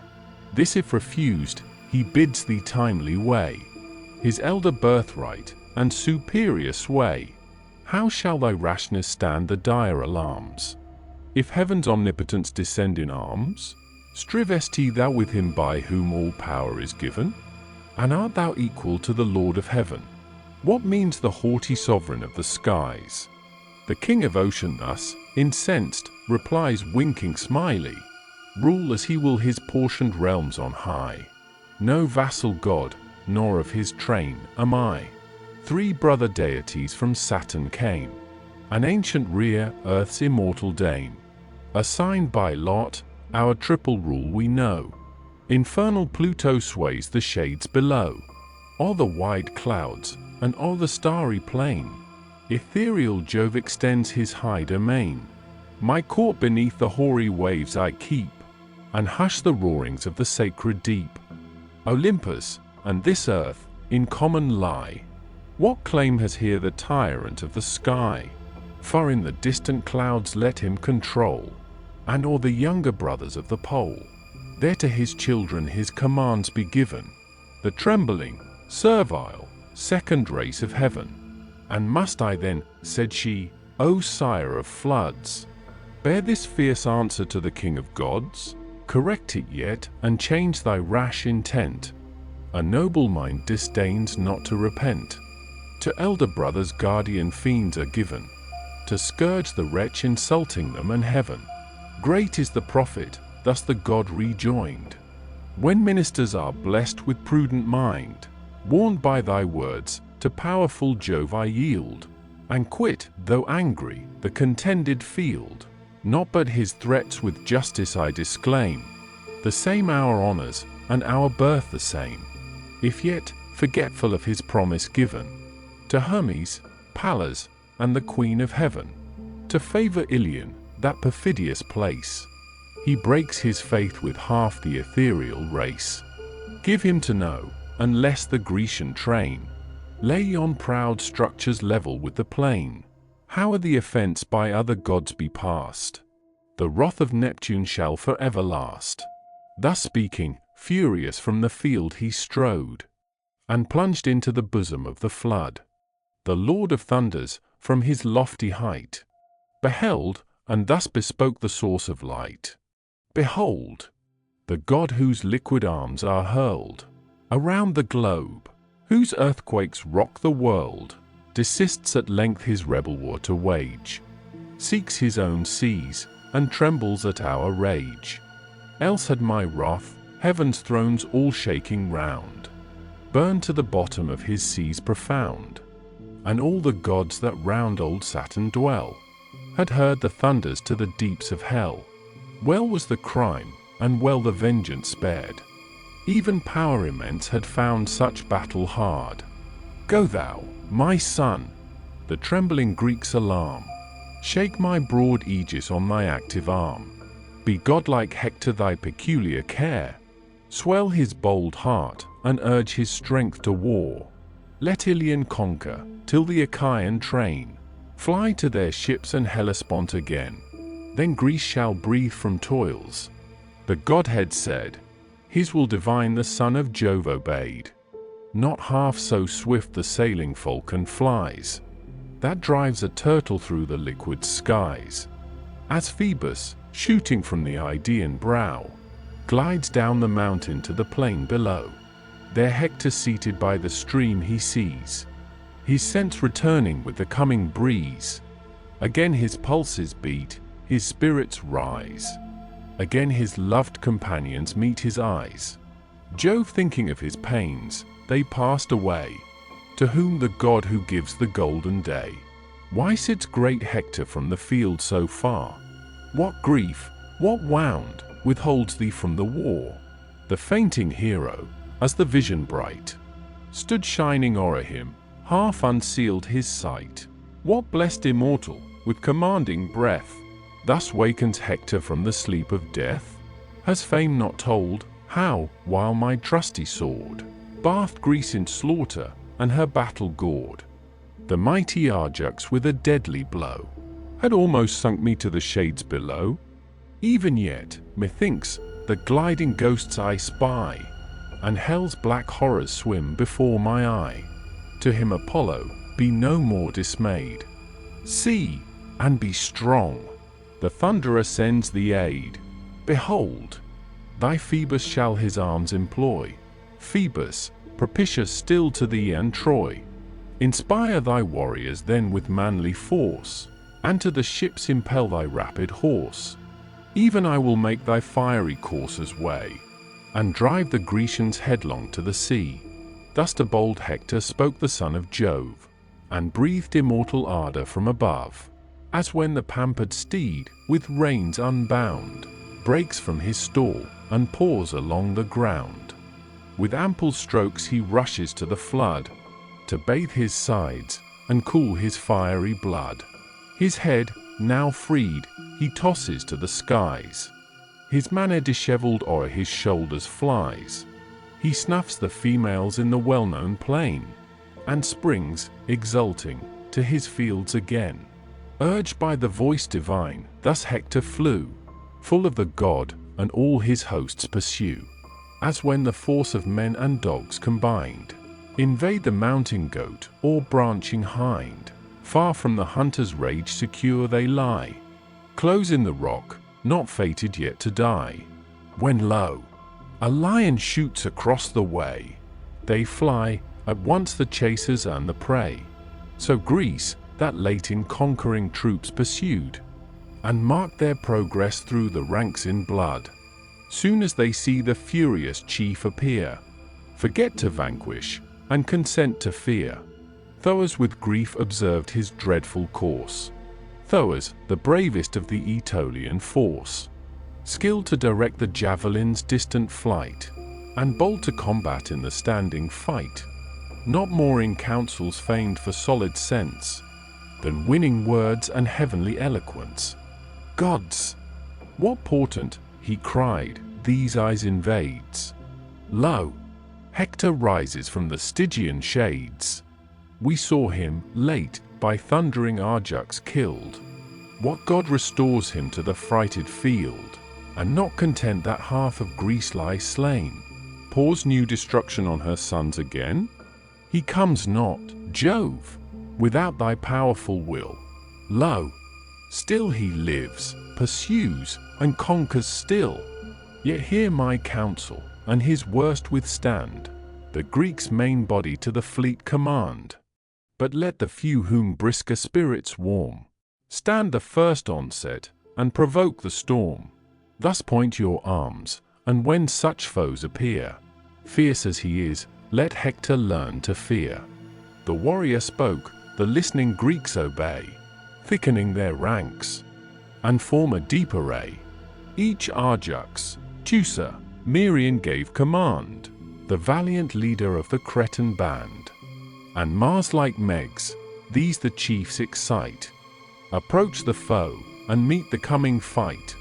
Behind, unnumbered multitudes attend, to flank the navy, and the shores defend. Full on the front the pressing Trojans bear, and Hector first came towering to the war.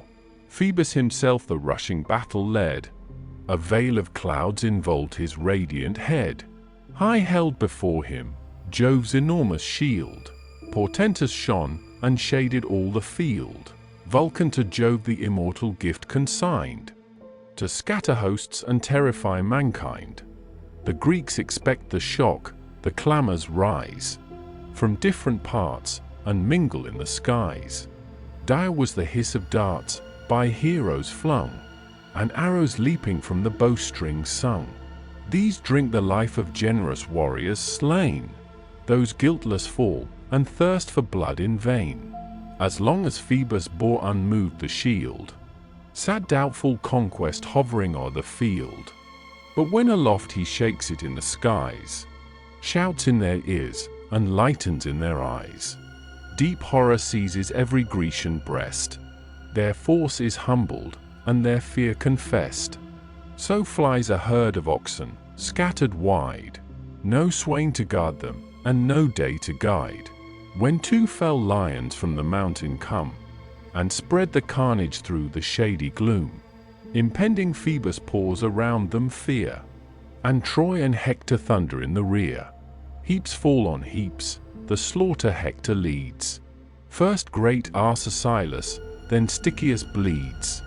One to the bold Boeotians ever dear, and one Menesthius' friend and famed Pompey. Medon and Iasus, Aeneas sped. This sprang from Phelus, and the Athenians led. But hapless Medon from Oileus came, him Ajax honored with a brother's name. Though born of lawless love, from home expelled, a banished man, in Phyllis he dwelled. Pressed by the vengeance of an angry wife, Troy ends at last his labors and his life. Macist's next Polydamas o'erthrew, and the brave Clonius, great age nor slew. By Paris, Deiochus inglorious dies, pierced through the shoulder as he basely flies. Polite's arm laid Echius on the plain. Stretched on one heap, the victors spoil the slain. The Greeks dismayed, confused, disperse or fall. Some seek the trench, some skulk behind the wall. While these fly trembling, others pant for breath, and o'er the slaughter stalks gigantic death. On rushed bold Hector, gloomy as the night, forbids to plunder, animates the fight, points to the fleet, for, by the gods, who flies, 240, who dares but linger, by this hand he dies.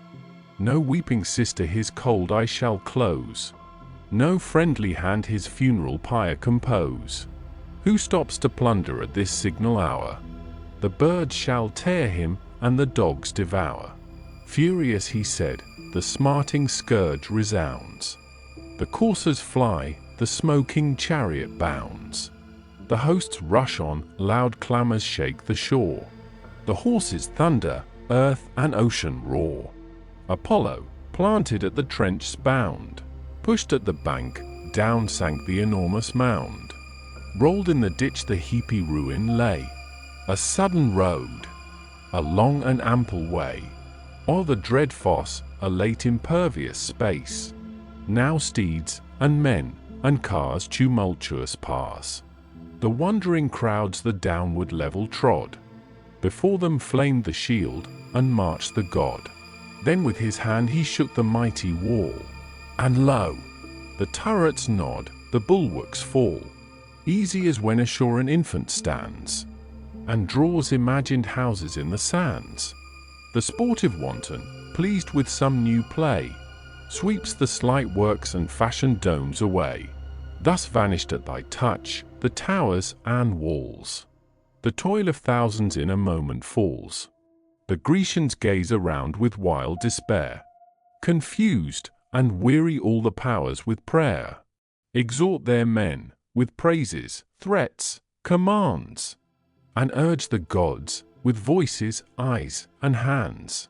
Experienced Nestor chief obtests the skies, and weeps his country with a father's eyes. O Jove, if ever, on his native shore, one Greek enriched thy shrine with offered gore, if e'er, in hope our country to behold, we paid the fattest firstlings of the fold, if e'er thou signest our wishes with thy nod, perform the promise of a gracious God, this day preserve our navies from the flame, and save the relics of the Grecian name. Thus prayed the sage, the Eternal gave consent, and peals of thunder shook the firmament. Presumptuous Troy mistook the accepting sign, and catched new fury at the voice divine, as, when black tempests mix the seas and skies, the roaring deeps in watery mountains rise. Above the sides of some tall ship ascend, its womb they deluge, and its ribs they rend, thus loudly roaring, and o'erpowering all, mount the thick Trojans up the Grecian wall. Legions on legions from each side arise. Thick sound the keels, the storm of arrows flies. Fierce on the ships above, the cars below. These wield the mace, and those the javelin throw. While thus the thunder of the battle raged, and laboring armies round the works engaged, still in the tent Patroclus sat to tend the good Eurypylus, his wounded friend. He sprinkles healing balms to anguish kind, and adds discourse, the medicine of the mind. But when he saw, ascending up the fleet, victorious Troy, then, starting from his seat, with bitter groans his sorrows he expressed. He wrings his hands, he beats his manly breast.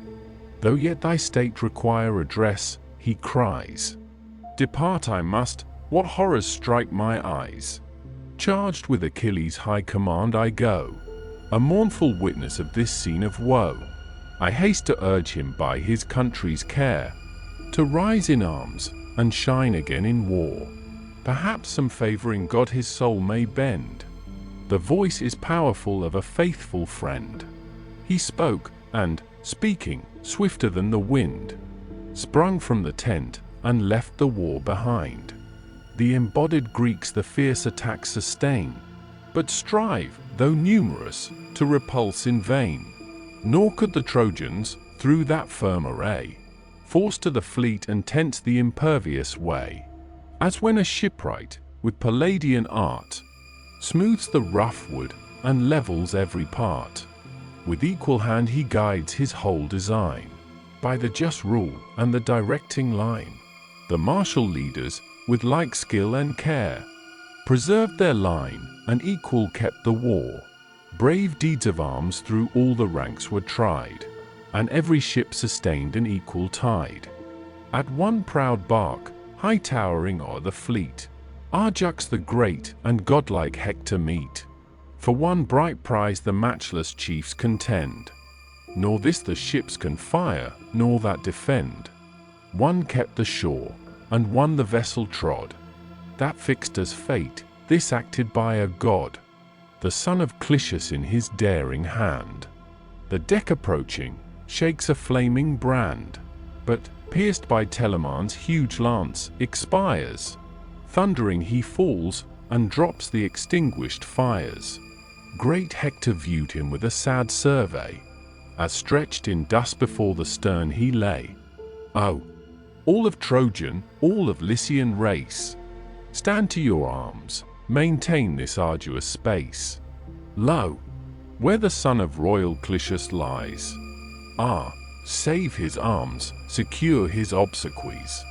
This said, his eager javelin sought the foe, but Ajax shunned the meditated blow. Not vainly yet the forceful lance was thrown. It stretched in dust unhappy Lycophron, an exile long, sustained at Arjux' board, a faithful servant to a foreign lord, in peace and war, forever at his side. Near his loved master, as he lived, he died. From the high poop he tumbles on the sand, and lies a lifeless load along the land. With anguish Arjux views the piercing sight, and thus inflames his brother to the fight. Teucer, behold, extended on the shore, our friend, our loved companion, now no more, dear as a parent, with a parent's care. To fight our wars he left his native air. This death deplored, to Hector's rage we owe. Revenge, revenge it on the cruel foe. Where are those darts on which the fates attend? And where the bow which Phoebus taught to bend? Impatient Teucer, hastening to his aid, before the chief his ample bow displayed, the well-stored quiver on his shoulders hung. Then hissed his arrow, and the bowstring sung. Clytus, Pisanor's son, renowned in fame, to thee, Polydamas, an honored name, drove through the thickest of the embattled plains, the startling steeds, and shook his eager reins. As all on glory ran his ardent mind, the pointed death arrests him from behind. Through his fair neck the thrilling arrow flies. In youth's first bloom reluctantly he dies. Hurled from the lofty seat, at distance far, the headlong coursers spurn his empty car, till sad Polydamas the steeds restrained, and gave, Astinus, to thy careful hand. Then, fired to vengeance, rushed amidst the foe. Rage edged his sword, and strengthened every blow. Once more bold Teucer, in his country's cause, at Hector's breast a chosen arrow draws. And had the weapon found the destined way, thy fall, great Trojan, had renowned that day. But Hector was not doomed to perish then, the all-wise disposer of the fates of men. Imperial Jove his present death withstands, nor was such glory due to Teucer's hands. At its full stretch as the tough string he drew, struck by an arm unseen, it burst in two. Down dropped the bow, the shaft with brazen head fell innocent, and on the dust lay dead.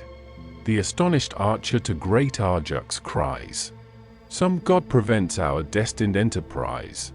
Some god, propitious to the Trojan foe, has, from my arm unfailing, struck the bow, and broke the nerve my hands had twined with art, strong to impel the flight of many a dart. Since heaven commands it, Arjux made reply, dismiss the bow, and lay thy arrows by. Thy arms no less suffice the lance to wield, and quit the quiver for the ponderous shield. In the first ranks indulge thy thirst of fame, thy brave example shall the rest inflame. Fierce as they are, by long successes vain, to force our fleet, or even a ship to gain, asks toil, and sweat, and blood, their utmost might shall find its match, no more, 'tis ours to fight. Then Teucer laid his faithless bow aside, the fourfold buckler o'er his shoulder tied. On his brave head a crested helm he placed, with nodding horsehair formidably graced.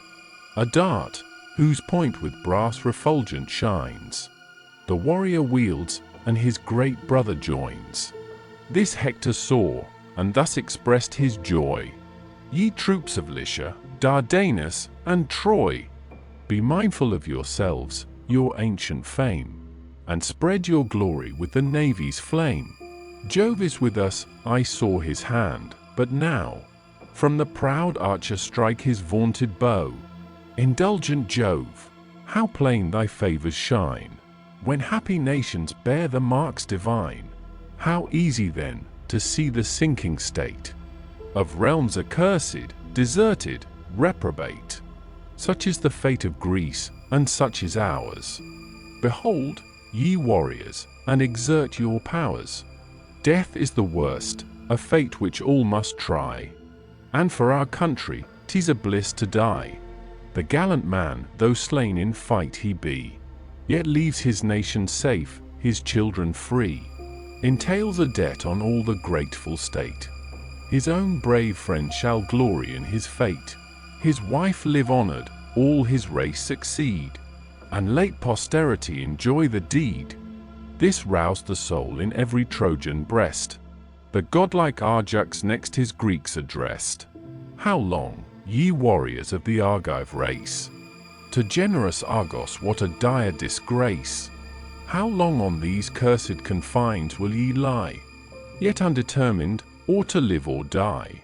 What hopes remain, what methods to retire?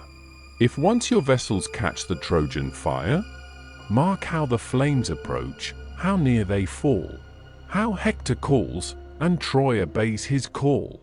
Not to the dance that dreadful voice invites, it calls to death, and all the rage of fights. 'Tis now no time for wisdom or debates.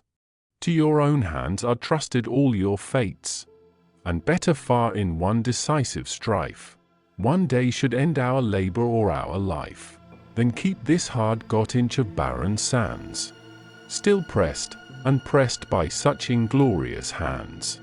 The listening Grecians feel their leaders' flame, and every kindling bosom pants for fame. Then mutual slaughters spread on either side. By Hector here the Phocian Schedius died.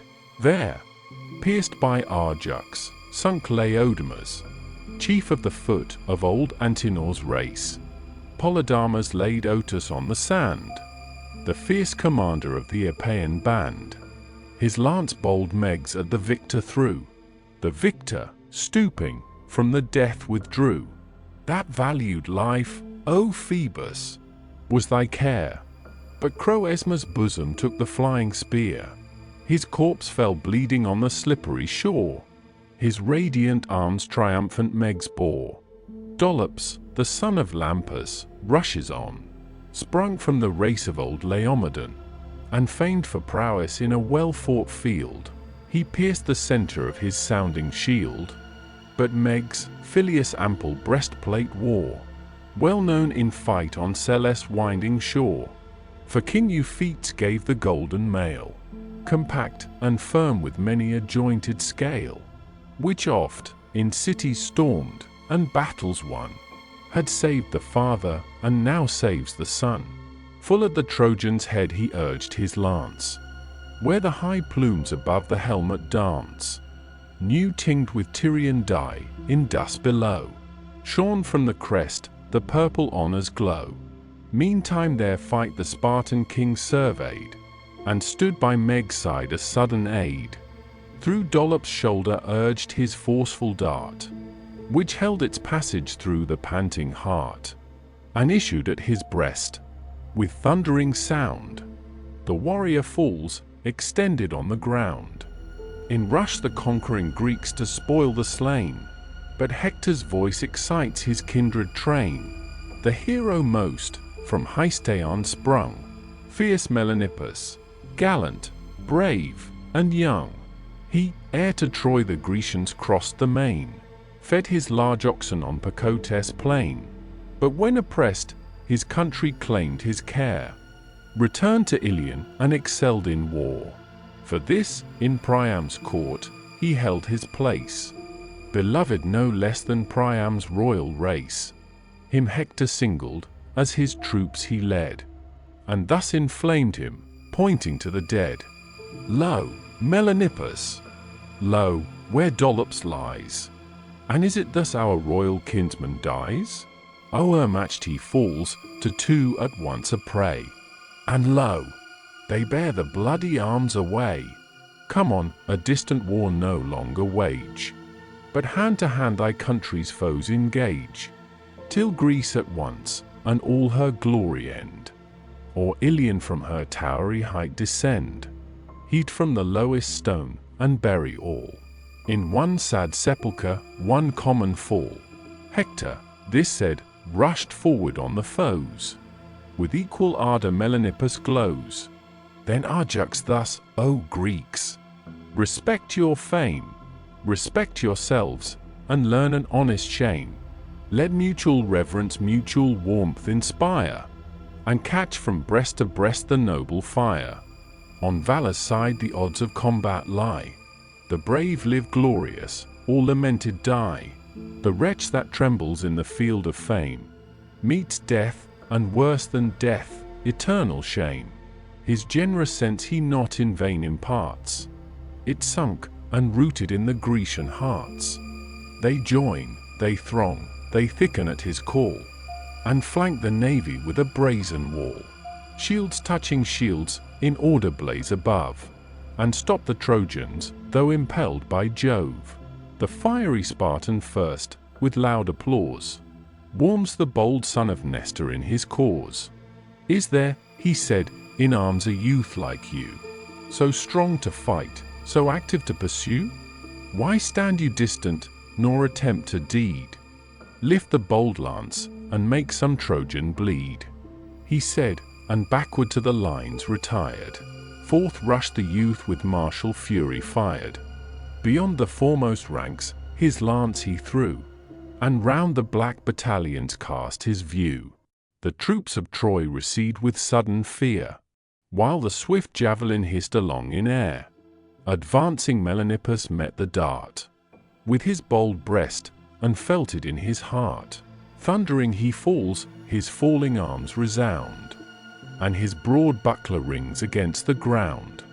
The victor leaps upon his prostrate prize. Thus on a roe the well-breathed beagle flies, and rends his side, fresh bleeding with the dart. The distant hunter sent into his heart. Observing Hector to the rescue flew. Bold as he was, Antilochus withdrew. So when a savage, ranging o'er the plain, has torn the shepherd's dog, or shepherd's swain, while conscious of the deed, he glares around, and hears the gathering multitude resound. Timely he flies the yet untasted food, and gains the friendly shelter of the wood. So fears the youth, all Troy with shouts pursue, while stones and darts in mingled tempest flew. But entered in the Grecian ranks, he turns his manly breast, and with new fury burns. Now on the fleet the tides of Trojans drove, fierce to fulfill the stern decrees of Jove, the sire of gods, confirming Thetis' prayer. The Grecian ardor quenched in deep despair, but lifts to glory Troy's prevailing bands, swells all their hearts, and strengthens all their hands. On Ida's top he waits with longing eyes, to view the navy blazing to the skies. Then, nor till then, the scale of war shall turn. The Trojans fly, and conquered Iliad burn. These fates revolved in his almighty mind. He raises Hector to the work designed, bids him with more than mortal fury glow, and drives him, like a lightning, on the foe. So Mars, when human crimes for vengeance call, shakes his huge javelin, and whole armies fall. Not with more rage a conflagration rolls, wraps the vast mountains, and involves the poles. He foams with wrath beneath his gloomy brow. Like fiery meteors his red eyeballs glow. The radiant helmet on his temple burns, waves when he nods, and lightens as he turns. For Jove his splendor round the chief had thrown, and cast the blaze of both the hosts on one. Unhappy glories, for his fate was near, due to stern Pallas and Pelides' spear. Yet Jove deferred the death he was to pay, and gave what fate allowed, the honors of a day. Now all on fire for fame, his breast, his eyes, burn at each foe, and single every prize. Still at the closest ranks, the thickest fight, he points his ardor, and exerts his might. The Grecian phalanx, moveless as a tower, on all sides battered, yet resists his power. So some tall rock o'erhangs the hoary main, 241. By winds assailed, by billows beat in vain. Unmoved it hears, above, the tempest blow, and sees the watery mountains break below. Girt in surrounding flames, he seems to fall, like fire from Jove, and bursts upon them all. bursts as a wave that from the cloud impends, and, swelled with tempests, on the ship descends. White are the decks with foam, the winds are loud, howl o'er the masts, and sing through every shroud. Pale, trembling, tired, the sailors freeze with fears, and instant death on every wave appears. So pale the Greeks the eyes of Hector meet. The chief so thunders, and so shakes the fleet, as when a lion, rushing from his den, amidst the plain of some wide-watered fen, where numerous oxen, as at ease they feed, at large expatiate o'er the ranker mead, leaps on the herds before the herdsman's eyes. The trembling herdsman far to distance flies. Some lordly bull, the rest dispersed and fled, he singles out, arrests, and lays him dead. Thus from the rage of Jove like Hector flew all Greece in heaps, but one he seized, and slew. Mycenaean Periphas, a mighty name, in wisdom great, in arms well known to fame, the minister of stern Eurystheus' ire.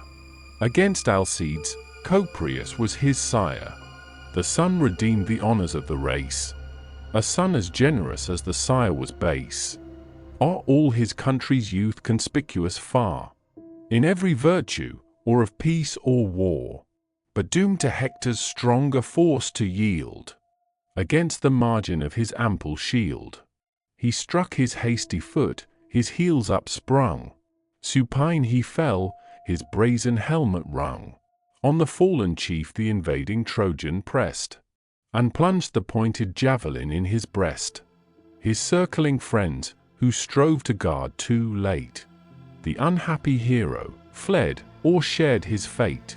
Chased from the foremost line, the Grecian train, now man the next, receding toward the main. Wedged in one body at the tents they stand, walled round with sterns, a gloomy, desperate band. Now manly shame forbids the inglorious flight, now for itself confines them to the fight. Man courage breathes in man, but Nestor most, the sage preserver of the Grecian host, exhorts, adjures, to guard these utmost shores, and by their parents, by themselves implores. O friends, be men, your generous breasts inflame, with mutual honor, and with mutual shame. Think of your hopes, your fortunes, all the care, your wives, your infants, and your parents' share. Think of each living father's reverend head. Think of each ancestor with glory dead. Absent, by me they speak, by me they sue. They ask their safety, and their fame, from you. The gods their fates on this one action lay, and all are lost, if you desert the day. He spoke, and round him breathed heroic fires. Minerva seconds what the sage inspires. The mist of darkness Jove around them threw. She cleared, restoring all the war to view. A sudden ray shot beaming o'er the plain, and showed the shores, the navy, and the main. Hector they saw, and all who fly, or fight, the scene wide opening to the blaze of light. First of the field great Ajax strikes their eyes, his port majestic, and his ample size. A ponderous mace with studs of iron crowned, full 20 cubits long, he swings around, nor fights, like others, fixed to certain stands, but looks a moving tower above the bands. High on the decks with vast gigantic stride, the godlike hero stalks from side to side. So when a horseman from the watery mead, skilled in the manage of the bounding steed, drives for fair coursers, practised to obey, to some great city through the public way, safe in his art, as side by side they run, he shifts his seat, and vaults from one to one, and now to this, and now to that he flies. Admiring numbers follow with their eyes. From ship to ship thus Ajax swiftly flew, no less the wonder of the warring crew. As furious, Hector thundered threats aloud, and rushed enraged before the Trojan crowd. Then swift invades the ships, whose beaky progress lay ranked contiguous on the bending shores. So the strong eagle from his airy height, who marks the swan's or crane's embodied flight, stoops down impetuous while they light for food, and, stooping, darkens with his wings the flood. Jove leads him on with his almighty hand, and breathes fierce spirits in his following band. The warring nations meet, the battle roars. Thick beats the combat on the sounding progress. Thou wouldst have thought, so furious was their fire, no force could tame them, and no toil could tire. As if new vigor from new fights they won, and the long battle was but then begun. Greece, yet unconquered, kept alive the war, secure of death, confiding in despair. Troy in proud hopes already viewed the main, bright with the blaze, and red with heroes slain. Like strength is felt from hope, and from despair, and each contends, as his were all the war.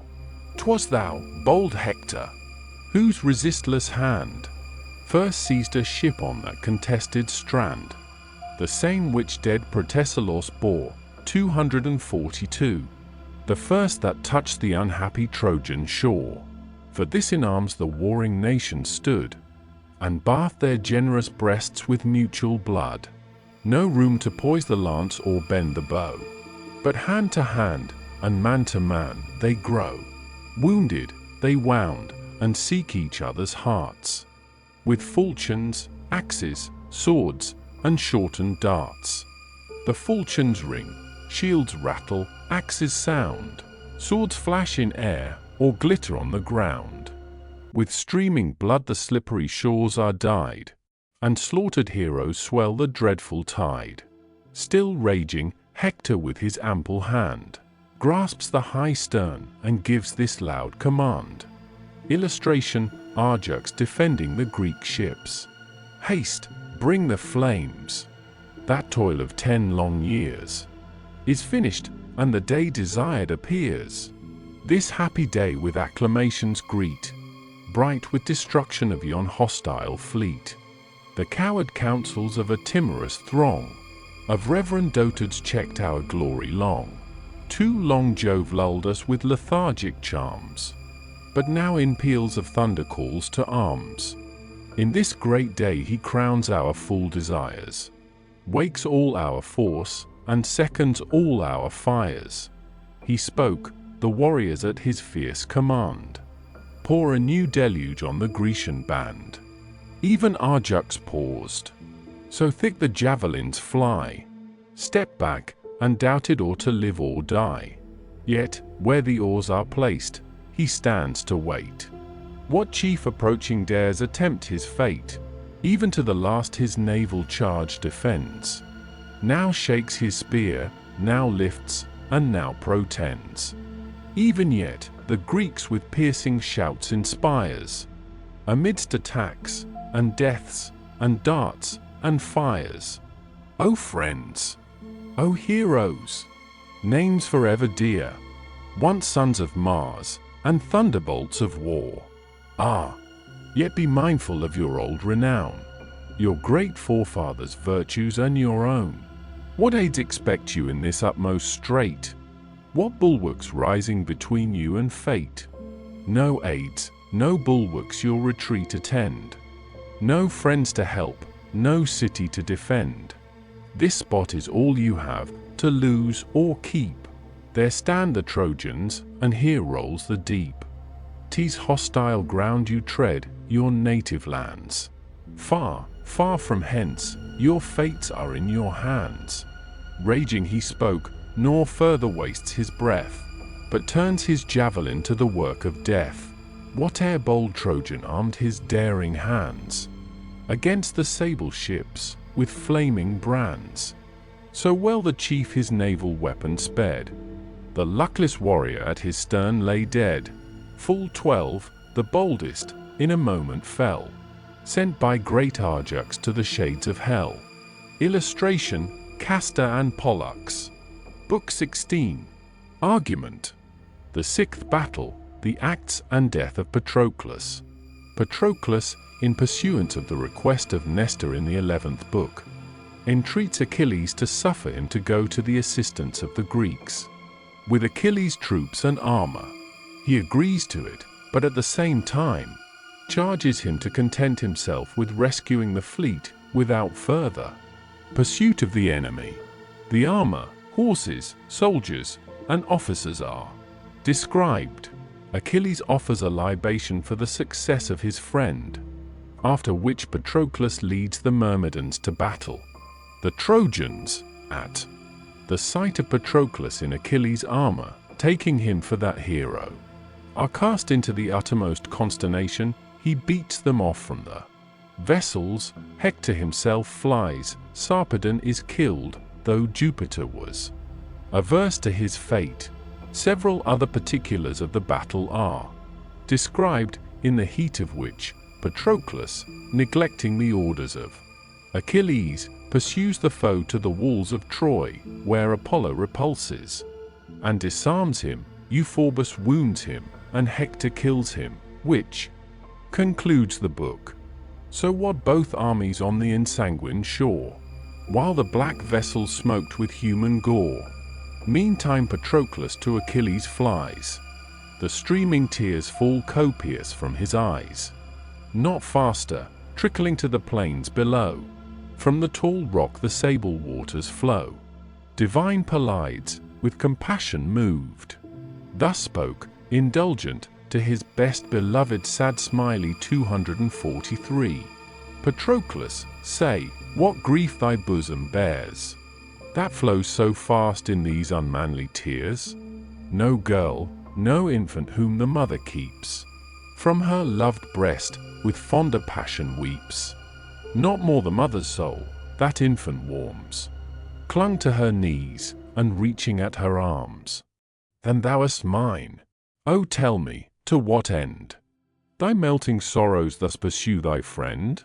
Grievest thou for me, or for my martial band? Or come sad tidings from our native land? Our fathers live, our first, most tender care. Thy good Menoetius breathes the vital air, and hoary Peleus yet extends his days, pleased in their age to hear their children's praise. Or may some meaner cause thy pity claim? Perhaps yon relics of the Grecian name, doomed in their ships to sink by fire and sword, and pay the forfeit of their haughty lord? Whate'er the cause, reveal thy secret care, and speak those sorrows which a friend would share. A sigh that instant from his bosom broke. Another followed, and Patroclus spoke. Let Greece at length with pity touch thy breast. Thyself a Greek, and, once, of Greeks the best. Lo! Every chief that might her fate prevent lies pierced with wounds, and bleeding in his tent.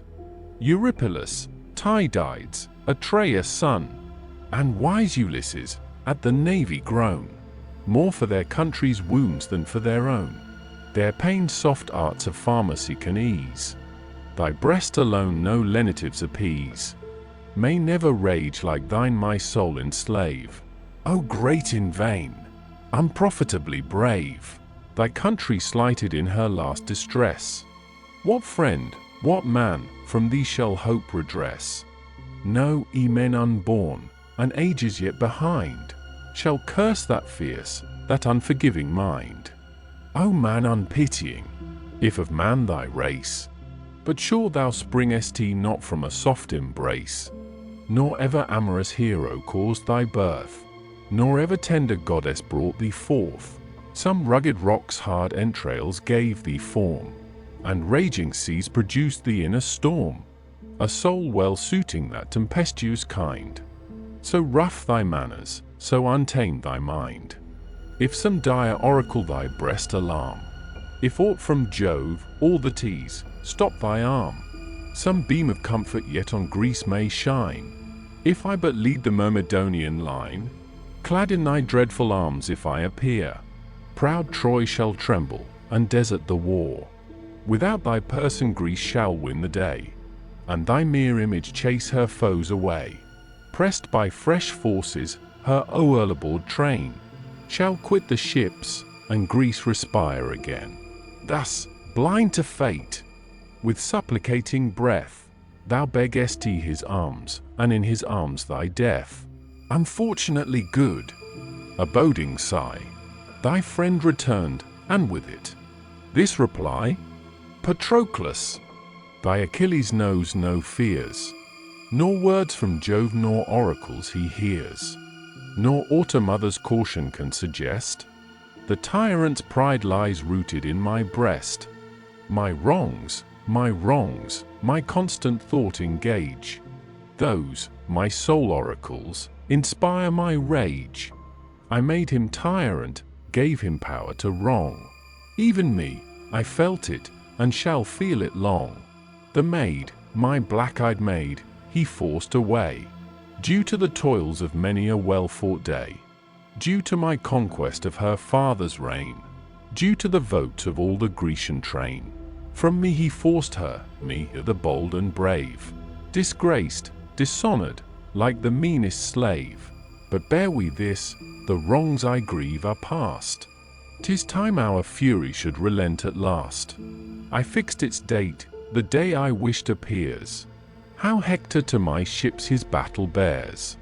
The flames my eyes, the shouts invade my ears. Go then, Patroclus, court fair honor's charms, in Troy's famed fields, and in Achilles' arms. Lead forth my martial myrmidons to fight. Go save the fleets, and conquer in my right. See the thin relics of their baffled band. At the last edge of yon deserted land, behold all Iliad on their ships descends. How the cloud blackens, how the storm impends. It was not thus, when, at my sight amazed, Troy saw and trembled, as this helmet blazed. Had not the injurious king our friendship lost, yon ample trench had buried half her host. No camps, no bulwarks now the Trojans fear. Those are not dreadful, no Achilles there. No longer flames the lance of Tydeus' son. No more your general calls his heroes on. Hector, alone, I hear his dreadful breath, commands your slaughter or proclaims your death. Yet now, Patroclus, issue to the plain. Now save the ships, the rising fires restrain, and give the Greeks to visit Greece again. But heed my words, and mark a friend's command, who trusts his fame and honors in thy hand, and from thy deeds expects the Achaean host, shall render back the beauteous maid he lost. Rage uncontrolled through all the hostile crew. But touch not Hector, Hector is my due. Though Jove in thunder should command the war, be just, consult my glory, and forbear. The fleet once saved, desist from further chase, nor lead to Iliad's walls the Grecian race. Some adverse god thy rashness may destroy, some god, like Phoebus, ever kind to Troy. Let Greece, redeemed from this destructive strait, do her own work, and leave the rest to fate. Oh, would to all the immortal powers above, Apollo, Pallas, and almighty Jove, that not one Trojan might be left alive, and not a Greek of all the race survive. Might only we the vast destruction shun, and only we destroy the accursed town. Such conference held the chiefs, while on the strand. Great Jove with conquest crowned the Trojan band. Ajax no more the sounding storm sustained, so thick the darts and iron tempest rained. On his tired arm the weighty buckler hung, his hollow helm with falling javelins rung. His breath, in quick short pantings, comes and goes, and painful sweat from all his members flows. Spent and o'erpowered, he barely breathes at most, yet scarce an army stirs him from his post. Dangers on dangers all around him glow, and toil to toil, and woe succeeds to woe. Say, muses, throned above the starry frame, how first the navy blazed with Trojan flame. Stern Hector waved his sword, and standing near, where furious Ajax plied his ashen spear, full on the lance a stroke so justly sped, that the broad falchion lopped its brazen head. His pointless spear the warrior shakes in vain. The brazen head falls sounding on the plain. Great Ajax saw, and owned the hand divine. Confessing Jove, and trembling at the sign, warned he retreats. Then swift from all sides pour the hissing brands, thick streams the fiery shower. O'er the high stern the curling volumes rise, and sheets of rolling smoke involve the skies. Divine Achilles viewed the rising flames, and smote his thigh, and thus aloud exclaims, "Arm, arm, Patroclus! Lo, the blaze aspires! The glowing ocean reddens with the fires. Arm, ere our vessels catch the spreading flame. Arm, ere the Grecians be no more a name. I haste to bring the troops." The hero said. The friend with ardor and with joy obeyed. He cased his limbs in brass, and first around his manly legs with silver buckles bound. The clasping greaves then to his breast applies. The flaming cuirass of 1,000 dyes. Emblazed with studs of gold his falchion shone. In the rich belt, as in a starry zone, Achilles' shield his ample shoulders spread. Achilles' helmet nodded o'er his head. Adorned in all his terrible array, he flashed around in tolerable day. Alone untouched, Pelides' javelin stands, not to be poised but by Pelides' hands. From Pelion's shady brow the plant entire, old Chiron rent, and shaped it for his sire, whose son's great arm alone the weapon wields. The death of heroes, and the dread of fields. Illustration, buckles. The brave Automedon, an honored name, the second to his lord in love and fame. In peace his friend, and partner of the war. The winged coursers harnessed to the car. Xanthus and Balius, of immortal breed, sprung from the wind, and like the wind in speed. Whom the winged harpy, swift Podarge, bore. By Zephyr pregnant on the breezy shore. Swift Pedasus was added to their side. Once great Aeacians, now Achilles' pride. Who, like in strength, in swiftness, and in grace, a mortal courser matched the immortal race. Achilles speeds from tent to tent, and warms his hardy Myrmidons to blood and arms. All breathing death, around the chief they stand. A grim, terrific, formidable band. Grim as voracious wolves, that seek the springs, 244. When scalding thirst their burning bowels wrings. When some tall stag, fresh slaughtered in the wood, has drenched their wide insatiate throats with blood. To the black fount they rush, a hideous throng, with paunch distended, and with lolling tongue. Fire fills their eye, their black jaws belch the gore, and gorged with slaughter still they thirst for more. Like furious, rushed the Myrmidonian crew, such their dread strength, and such their deathful view. High in the midst the great Achilles stands, directs their order, and the war commands. He, loved of Jove, had launched for Ilian shores, full 50 vessels, manned with 50 oars. 5 chosen leaders the fierce bands obey, himself supreme in valor, as in sway. First marched Menestheus, of celestial birth, derived from thee, whose waters wash the earth.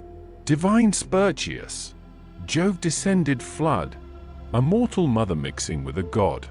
Such was Menestheus, but miscalled by fame, the son of Borus, that espoused the dame. Eudorus next, whom Polymele the gay, famed in the graceful dance, produced today.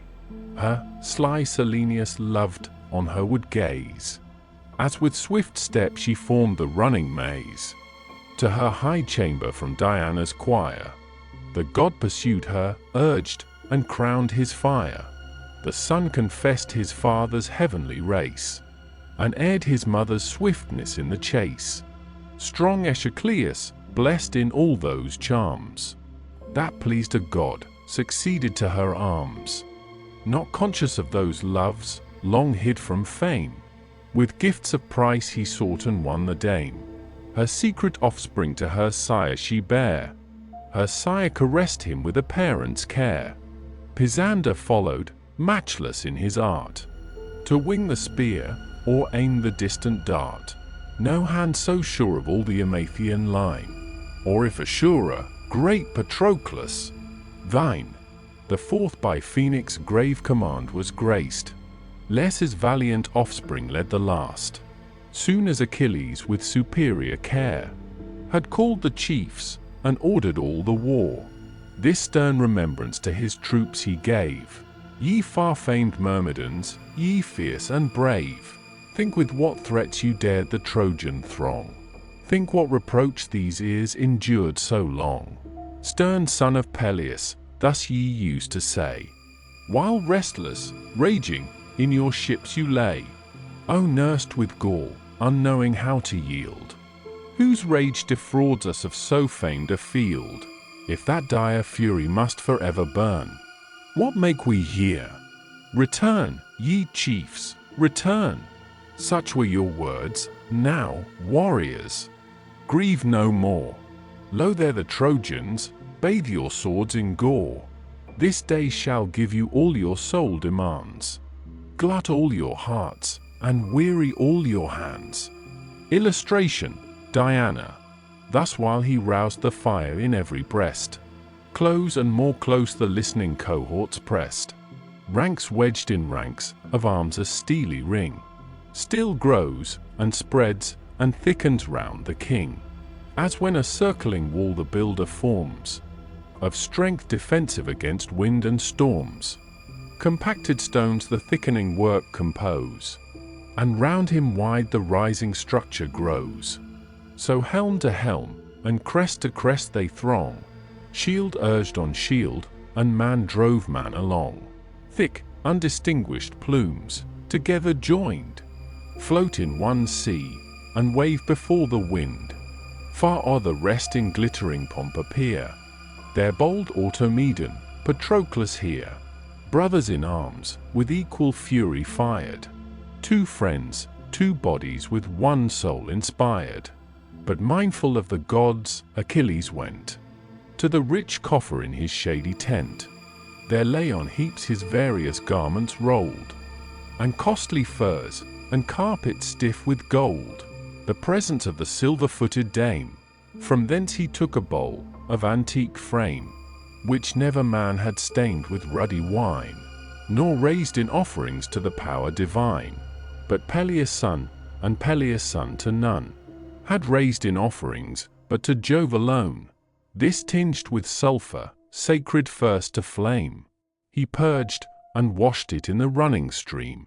Then cleansed his hands, and fixing for a space his eyes on heaven, his feet upon the place of sacrifice, the purple draught he poured forth in the midst, and thus the god implored.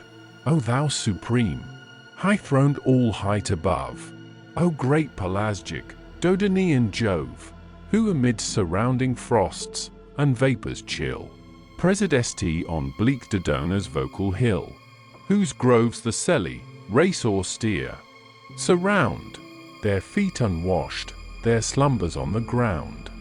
Who hear, from rustling oaks, thy dark decrees, and catch the fates, low whispered in the breeze winking smiley. Here, as of old, thou gavest tea, at Thetis' prayer, glory to me, and to the Greeks' despair. Lo, to the dangers of the fighting field, the best, the dearest of my friends, I yield, though still determined, to my ships confined. Patroclus gone, I stay but half behind. Oh, be his guard thy providential care, confirm his heart, and string his arm to war. Pressed by his single force let Hector see his fame in arms, not owing all to me.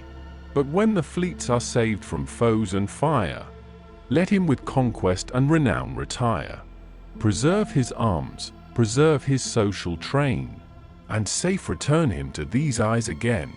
Great Jove consents to half the chief's request, but heaven's eternal doom denies the rest. To free the fleet was granted to his prayer, His safe return, the winds dispersed in air. Back to his tent the stern Achilles flies, and waits the combat with impatient eyes. Meanwhile the troops beneath Patroclus' care invade the Trojans and commence the war. As wasps, provoked by children in their play, pour from their mansions by the broad highway. In swarms the guiltless traveller engage, whet all their stings, and call forth all their rage. All rise in arms, and, with a general cry, assert their waxen domes and buzzing progeny. Thus from the tents the fervent legion swarms, so loud their clamours, and so keen their arms. Their rising rage Patroclus' breath in